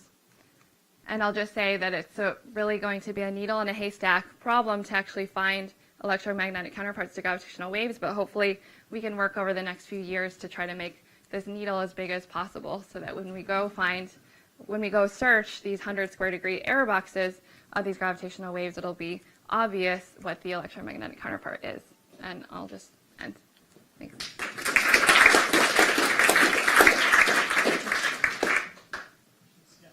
That was really awesome. Thanks, Fig. I almost certainly said it, but I missed it. How do you get out the opening angle? And is that degenerate? Yeah, so I didn't even, so it's the opening angle basically, so I can use this. So it comes from what we call jet break. So basically the afterglow, because it's relativistic, we're only subject to a small portion of the actual angle at once. And then as the Lorentz factor drops, we see more and more of the emission. And then if the jet is actually, if there's actually an edge to the jet and it's not isotropic, then we'll eventually get to a point when we reach the edge of the jet and we don't see any more flux. So what that looks like in the afterglow is a t to the minus 1 decay, and then when we get to the edge of the jet, it finally drops and goes to a steeper decay rate. So it's called a jet break. So we kind of look for these. We look in the afterglow light curves and look at the temporal evolution and look for these breaks. And that the break time directly maps to the opening angle, but there's small dependencies on the kinetic energy and the density and the redshift. So we have to have kind of all that information. On this note of every GRB has its own story, the fact that you see this diversity in the afterglow as a function of wavelength, do you think that's telling you something about the environment that the GRB is in, or do you think it's telling you more about the actual mechanism of the GRB, or both? Yeah, I think the diversity is basically due to actually how sensitive we are. Well, so for instance, like the X-ray afterglows, we're detecting so many primarily because we can get on so quickly and because the SWIFT is just generally sensitive. And I think our optical telescopes in general are doing a bit better in finding afterglows than the radio, I think because they're actually more sensitive to it. But also there's a higher dependence in the radio on the density, and so this might also be telling us that that they actually occur in lower density environments, and like density plays more of a role than say the energy, the kinetic energy scale. But I think the diversity also probably comes from the fact that these things explode in the ISM, and the ISM has a wide range of densities, and so sometimes you'll have compact object mergers that occur kind of in the middle of nowhere because it was able to travel out far, and sometimes it'll occur closer to its center. So there's probably a lot of factors, but I would say mostly is the observing capabilities in each wavelength. James. You showed a plot where you have multiple constraints applied to constrain the kinetic energy. This one. Yes. So I'm just curious, are there cases where the constraints disagree with one another that you cannot find a satisfactory solution? And what do you do in those cases? Yeah, so I have a couple that hasn't worked. I think I might have an example here where it just barely works. Like here, for instance, you see there's an optical afterglow, this orange band, and then but the radio upper limit seems to kind of violate that. So there's like a really small window of solutions that I'm not even sure is correct. So in those, sometimes you have to, but that doesn't occur that often, so that's only just one case. But yeah, it's just a matter of there's a lot of free parameters, or maybe, maybe so there's actually other things that go into this, like the microphysical parameters, like epsilon, the fraction of energy that goes into electrons in magnetic fields, and I'm assuming 0.1 for them, so maybe that's telling us something about those particular bursts have different values for those. But yeah, preliminarily I don't see that often, but in those cases there might be that, the microphysical parameters might be different, is my guess. What fraction of your sample have extended emission, using different speed or without extended emission? That's one thing that I need to look at. So about 15% of short GRBs have this extended X-ray emission, and they all go into the sample, but I haven't actually looked into detail if their afterglows look any different, at least from their host galaxy properties. So I've looked a lot at their host galaxies. We don't see any difference between the extended emission bursts and the ones that don't have extended emission. But yeah, I haven't actually looked at their afterglow properties. Okay, I think we're all ready for coffee, so let's thank Wenpei again. And the next session will start at 3:40. Yeah. Thank you. Sure. Yes. I got nervous. So are you around all Friday, or are you leaving on Friday? No, I'm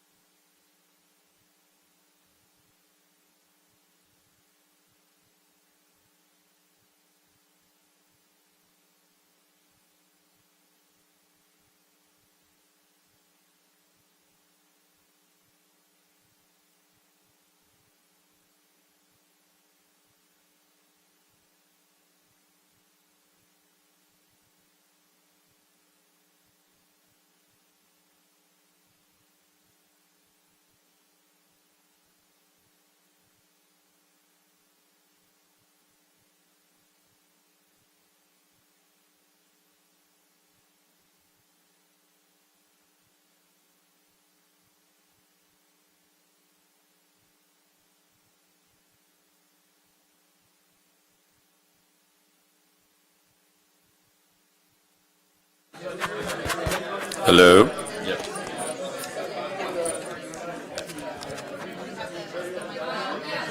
Is yours working?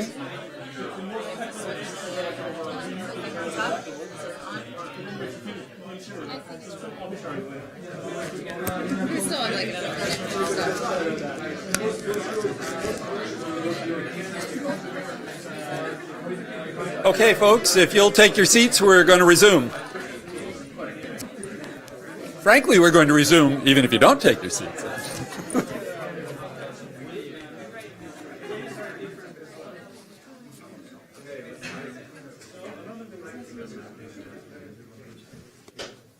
Give them a few seconds here.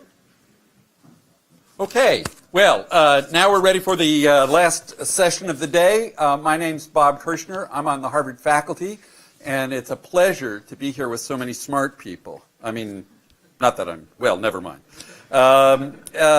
We have a very international group today, as I'll try to point out. First is Maria Petropoulou, who is going to talk to us about high-energy signatures from leptohadronic interactions in GRB models. She got her PhD at the University of Athens and is now at Purdue. Thank you very much.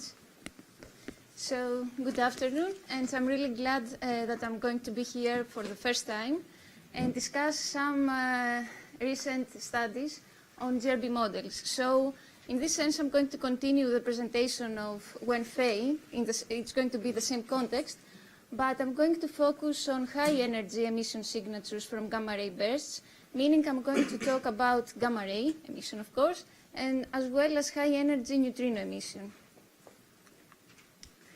So this is the outline of my talk. First, I will spend a few minutes in order to give a short introduction about what the term leptohadronic interaction means, because I'm going to use it a lot through this talk. And then I'm going to present some results. These results These results are summarized to these recent works that we have published, and both of them have to do with GRB emission and leptohadronic interactions.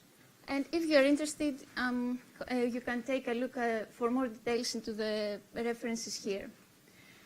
If I have time left at the end, which I don't think so, I would like to discuss some aspects that I'm willing to investigate more in the future about the second study in particular. So, in a kind of introduction, I want to point out that actually we live in an era of multi-messenger astronomy. And this applies also for gamma-ray bursts. We have heard in the previous talk, for example, that we study the GRB physics using information from radio up to the X-ray wavelengths. And I would like just to say that nowadays we can study the physics of gamma-ray burst emission using also information which are collected by studying ultra-high energy cosmic rays as well as high-energy neutrinos. And when I'm talking about cosmic rays at high energies, I'm talking about energies that reach 10 to the 20 eV. So the highest possible energies that we observe. So GRBs have been long suggested as very good candidates for cosmic ray acceleration to these highest energies. And I'm going to use this framework in the following.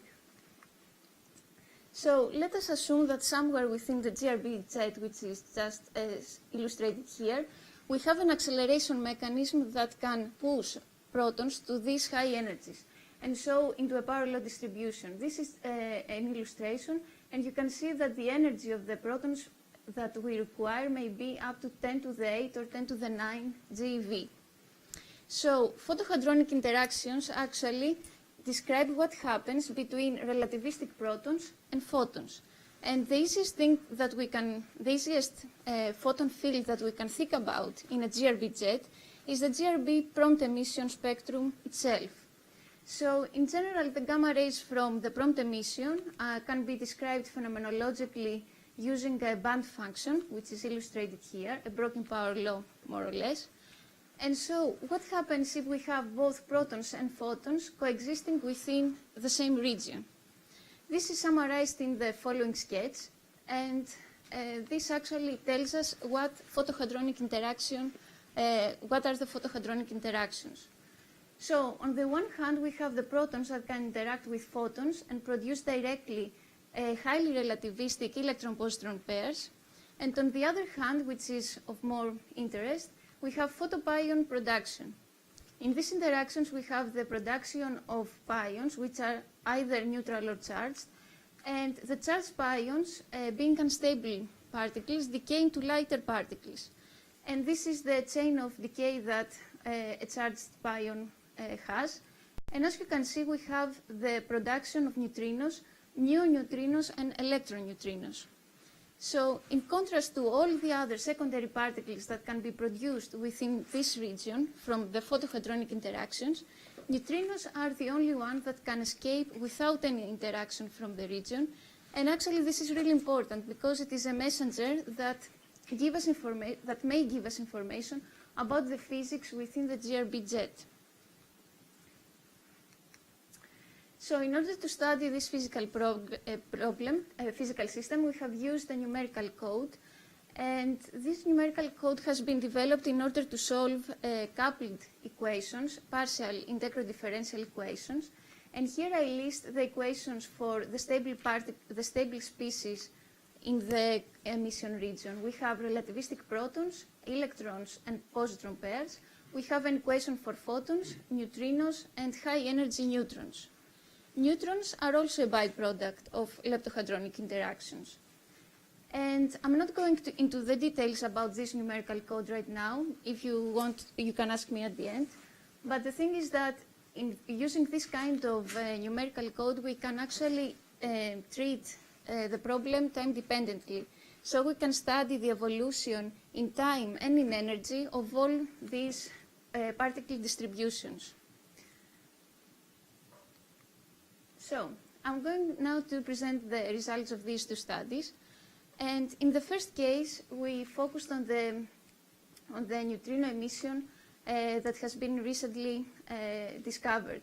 So probably you have been aware that in 2013, the IceCube collaboration, which is a neutrino detector based in the South Pole, have actually discovered several high-energy neutrinos above 100 TeV.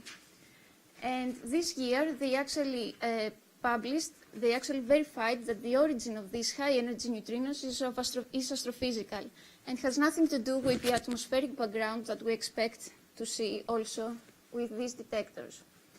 So this is the neutrino flux per flavor that the IceCube collaboration measured, and this is the spectrum of the neutrino events. And what actually they found is that this neutrino spectrum shows a cutoff around 2 to 3 PeV energies, or if it is not a cutoff, the spectrum of the neutrinos actually steepens. So in the first study, we wanted the motivation was to use this indirect information from PeV neutrino emission in order to constrain somehow the physical conditions in the GRB jet, in the GRB emitting region. And we made two basic assumptions. First of all, that GRBs can accelerate protons to these high energies. And second of all, and most importantly, we assume that the observed flux can be explained by the diffuse flux, the diffuse neutrino flux from GRBs. So what we did, we used some simple analytical relations, and we constructed a parameter space, which is shown here, for the dissipation distance and the bulk Lorentz factor of the flow. And what I mean dissipation distance is the distance as measured from the central engine of the GRB, where there is a mechanism that dissipates the energy. So I will also call, this is just a term, I will also refer to models that the dissipation occurs to 10 to the 12 or 10 to the 13 centimeter as close dissipation scenarios. And whenever the dissipation distance moves to higher values, I will refer to this case as far dissipation scenarios. What we actually found is that if we choose parameter values from this range, from this region here, which should be gray colored, we have the following predictions. First of all, the diffuse neutrino flux from GRBs has a value which is very close to the observed one. And the other prediction is that the neutrino spectrum should show a cutoff in the range between 1 and 10 PeV. The neutrino cutoff actually can be explained as the synchrotron cooling of the parent pions and muons that produce this kind of neutrinos. And we have shown that, which is also common, that the cutoff energy moves from several PeVs to much higher energies if we move from close distances to higher distances. And this simply reflects the fact that the magnetic field strength drops as we move from close distances to large distances within the GRB jet. So the next step was to try and verify our predictions using the numerical code that I have said before. So we have calculated the detailed neutrino spectra and we have compared with the observations. So the observations are shown here with horizontal solid lines, and here the other types of lines are our model results. You can see that in this case the neutrino spectra have a flux which is very close to the observed one, and the cutoff is in the range between 1 and 10 PeV as we predicted. However, if we choose values that lie in this region here, the neutrino flux is much less than the observed one, and you can see also that the spectral cutoff now moves to higher energies. So, but this is not the whole case actually, because there is a strong upper limit that it is imposed by stacking analysis of gamma ray bursts. So gamma ray bursts, this strong limit is shown here, and what actually this tells us is that within the operation period of IceCube, the IceCube detected no neutrino from the observed GRBs within the same period. And so you can see that this limit actually excludes the observations and tells us that close dissipation scenarios cannot be the case for GRBs if GRBs accelerate cosmic rays. And you can see also that, that this upper limit strongly now constrains also the far dissipation scenarios. Of course, I have to say here that close dissipation scenarios are still viable if the GRB jets are not efficient cosmic ray accelerators. So in the second work, we went a step back and we wanted to see what happens if we have in this region only the presence of high energy protons and magnetic field. And in this case, we didn't want to assume an a priori gamma ray emission photon field for the GRB. So this seemed to be a very simple question, but as we found out later, the answer was not so simple. But for this reason, it was also more interesting. And I would like just to say, probably because I'm running out of time, to illustrate the basic physical process that leads us to our results. So this is a feedback process that transfers energy from relativistic protons to photons. And the feedback process is based on a radiative instability. And I would like to emphasize that when we hear instabilities, our mind goes to instabilities in hydrodynamical system or MHD systems. But also instabilities can occur also in radiative systems. And this has been studied in some papers, some works before. So let me describe what happens here. Imagine that this is a magnetized confined region, and we have the injection of relativistic protons. Protons can emit at very high energy in gamma rays through proton synchrotron radiation if the magnetic field is strong enough. So if in this region there are no low energy photons, the gamma rays will escape the region with no attenuation. However, when we have shown that whenever the gamma ray luminosity exceeds a critical value, then this instability may set in. And what happens is the following. Even if there is one low energy photon present in the source, then a gamma ray photon may be absorbed. And this absorption will lead to the production of an electron-positron pair, which is highly relativistic. The pair will cool efficiently and will emit a large number of low-energy photons. And now these photons will become a pool of targets for photopion interactions with the protons. So protons now find many targets and they cool efficiently through photopion production. And because of that, they will produce even more gamma rays, even more photons. And you see how we can create a positive feedback loop that transfers energy between protons and other secondary particles, pairs, photons, and of course neutrinos. So it is also important to see that there is a connection between this critical gamma ray luminosity and a critical proton luminosity, because gamma rays are the product of protons. So what we did was to construct again an analytical parameter space and to see whether or not this feedback loop may operate in a system that is described using GRB-like parameters.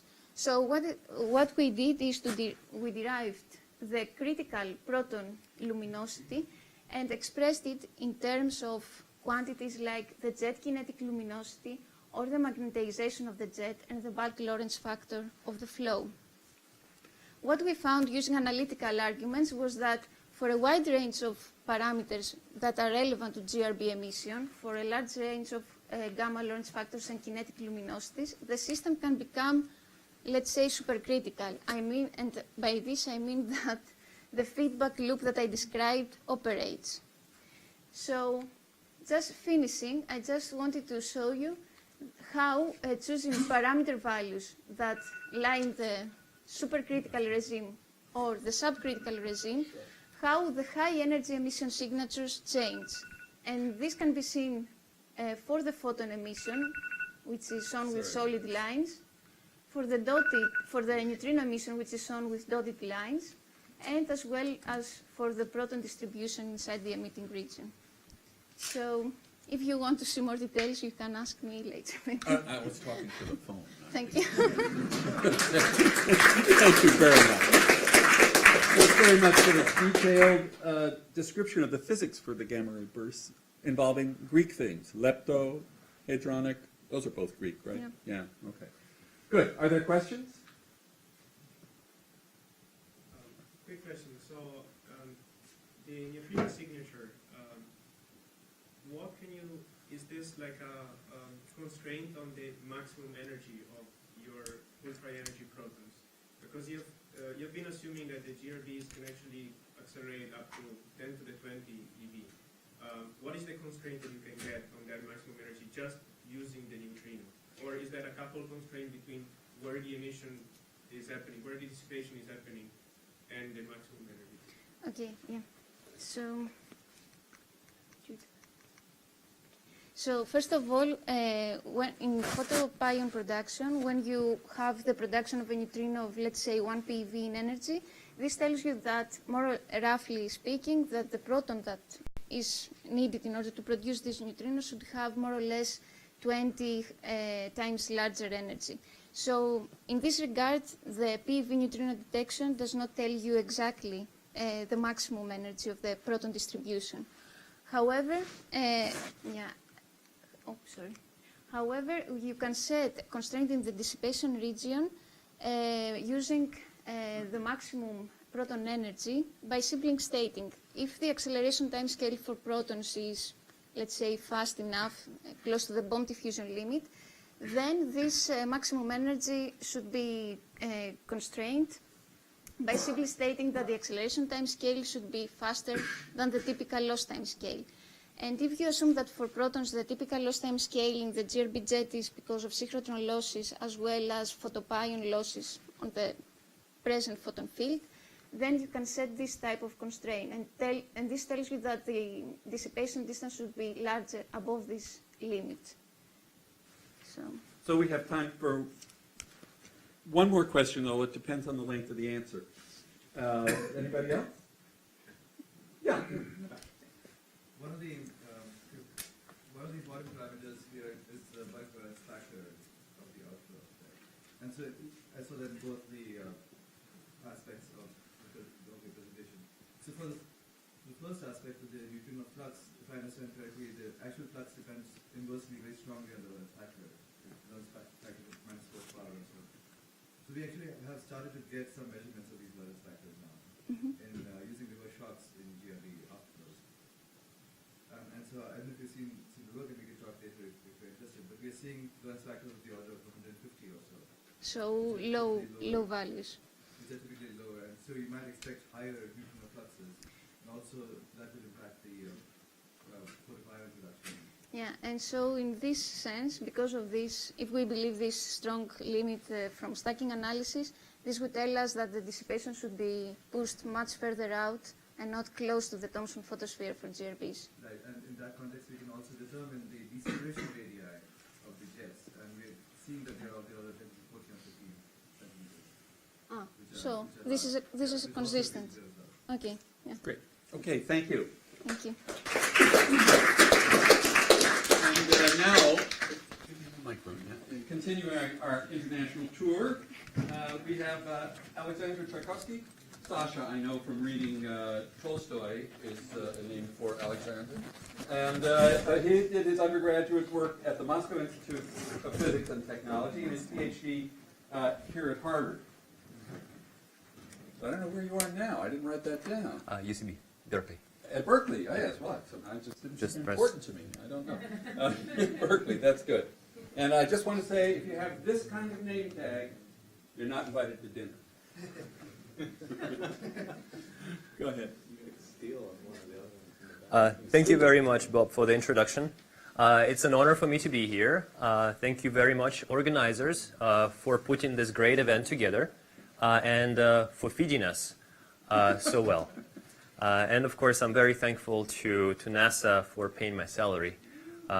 It's quite helpful. And that made this research possible, by the way. So I'm going to talk to you about what turns off gamma ray bursts. Not so exciting first, but actually, as a byproduct, we'll figure out much more. Before I move on, I wanted to mention that this work is done in collaboration with Dimitrios Giannis at Purdue and Omer Bromberg at Princeton. So what is a gamma ray burst? Well, gamma ray burst is a bright flash on the sky that lasts anywhere from a very small fraction of a second to hundreds, maybe thousands of seconds. By this duration, they have come to be classified into short duration gamma ray bursts and long duration gamma ray bursts. The short ones lasting less than a couple of seconds. They are a product, we think, of a coalescence of a compact object binary, a black hole neutron star system or a double neutron star system. And the long ones, these are the ones that I'm going to be talking about today, we think come from the death of massive stars, and this is a very advanced computer simulation by Skywork Digital Studios in collaboration with NASA. It's particularly exciting that they got the whole process quite well. So you see that the star was just destroyed by a couple of jets that pierced through. These are the jets that produce the gamma rays. And then once we start seeing the very central engine, we realize that it's a black hole with a reddish disk orbiting around it. The color is not so important. What's important is that we have a compact object at the center, and that its interaction with the surrounding stellar envelope that falls in is what powers the jet. And what I'm going to talk about, I'm going to focus on a puzzle with a twist.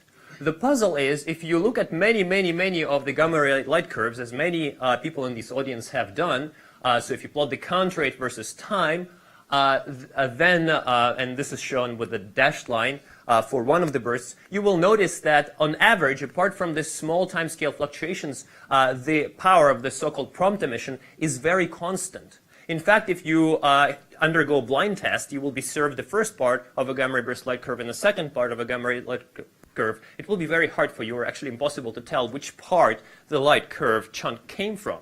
So there is really no trend between the beginning and the end part of the burst. And it's actually really surprising if you come to think about it. About 100 seconds is the entire lifetime of the collapsing star. That's roughly the free fall time of the outer layers. Those stars are thought to have radio of a few 10 to the 10 centimeters, so they're smaller than the normal stars. how is it possible that the central engine, whatever that is completely ignoring the fact that the entire house in which it's sitting is dying? The star has already dumped most of its mass on the black hole. There's almost nothing left, and the black hole is still providing us no information about the fact that the mass supply is about to end. And then, this is where the twist comes in. Boom, the light curve drops off like a rock as a high power of time, t to the minus 3 or t to the minus 5, for at least some of the bursts. This is called the steep decay phase of the gamma ray light curve. So this transition between this mysterious constancy of the light curve at the early time and the abrupt drop has really puzzled us and made us think what could be causing this. And in order to try and make progress in what can be happening, let us try and understand what sets the luminosity of the gamma ray burst. Well, as we saw, there is a black hole at the center. There is a red disk. Remember, it was red going around the black hole. And this disk drags in the blue magnetic field that's sticking out from the black hole. How can we estimate what the power that this field extracts from the black hole rotation is? Well, it's the magnetic energy density, b squared, times the area of the jet, or roughly the black hole horizon radius squared. So it's the energy density times the area times the speed with which the with which the density flows, or the speed of light. And of course, the entire thing is modulated by the black hole spin. The faster the black hole spins, the more power comes out. It's convenient to rewrite this in terms of the magnetic flux threading the black hole, and what we find is that the power is proportional to the magnetic flux squared times some constant that depends only on the properties intrinsic to the black hole, the spin of the black hole and the mass of the black hole. And it turns out that those don't change that much during the burst itself. So the black hole spin and mass settle pretty quickly to their final values. So what we end up with is that the luminosity of the GRB, if a jet emissivity doesn't change in time, how efficiently the energy of the jet gets converted into the photons doesn't change, then we are left with only one parameter that can really change in the course of the GRB and affect its luminosity is the magnetic flux threading the black hole. So what is the range that we expect for the luminosity of the GRB theoretically to be? Well, clearly the bottom of the range is very easy. It's just no flux, no GRB. And the upper limit is harder to understand, but it turns out it's also very simple. The luminosity of the outflow cannot exceed by much the power of the accretion, or the m dot, the rest mass energy, m dot c squared, which is the rest mass energy flux into the black hole. And this maximum power is realized when the flux through the black hole is maximized. And that happens when the magnetic fields become dominant, so that the outgoing force from the magnetic field is as strong as the ingoing force of gravity. That's when the magnetic flux is so strong it can tear through the disk and just leave. It can push the disk away and leave. The accretion disks in this regime are called magnetically arrested disks. And we can now try and see how this picture can fit in and maybe perhaps explain the observations. Well, so here is the energy scale of processes that are happening in the central engine. One process is accretion. The energy rate of accretion is, I mentioned, m dot c squared. Ergs per second. The mass accretion rate characteristic, mass accretion rate on the central newly formed black hole is of order of maybe 1/10 of a solar mass per second. That's about 10 to the 53 ergs per second. And it falls down very steeply in time according to the models. Yet we do not see that. What we see instead, we see a roughly constant luminosity of about 10 to the 50 ergs. So we are seeing a really small fraction of the energy that's disappearing to the black hole that comes out in the form of the gamma rays produced by the jet. However, this cannot last forever, because eventually the jet power will have to ride straight into this line, which is the upper limit for the power of the jets, and so therefore it then follows the power of the accretion. So in this plateau state, the power of the jet is set by the available magnetic flux in the star. Star had some flux that was threading it, and then that flux fell into the black hole and powered the prompt emission. As the mass accretion rate dropped down so low that the flux can actually tear through the disk of the very low density at the late times, then the luminosity of the GRB goes down and follows the decline of the mass accretion rate. And in this regime, the magnetic flux is dominant, and the disk is magnetically arrested. How can we compare this? How does this compare to the gamma ray light curves? Well, this is the example that I started with. You see that the light curve is very jagged. It's a convenient way to look. It's not very convenient way to look at how constant this light curve is because it's so jagged. So what we do is instead of averaging it, we integrate it. And this is the integrated light curve. So this is an area versus time under the light curve shown with the dashed green line. And the model tells you that that cumulative light curve is straight because it has a constant slope over the power. And you see the model and the data, the green lines, they agree very well for this burst. Not surprisingly, because it's a very good burst as we picked it. But in general, well, you've got to pick the good ones to trap the public. But in general, the bursts look much more complicated. Even though on average, the cumulative light curve still shows the increase at a roughly constant rate or a constant slope, it has these bumps and periods of silence or flat parts of the cumulative light curve. So how could we explain those? Well, the constant slope light curve can be explained by a rather regular featureless distribution of magnetic flux in the star. So the magnetic pressure as a function of distance in the star, radius in the star, is something like that. So if we want to get these gaps, then what do we do? Well, maybe we add a few of magnetic loops inside the star, some irregularities. How would that look like on this plot of pressure, magnetic pressure versus radius? We will get a couple of bumps in magnetic pressure for every loop. So what kind of light curve do we expect to get? Well, we got what we wanted. And that is every loop, once it accretes on the black hole, it cancels some good fraction of the magnetic flux that was already there, and that leads to a period of relative silence. And to my amazement, you get the very small scale details of the periods of silence that clearly give a much better match to compared to the number of free parameters that we have. We just put in a Gaussian for the distribution of the flux and the knots. So this is a very cute model that seems to explain surprisingly many features of the gamma ray light curves. And so what can we learn from it? We can learn how strong the magnetic flux that was threading the star is. And not only that, we can read off the spatial distribution of flux in the star. As that spatial distribution falls into the star, spatial distribution translates into the temporal distribution, and that's what we measure. So this potentially allows us to perform magnetic tomography of stars.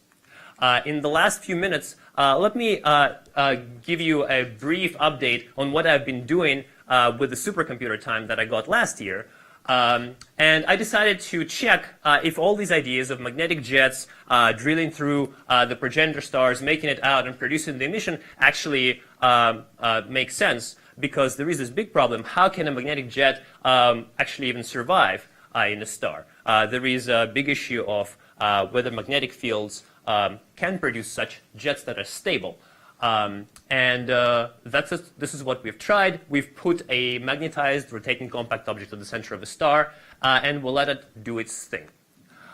So here you will see two simulations, one on the left with a central object that is threaded with a stronger magnetic field, 10 to the 15 Gauss, and on the right with a weaker magnetic field with 10 to the 14 Gauss. And in both cases, the stellar density profiles are the same. It is a power law, constant power law, and the only difference is the strength of the magnetic field. So let us first run the high magnetic field strength case and see what happens. You see that, and the color shows density. That's what I wanted to say. So you can see as the jet launches, it produces the Fermi bubbles. Meng, are you here? Do you get excited? So once the Fermi bubbles leave the computational domain, you see that apart from the very strong wiggling that was confined to the jet head, we've gotten a pretty regular sausage-like jet, which is maybe slightly bent, but it didn't disrupt. So that's quite exciting. That means that the magnetized jets are stable in 3 dimensions, or at least for the choices of our parameters for the stellar density profile. We're going to explore if for other densities things change. But what happens when we decrease the density in the star? This is the right simulation. You can see immediately that this jet is struggling much more to try and get out. It's much slower. But see, eventually it's succeeding. It's drilling its way through. It's kind of less well-defined, less collimated, not so, almost like a cylinder. It's more like a cone. And it's producing these plumes that are slowly raising up. If you run it longer and longer, it actually survives. It will probably still drill all the way through the star. It will probably produce a GRB that will be quite a bit weaker. So what if we put these guys side by side, starting with the stronger fields and ending with the weaker fields? You see that both of them look like a jet. It turns out if you change the density profile to something else than a single power law, then you will find one of jets can fall apart. So we get an interesting thing. We get diversity in this very, very simple system of a ball threaded with magnetic fields through it. And what I also wanted to note is that somehow, even though we were intending to simulate a gamma ray burst central engine, we got a surprising similarity to the AGN jets, active galactic nuclear jet. This is Cygnus A, and this is M87. You can see in this case a sausage-like jet, ending with a hot spot and the lobes, and this is what we have in Cygnus A. And in M87 we have this less collimated jet that's ending with a plume, very, very close to what we see in the simulations. The only difference between these two is in the power. So it seems like what we're finding is that as a byproduct of this gamma ray burst study, we're finding that the only change that you need to get a transition from a Fenner of Rayleigh or FR2 source to an FR1 source, which has been a long-standing controversy. What that could be, is it the central engine or the properties of the ambient medium that change between the sources? It's just the power of the central engine. This is the conclusions. You go mad, you turn off. Jets wobble their heads, and jet morphology in active galactic nuclei could be explained just differences in the powers of the central jets. Thank you. That's great. Are there questions? Yeah, go ahead. You said that you can estimate the flux inside the star by looking at the turnover point where the mode turns on. But to find the absolute number for the magnetic flux, you need to know the accretion rate. How accurate can you tell the accretion rate? How can you tell what's the accretion rate? What the accretion rate is? And if you can tell it's accurate enough, is the number that you get for the magnetic flux kind of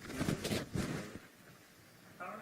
So I don't actually need to look at the turnover point. The power of the GRB, or the luminosity of the gamma rays that we detect, directly converts, if we know the opening angle, when phi is still here, if she tells me the opening angle so I can correct the power that I detect for beaming, then I will know the true power, and that true power is just the magnetic flux squared, assuming that I know sufficiently well the mass of the black hole. And the spin turns out to be robustly very close to unity. Basically, whatever you put in there, as long as the star rotates well enough, you will get a spin that is very close to 1. So that way, you will know what the magnetic flux threading the black hole is, the absolute value of the magnetic flux. Yeah, go ahead. But the simulations you showed, it looks like the different regimes actually had different magnetic helicity because you have different configurations. Like some looked more circular and others were helical. I was just wondering, you look into why you have different topologies? So let me restate your question just to make sure that I understand. You're asking why in one case the jets seem to be less tightly wound, and in the other case it was more tightly wound? Is that what you're asking about? So the stronger the jet, the less it notices the presence of the ambient medium. If you take a spring and twist it, then this twist will just propagate out. But if you take a spring, put your hand above and start twisting it, the spring will become more and more tightly twisted. So the strength of the toroidal field, or the pitch